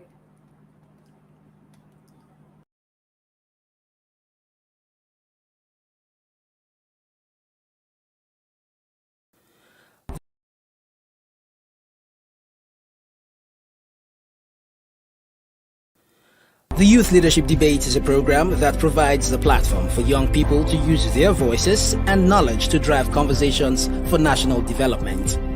It is an initiative of the Nigeria Youth Futures Fund, NYFF, implemented by Leap Africa in collaboration with the MacArthur Foundation and the Ford Foundation. The 2022 Youth Leadership Debates also aims to give confidence to the voice of young people and leveraging on it as an effective tool to cause a transformed Nigeria. Its goal is to provide capacity building to young people across tertiary institutions and support them to critically evaluate information, advocate from the point of knowledge, and to collectively shape their future of Nigeria. The conversations led on the platform of the Youth Leadership Debates goes on to equip the contestants with needed knowledge to be active citizens leading a change. The NSAS protest of 2020 showed that young people can speak with one voice and cause a change. The Sorosoke movement, which means to speak up in Yoruba language, a ripple effect of young Nigerians' resistance to police brutality through the NSAS protest was an eye-opener for government, the youth, and development agencies. Now, while it is important to encourage young people to Sorosoke, they must be guided to do it the right way. More so, institutions of higher learning have a leading role in providing solutions to the myriad of challenges facing society, cutting-edge research and innovative activities. Universities are places where young people are equipped to engage in intellectual debates that have national relevance and to provide solutions to socio-economic issues. So, Leap Africa, through the Youth Leadership Development Programs, build the capacity of young Nigerians in leadership and active participation in the nation's affairs, helping to shape the country's future for long-term development.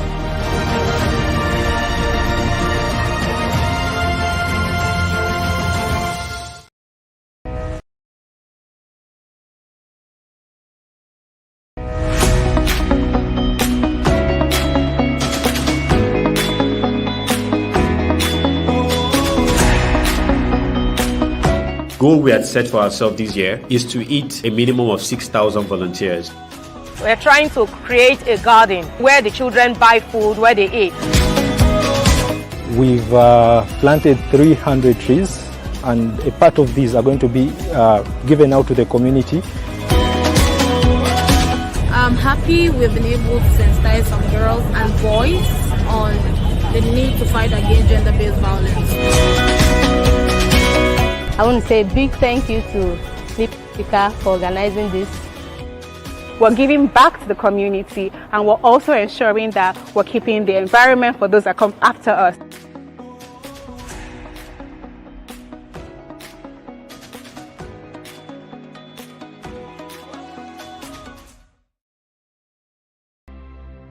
It's the Youth Day of Service, and it's really in commemoration of the International Youth Day. The Youth Day of Service is leadership in action. We're all about inspiring, equipping, and empowering a new cadre of African leaders that will transform themselves personally, the community, and the entire Africa.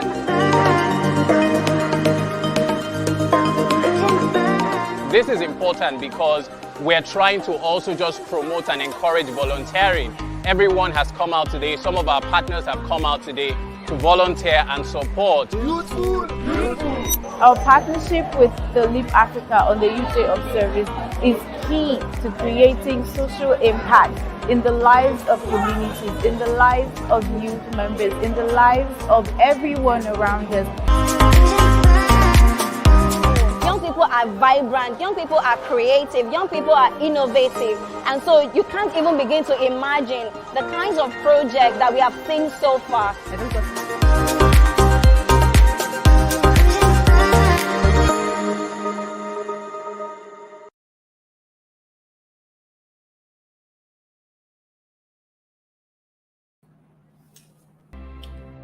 It's the Youth Day of Service.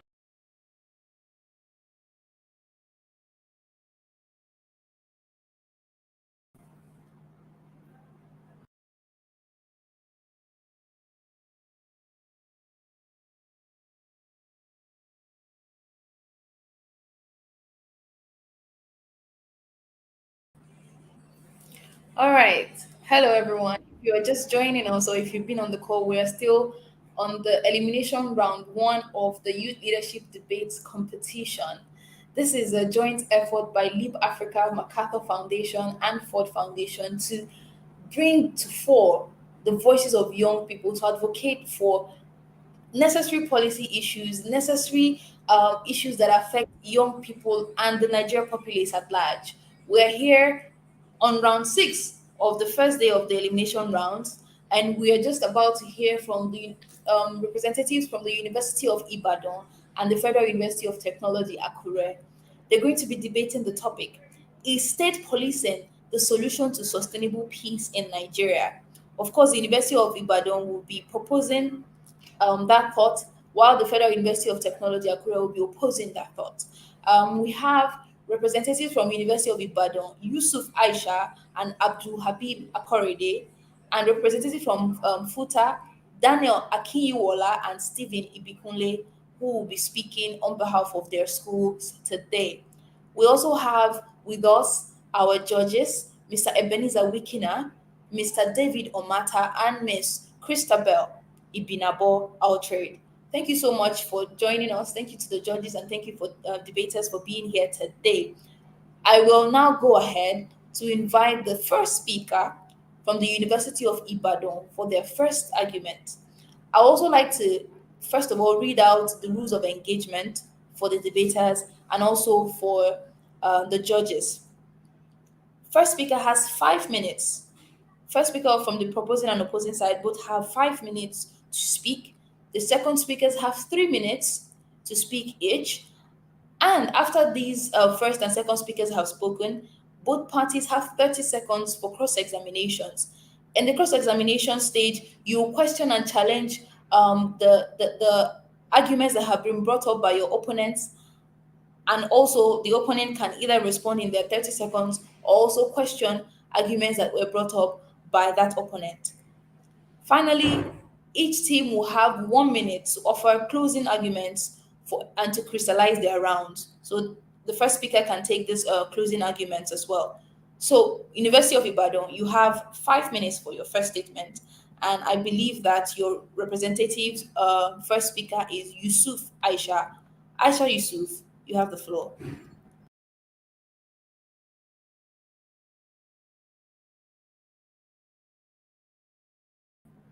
All right, I see Abdul Habib speaking instead. Abdul Habib, if you're a first speaker, please, you have the floor now. All right, thank you. Good day, panel, ladies and gentlemen. The idea of state police is a simple one. It belongs to the state and is controlled and managed by it, according to articles on the Cable and Business Day in 2021. But before we proceed, let us understand the context in which we discuss sustainable peace. According to data by the Nigeria Security Tracker, as many as 63,000 Nigerians were killed in violent criminal attacks between June 2015 and May 2023, an average of 22 people for every single day that you and I have survived in the past 8 years. Deaths that the status quo was obviously unable to prevent. So, aside on the opposition bench and the opposition bench, I have just one question to answer in today's debate. Can a state police structure enable us to protect innocent lives? I will provide 3 responses in affirmation, while my second speaker handles the remaining 2. 1. We believe that the creation of a state police structure will facilitate better engagement with communities and enable officers to gather timely and accurate intelligence based on the relationships that they have built. We argue that this is a much better way to guarantee the protection of lives and properties because the status quo, which is the federal operated police force, is not indigenous to the community, and its officers have a much bigger challenge creating interactions and trust with people that they do not really know. A perfect case study that substantiates our position is the Lagos Neighborhood Safety Corps, a security outfit under the Lagos state government, which, according to an article by PM News, operates by deploying officers to local government areas to which they are indigenous. This strategy has been very effective, as a 2020 survey published in the Journal of Administrative Science revealed that 85% of respondents strongly agreed that these officers are much closer to the community in terms of gathering information for security purposes. Since information is the lifeblood of any security operation, we believe that state police outfits will be better at gathering it and utilizing it preemptively towards the ultimate goal of sustainable peace building. Moving on to my next point, Mr. Speaker, we argue that status quo in the Nigerian police environment is highly inefficient in tackling insecurity. We consider the top-to-bottom approach of implementing security initiatives as a very slow and tedious process that should not exist when people's lives are at stake. Section 215 sub 4 of the 1999 Constitution mandates the Commissioner of Police to first seek the consent of the President before executing any directions given to him by the state governor, who quite amusingly is also known as the Chief Executive Officer of that state. Mr. Speaker, Abuja is a faraway place, and you cannot be more familiar with the problems of a state than the people who have been entrusted to lead it. The result of this dynamic is that what needs to be done is either never done or is either does not get done or is never done at all. My third point, panelists, is that the status quo is fundamentally a contradiction unto itself. It does not seek to align with the standard of enforcing accountability in the police force, which is at the center of any people-driven policing strategy. Mr. Speaker, while state governors are members of the Nigerian Police Council, Section 6, sub 3, paragraph A of the Police Act of 2020 prevents them from interfering in matters concerning the discipline and dismissal of members of the police force. We argue that this perpetuates a culture of impunity, as governors are only technically able to request, not compel, the sanctioning of erring officers within their states, thus preventing the transition of the police into one that is professional, trusted, and accountable to the people they secured. Mr. Speaker, as opposed to transferring officers to new commands or punishing them with a slap on the wrist, we believe that state police structure makes people's complaints against officers more productive, since they are now more reachable and identifiable. We also believe that the ease of submitting feedback in this system is vital to police reforms at the state level and the pursuit of sustainable peace. Mr. Speaker, the opposition might tell you that there might be no definable standard of policing if there are 36 police forces in 36 states. Panel, this is not even a problem. The state policing structure will create a dynamic where state governments are motivated to compete in terms of their ability to radically upgrade their institutions. So this only makes things better. Panel, we have shown to you that the state police facilitates better engagement with communities, improves the speed of decision making, and encourages accountability within the framework. We have also stated that the opposition's arguments about multiple policing standards is actually a benefit to our side, and for those reasons, I believe we deserve to win this debate. Thank you. Thank you so much, University of Ibadan. Thank you, speaker from University of Ibadan. I know that you have struggled with the timer. Sincere apologies from our end. We're just having technical glitches, but you've also kept to time. I would like to say thank you for that. I'd like to now call on the first speaker from the Federal University of Technology, Akure. I have here the first speaker as Daniel Akinwola. Daniel, you have the floor now, and you have 5 minutes.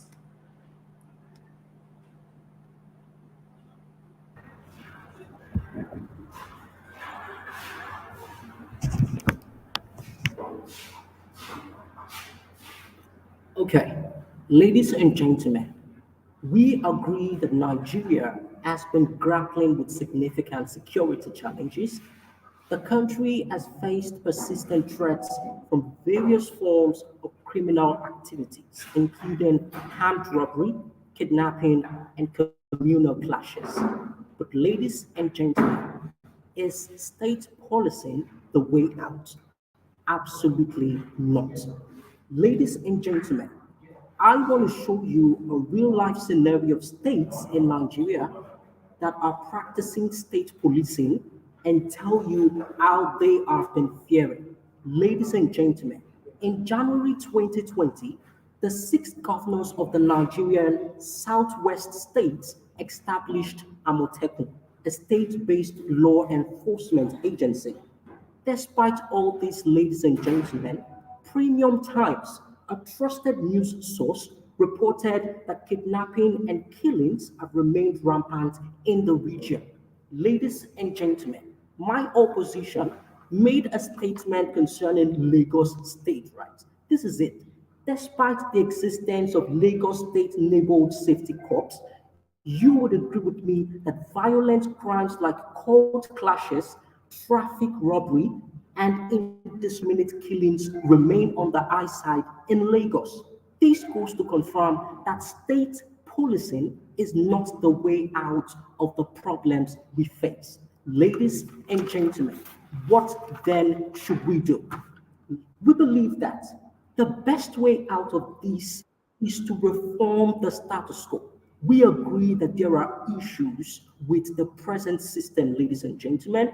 We agree that sometimes, the police system in some particular states is not that efficient. But panel, we say that rather than go for state policing, that does not solve any problem, that only complicates issues. We say that we should reform the system. And how do we do this? We say that in each state, the federal government should ensure that the police that would handle those parts, that the police forces in each state are indigenous of those states who fully understand what's going on in those states, as well as build that closeness and all that. Panel, we believe that what opposition is trying to solve by trying to bring the people closer to the government and to the police. Panel, we believe we can achieve that on our side by simply reforming the system and ensure that the police force in each state are indigenous of those states, and then things will go better. Secondly, panel, is proper funding. You would get this on our side rather than theirs, and I'll show you how funding would disrupt a lot of things with state policing. Ladies and gentlemen, this is it. When the government implemented the Amotekun, when the southwestern states implemented Amotekun, the federal government kicked against this to the extent that they no longer want to fund those states. Now imagine a situation where a state that is now poor, that is still struggling to pay salaries, that is still struggling to sponsor education and all other sectors. Now imagine if the burden of sponsoring security now falls on their lives and they still do not have the money. It means that the security system of those poor states would completely crumble. Those states that are rich enough to still sponsor it, the likes of Lagos, the likes of Port Harcourt, would now start to receive a mass inflow of people who want to go to places that are safe. When people now start to migrate to those places, it means the security system of those rich states starts to crash as well due to the population boom that has now massively disrupted the security. What happens, ladies and gentlemen, is that we then do not get sustainable peace. We then do not solve any problem. It now becomes a double jeopardy, and security crushes completely in all states. But on our side of the house, ladies and gentlemen, when we leave it to the federal government, we want to implore the federal government to provide enough funds that would be utilized in recruiting more and more people to ensure that the policemen that would be employed would be enough to prefer peace in the society. More so, panel, we say reformation, we say proper funding, we say recruitment are things we should push for in the status quo, rather than going for state policing that does not solve any problem. Thank you. Thank you so much to Team Federal University of Technology, Akure. Interesting arguments there. Apologies.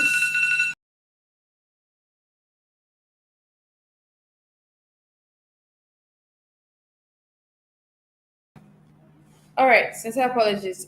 Great arguments from Futa, Team Futa. I'd like to now call on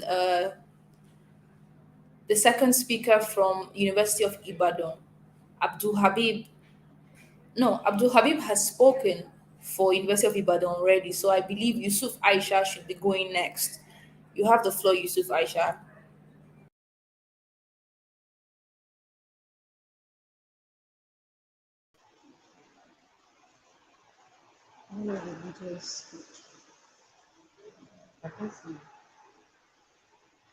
Excuse me, please, can you see me and can you hear me? Hello, Aisha. We cannot see you. Oh my god, it's not very my video. Where is your phone?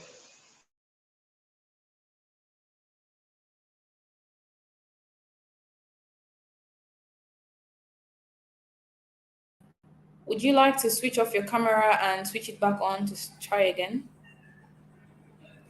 Okay, I see you are now on Abdul Habib's device. So if you're ready, can you nod? Can you give me a nod?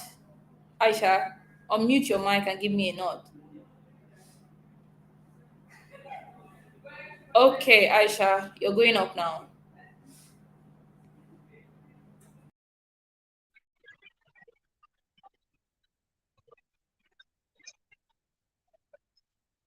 Good afternoon, everyone. Following the stance of the proposition, I'm going to spend the next 3 minutes ensuring that you have no doubts left on why exactly state policing is a solution to sustainable peace in Nigeria. Firstly, state police is vital to the attainment of true federalism. Federalism is not about having power concentrated at the center like we currently have in Nigeria. It's about decentralizing more power to state governments to build a stronger federal state. One of the starting points for Nigeria is the establishment of state police. This is not just my opinion. As experts, including the former Vice President of Nigeria, Professor Yemi Ashimbajo, agree with this according to an article published in The Guardian titled State Police, an answer to Nigeria's security challenges. Panel, there is no cutting corners to this. Within a federal system where the relationship between the tiers of government is pragmatic and progressive, and to achieve this, we need state policing. With that, we can deal with the ever-present threat of insecurity in Nigeria. Moving on. State policing is the solution to sustainable peace in Nigeria. As studies show that police officers work better when they live close to their families. For the current federal policing structure, police officers can be posted to any part of the country.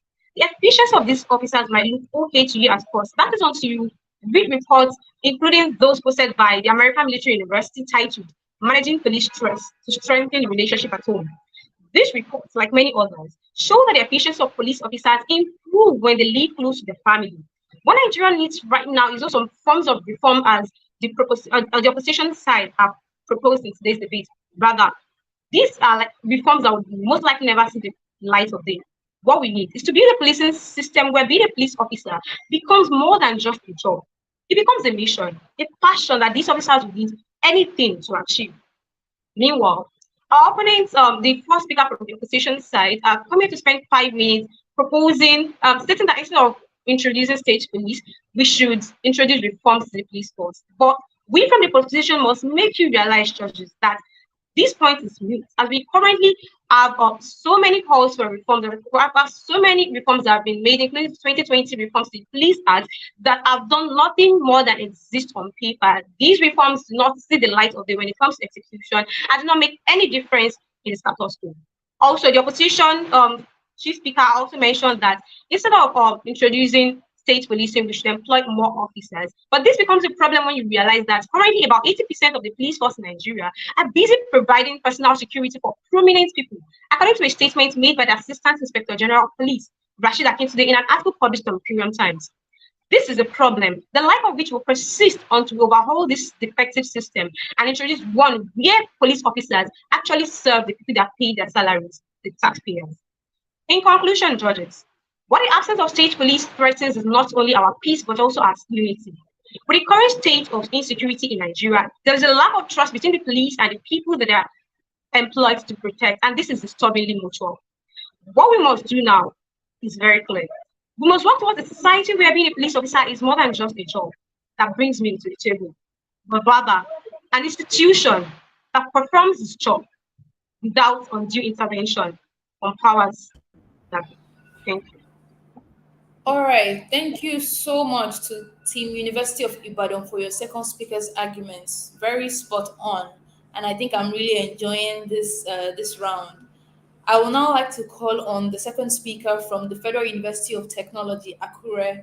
We have Stephen Ibukunle. Stephen, you have the floor and you have 3 minutes. Your time starts when you're ready. Please let me know. I do not see your camera on, Team Futa. I do not see your camera on, and I do not know if you're ready for. All right, I see you. Can you give me a thumbs up if you're set? Because your time starts now. All right, wonderful. I'm going to put you on the screen now. All right. All right. All right. Panel, the house.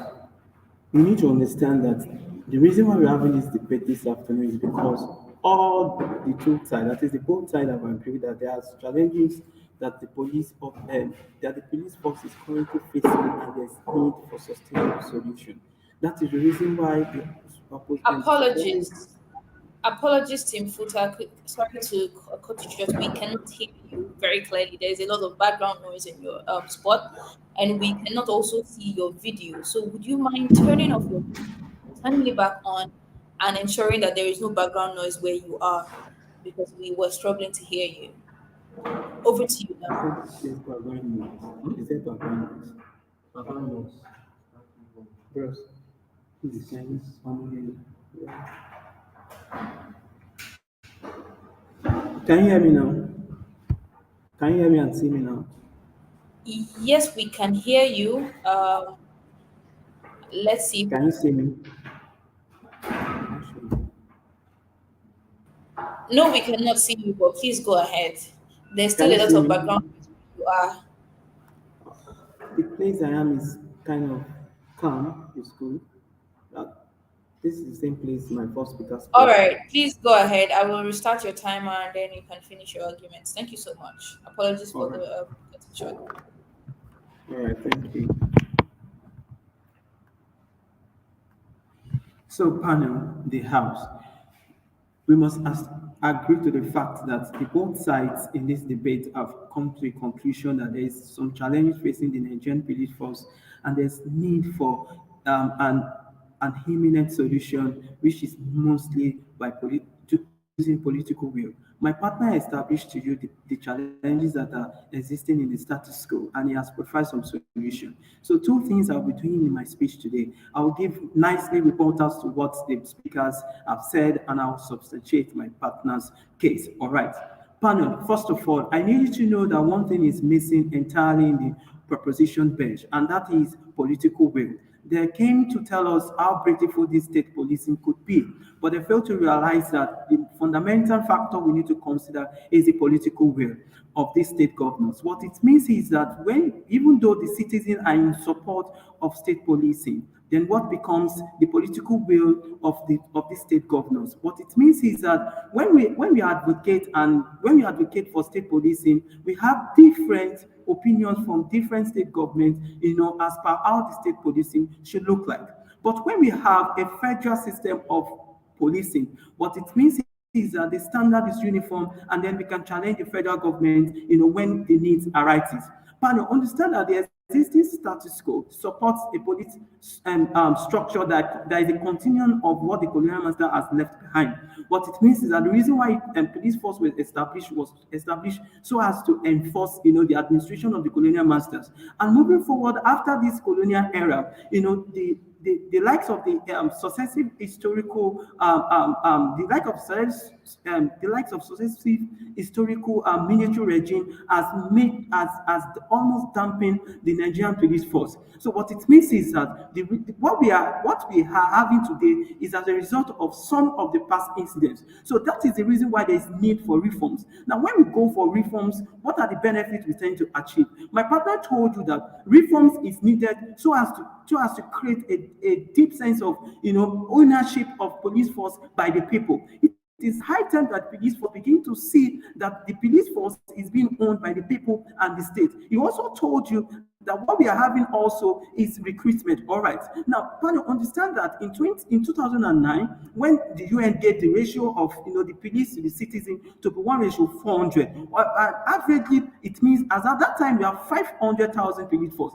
Fast forwarding to the present day reality, panel, it means that the police structure has been overstretched. So that is the reason why we are having some of these irregularities in the police force. So to cram it all, there's high time we need reforms than to create structures that will not be sustainable. Thank you for listening. All right, thank you so much, team. Federal University of Technology, Akure. We have now heard arguments from the first and second speakers from both parties. I will now open the floor for a 30 minutes cross-examination from the University of Ibadan. Please remember that your cross-examination should be used to ask questions, clarifying questions for the arguments that have been laid out by your opponents. So University of Ibadan, I believe that Abdul Habib Akorede is your speaker for this round or this cross-examination round, and you have the floor now.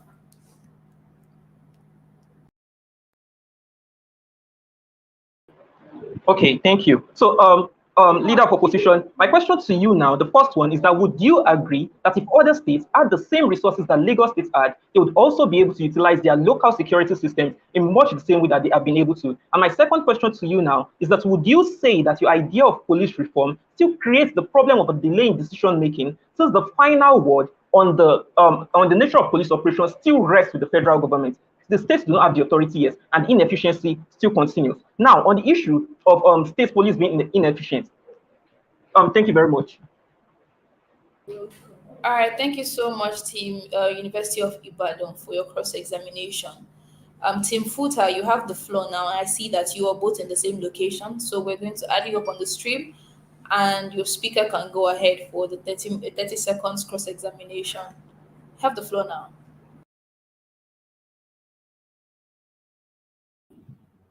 Do you agree that most states are unable to fund the state policing by themselves? Ladies and gentlemen, so far as the opposition side have failed to prove that states would be able to fund this, we believe that they lose today's debate. More so, we want to show you that federal government would definitely not want to fund this, as they believe that state governments now want to become independent. Do you agree that when federal government stop to fund states, that the security of those states would definitely crash? Panel will say a very big yes to that. This is what we say. So I'm sorry, the time is not counting. All right, thank you. Actually, your time was up a couple of seconds ago. You had 30 seconds. Thank you so much for making your points. I will now open the floor once again to closing statements from the University of Ibadan and same from the Federal University of Technology, Akure. 1 minute. University of Ibadan, you have the floor now. I think Abdul Habib will take the closing statements. I believe you're the first speaker, Abdul Habib. So you have the floor now.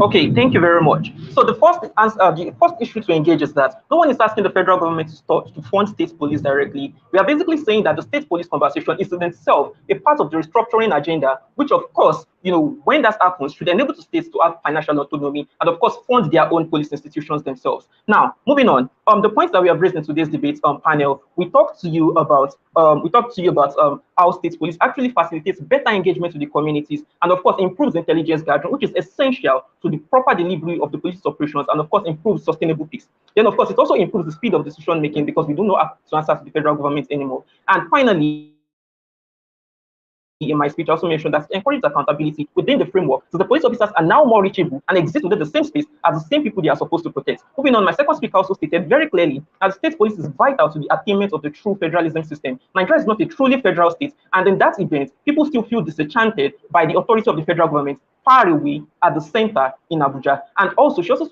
mentioned the challenge of political will in implementing many of these reforms. And Mr. Speaker, for this reason, we believe we deserve to win this debate. Thank you very much. All right, thank you so much, Team University of Ibadan, for your closing arguments. Interesting arguments so far.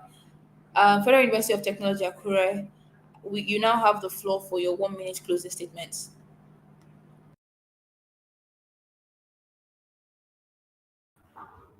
Okay.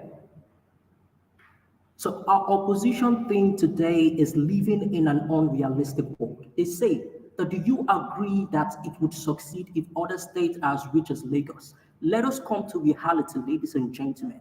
Other states are not as rich as Lagos. Most states in Nigeria are not rich, which means that means of funding would not exist. And when funding do not exist, it means the whole security system would crash. Secondly, ladies and gentlemen, he said states would have financial autonomy. Understand that they are still struggling with other sectors, educational sector, and the likes. Panel, adding this to them would crush the whole security system and make it unsustainable. This is what they think they achieve on their side. That they bring people who are very close to the people to them. This is what we say. We want to reform the system that indigenous of those states would be in those states. That is what we achieve on our side. Thank you. All right, thank you so much, Team Federal University of Technology, Akure. Interesting conversations so far. We have even now come to the end of today's elimination rounds with University of Ibadan and Federal University of Technology, Akure going on the motion, is state policing the solution to sustainable peace in Nigeria? I will now give the judges the opportunity to give their feedback and observations for this particular round. As the judges are getting ready to start speaking, I'd like to tell our audience online that we now have the results from the first three rounds. And by the time the judges are done speaking, we will also have the results from these last three rounds of the debates today. So once the judges are done speaking, we're going to go for a very short commercial break. And when we return, we will be announcing the winners for today's round of the elimination rounds of the Youth Leadership Debate competition. Thank you so much. Judges, over to you. I will be starting with Miss Christabel. Miss Christabel, do you have any feedback for University of Ibadan and Federal University of Technology, Akure? You have the floor.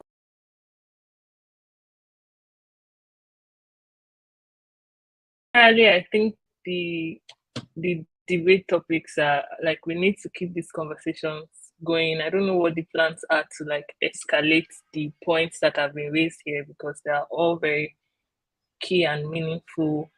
And I just want to say kudos to the teams for the efforts that they put in. They raised really big points, and it would be nice to hear them like on larger platforms because everybody needs to know, all of these things. So well done, everyone. All right, thank you so much, Christabel, for your feedback. Yes, we do. The point of this debate competition is to really bring out advocacy, youth advocacy, on help people to understand that youth have something to say and they're saying it. So yes, we'll be doing a lot more to publicize the thoughts from this room today. Thank you so much, Christabel. Ebenezer and David, do you have any feedback for the debaters today? All right, David, Ebenezer, do you want to go first, David? Okay. Okay. No, I mean, just to say that speaking as a policy person, and David also would allude to this because the work we do at the NESG, speaks to a lot of like policy arguments and trying to ensure that both sides of the arguments are very well heard. And I think that I was just really proud listening to young people argue from both sides in a very logical way and argue in a way that sort of brings reality as well into the perspective. So just to say kudos, maybe this is the best. I mean, sorry for being biased, but maybe this is the best session from from the ones we've listened to. Very solid arguments from UI and Futa. It will be very difficult to score this one. But just to say that, I think that if we keep this culture of being able to discuss in an evidence-led way in your everyday conversations, in our social media conversations, we can pretty much influence our peers, influence conversation, ensure that the kind of conversations that are out there about political issues are very informed. And I'm happy that we have champions like you who will continue to do this, not just for this competition, but just for your everyday life when you engage. So just to say, keep it up, keep it up. You guys are giving us a very difficult task to to judge this particular session. Over to you, David.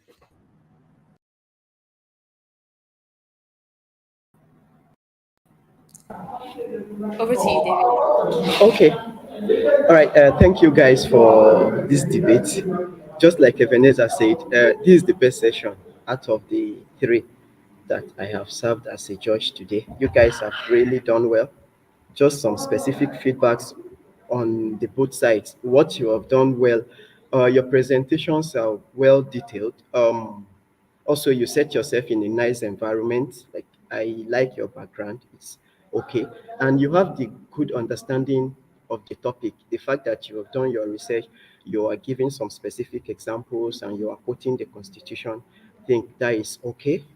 Then for the uni Abuja, I think you may need, maybe subsequently, you may need to improve on your time management. You said a lot. The first speaker, it seems you have the Nigerian constitution in your head, just like that. You did a very amazing job, but in terms of time management, maybe you can do better than that. For the Akure, yes, the first speaker, I like the way you came up. You were talking like a motivational speaker, like trying to convince people, and you did very very well. I like the way you put yourselves together, the way you put your thoughts and your words together is fine. But when you were starting, it seemed you had something by the side you were looking into, like you will look into it and then you come back to the screen. And so maybe next time just put it directly behind the camera so that we won't see that you are looking elsewhere. In terms of time management, both of you did very well. Overall, this is the best that I've had today. You guys did well.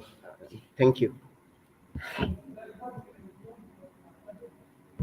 All right. Thank you so much, judges, for your feedback.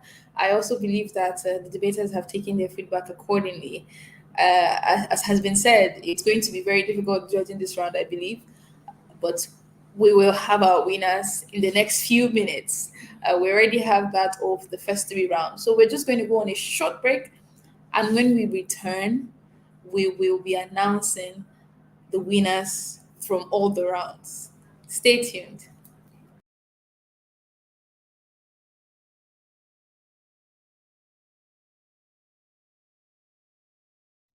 There's a huge innovation gap on the continent. You have young people who are talented and largely driven by passion, who go into starting enterprises without the requisite skills, knowledge, resources, relationships to be able to take them sustainably. We couldn't sustain the programs we did. We lacked financial capacity. It was just at the point where I was almost going to stop the idea. The SIP Social Innovators Program was designed so that we can bridge that gap. We can fill that gap of capacity. Indirectly, when they invested in me as a young person, they've invested in the over 11,000 plus women that we've been able to empower. We're able to provide relief materials to over 3,000 inmates. For just the last 3 years, after being a LEAP fellow, we are able to achieve that goal to the highest level we can think about.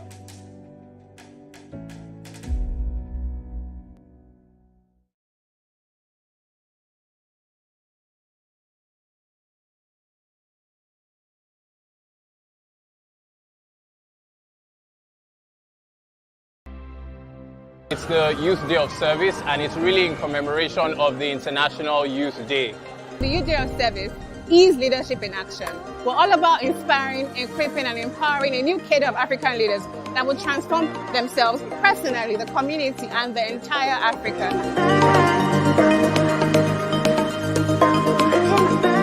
This is important because we're trying to also just promote and encourage volunteering. Everyone has come out today. Some of our partners have come out today to volunteer and support.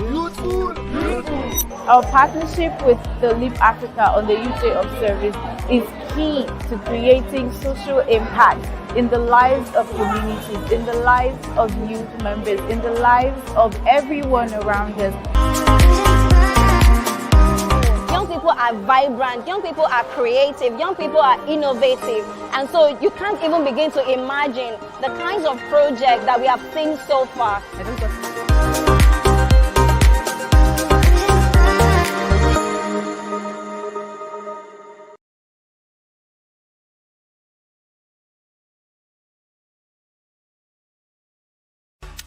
Are you tired of feeling like you're not making a difference in your community? There's a huge innovation gap on the continent. You have young people who are talented and largely driven by passion, who go into starting enterprises without the requisite skills, knowledge, resources, relationships to be able to take them sustainably.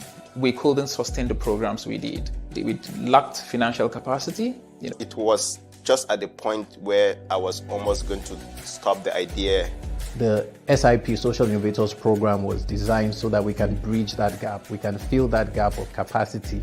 Indirectly, when they invested in me as a young person, they've invested in the over 11,000 plus women that we've been able to empower. We're able to provide relief materials to over 3,000 inmates. For just the last 3 years, after being a LEAP fellow, we are able to achieve that goal to the highest level we can think about.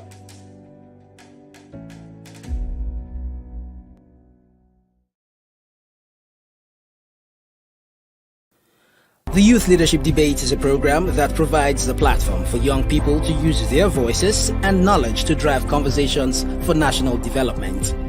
It is an initiative of the Nigeria Youth Futures Fund, NYFF, implemented by Leap Africa in collaboration with the MacArthur Foundation and the Ford Foundation.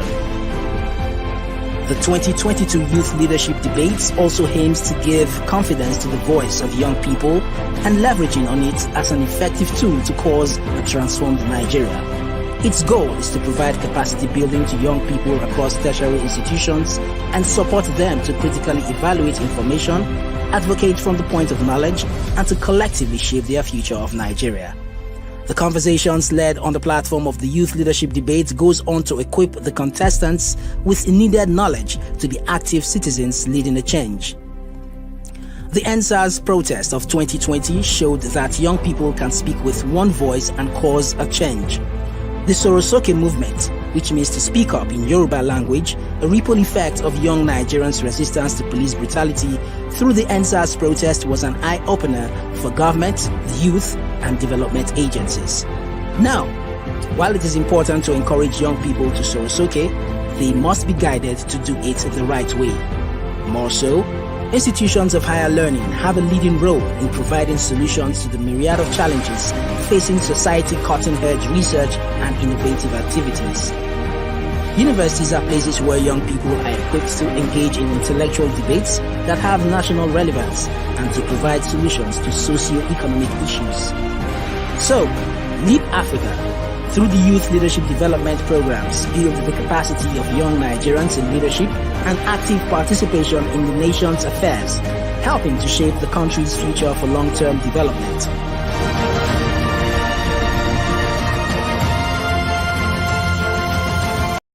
There's a huge innovation gap on the continent. You have young people who are talented and largely driven by passion, who go into starting enterprises without the requisite skills, knowledge, resources, relationships to be able to take them sustainably. We couldn't sustain the programs we did. We lacked financial capacity. It was just at the point where I was almost going to stop the idea. The SIP, Social Innovators Program, was designed so that we can bridge that gap. We can fill that gap of capacity. Indirectly, when they invested in me as a young person, they've invested in the over 11,000 plus women that we've been able to empower. We're able to provide relief materials to over 3,000 inmates. For just the last 3 years, after being a LEAP fellow, we are able to achieve that goal to the highest level I can think about.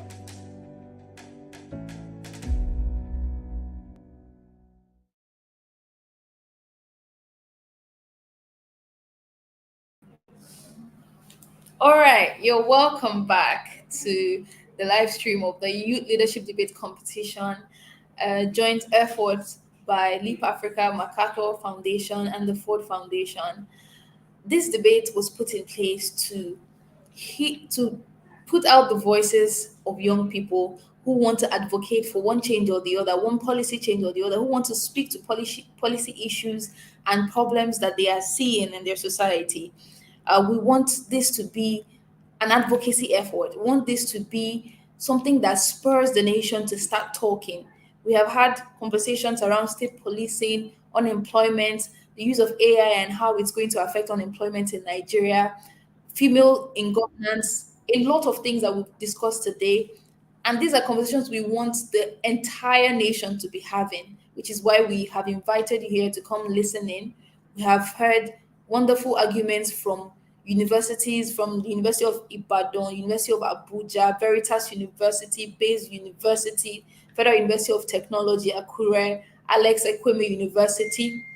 We've heard a lot. We've had a lot of insightful conversations.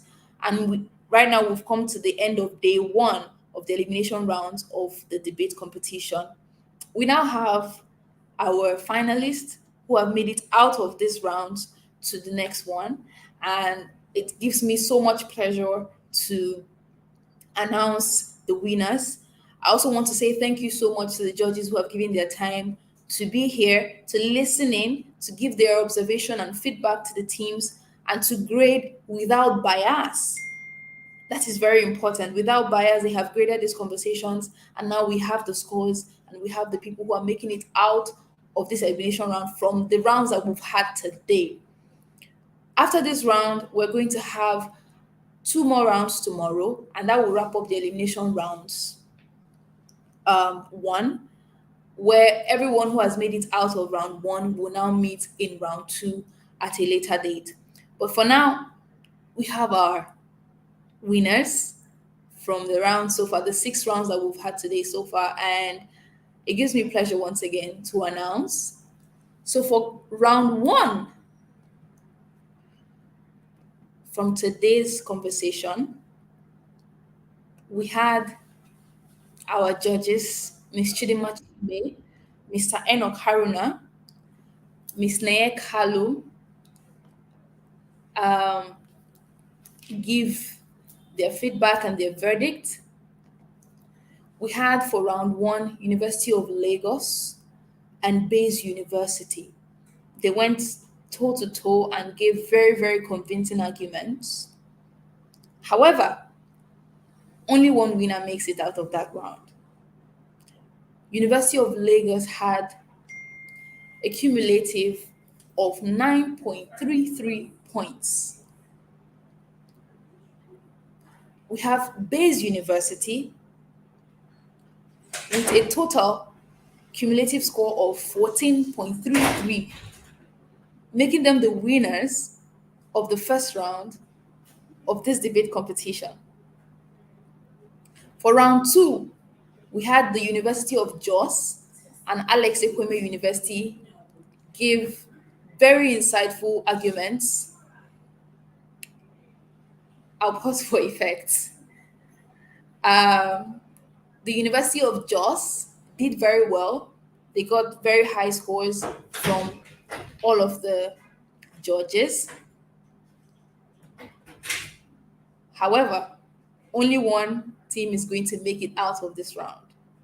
We have the University of Jos with a cumulative score of 10.33, and Alex Ekweme University of Technology, Federal University rather, with a cumulative score of 10.66 points, making them the winners of the round 2. Congratulations to Alex Ekweme Federal University. You have made it out of this round successfully.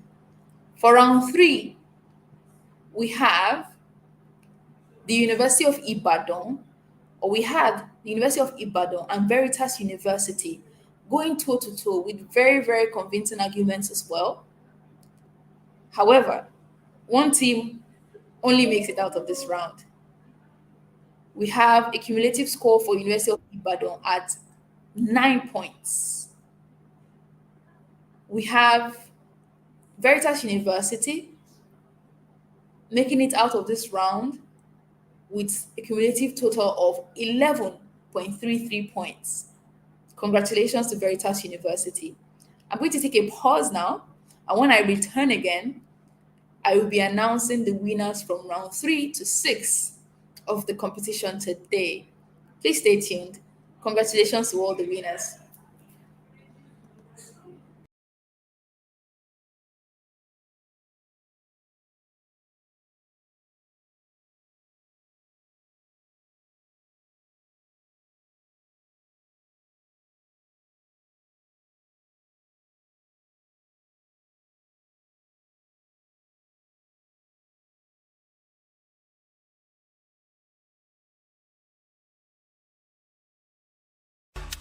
Are you tired of feeling like you're not making a difference in your community? Do you want to take action and create a better future for yourself and others?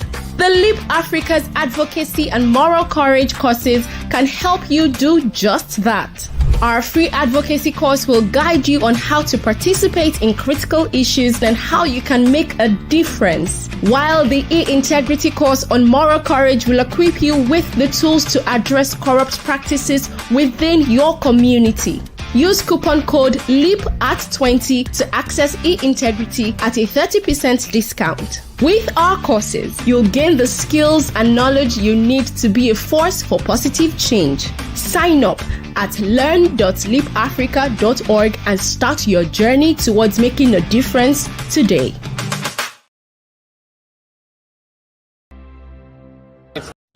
There's a huge innovation gap on the continent.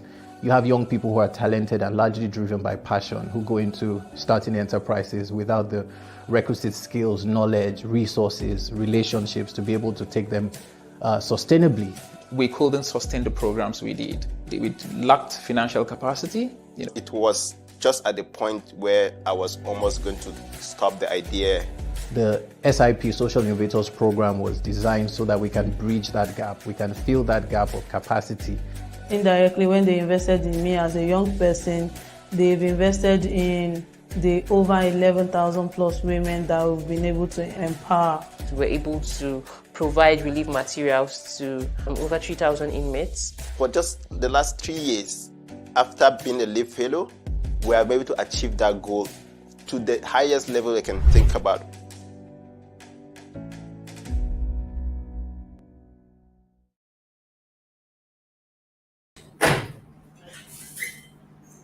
All right. You're welcome back, everyone. We did pause for effect, and I hope that the winners of the rounds that have been announced are rejoicing, as is their right. I also want to say thank you to all the people who came second from their rounds. You did very, very good. Of course, you also heard the feedback from the judges, and they had very positive things to say about each of the rounds. I will now go ahead to announce the winners from round 4 to 6. And they go as follows. We had in this round the judges, Mr. David Omata, Mr. Ebenezer Wikina, and Ms. Christabel Ibinabo Altrade, who gave their scores. For round 4, we had Obafemi Awolowo University and Veritas University.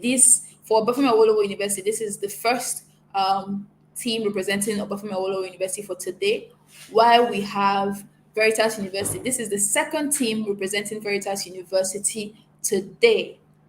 Of course, one of the teams has to make it out of this round as the winner. For Obafemi Awolowo, they had a cumulative score of 10.86 points. Please remember that each team here had a total attainable score of 16. So for every point that you hear, you have to put it together, put it close to 16.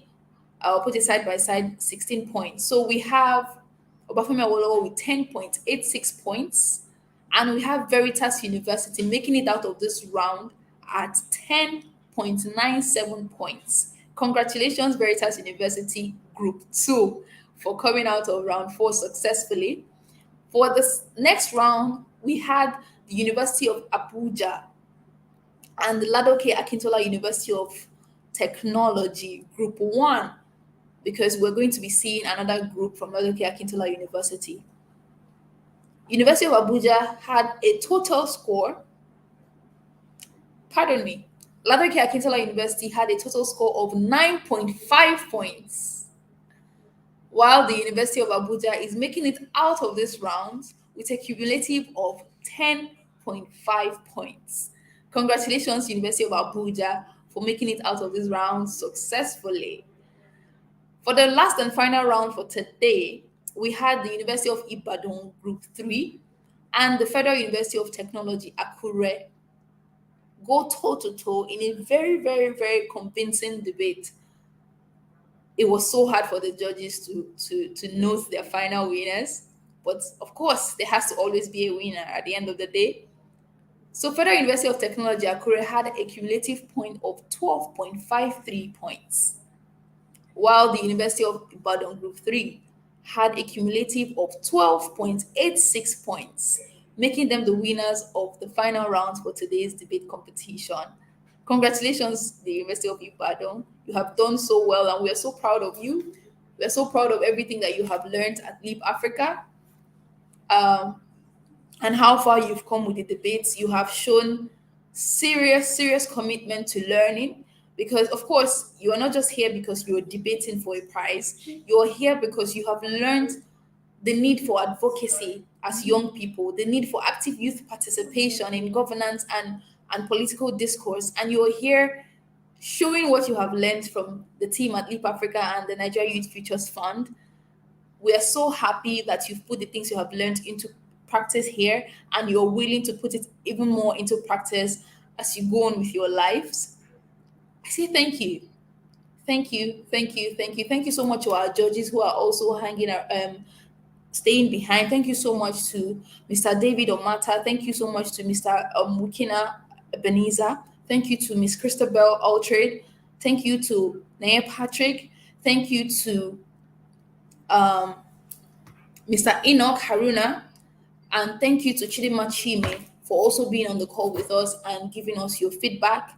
Thank you to our online audience who have put in their comments on the chat box, sharing their teams. We say thank you, thank you, thank you, thank you. Please do not forget to continue the conversation on social media, on Twitter, on Instagram, Facebook, wherever you might be chatting in.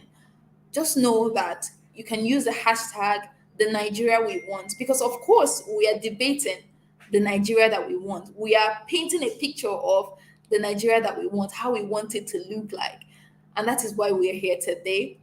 We'll meet you again same time tomorrow with 6 more teams who will also be debating very crucial topics and painting a picture of the perfect Nigeria that we want. Please stay tuned with us. Come with us tomorrow and the day after. And stay tuned for any other conversation that may be coming up from the stables of the Nigeria Youth Futures Fund, Leap Africa, MacArthur Foundation, and Ford Foundation. Thank you so much for being here. We appreciate you and we appreciate your time. I remain your host, Ijoma Kalu. Do have a nice day from here.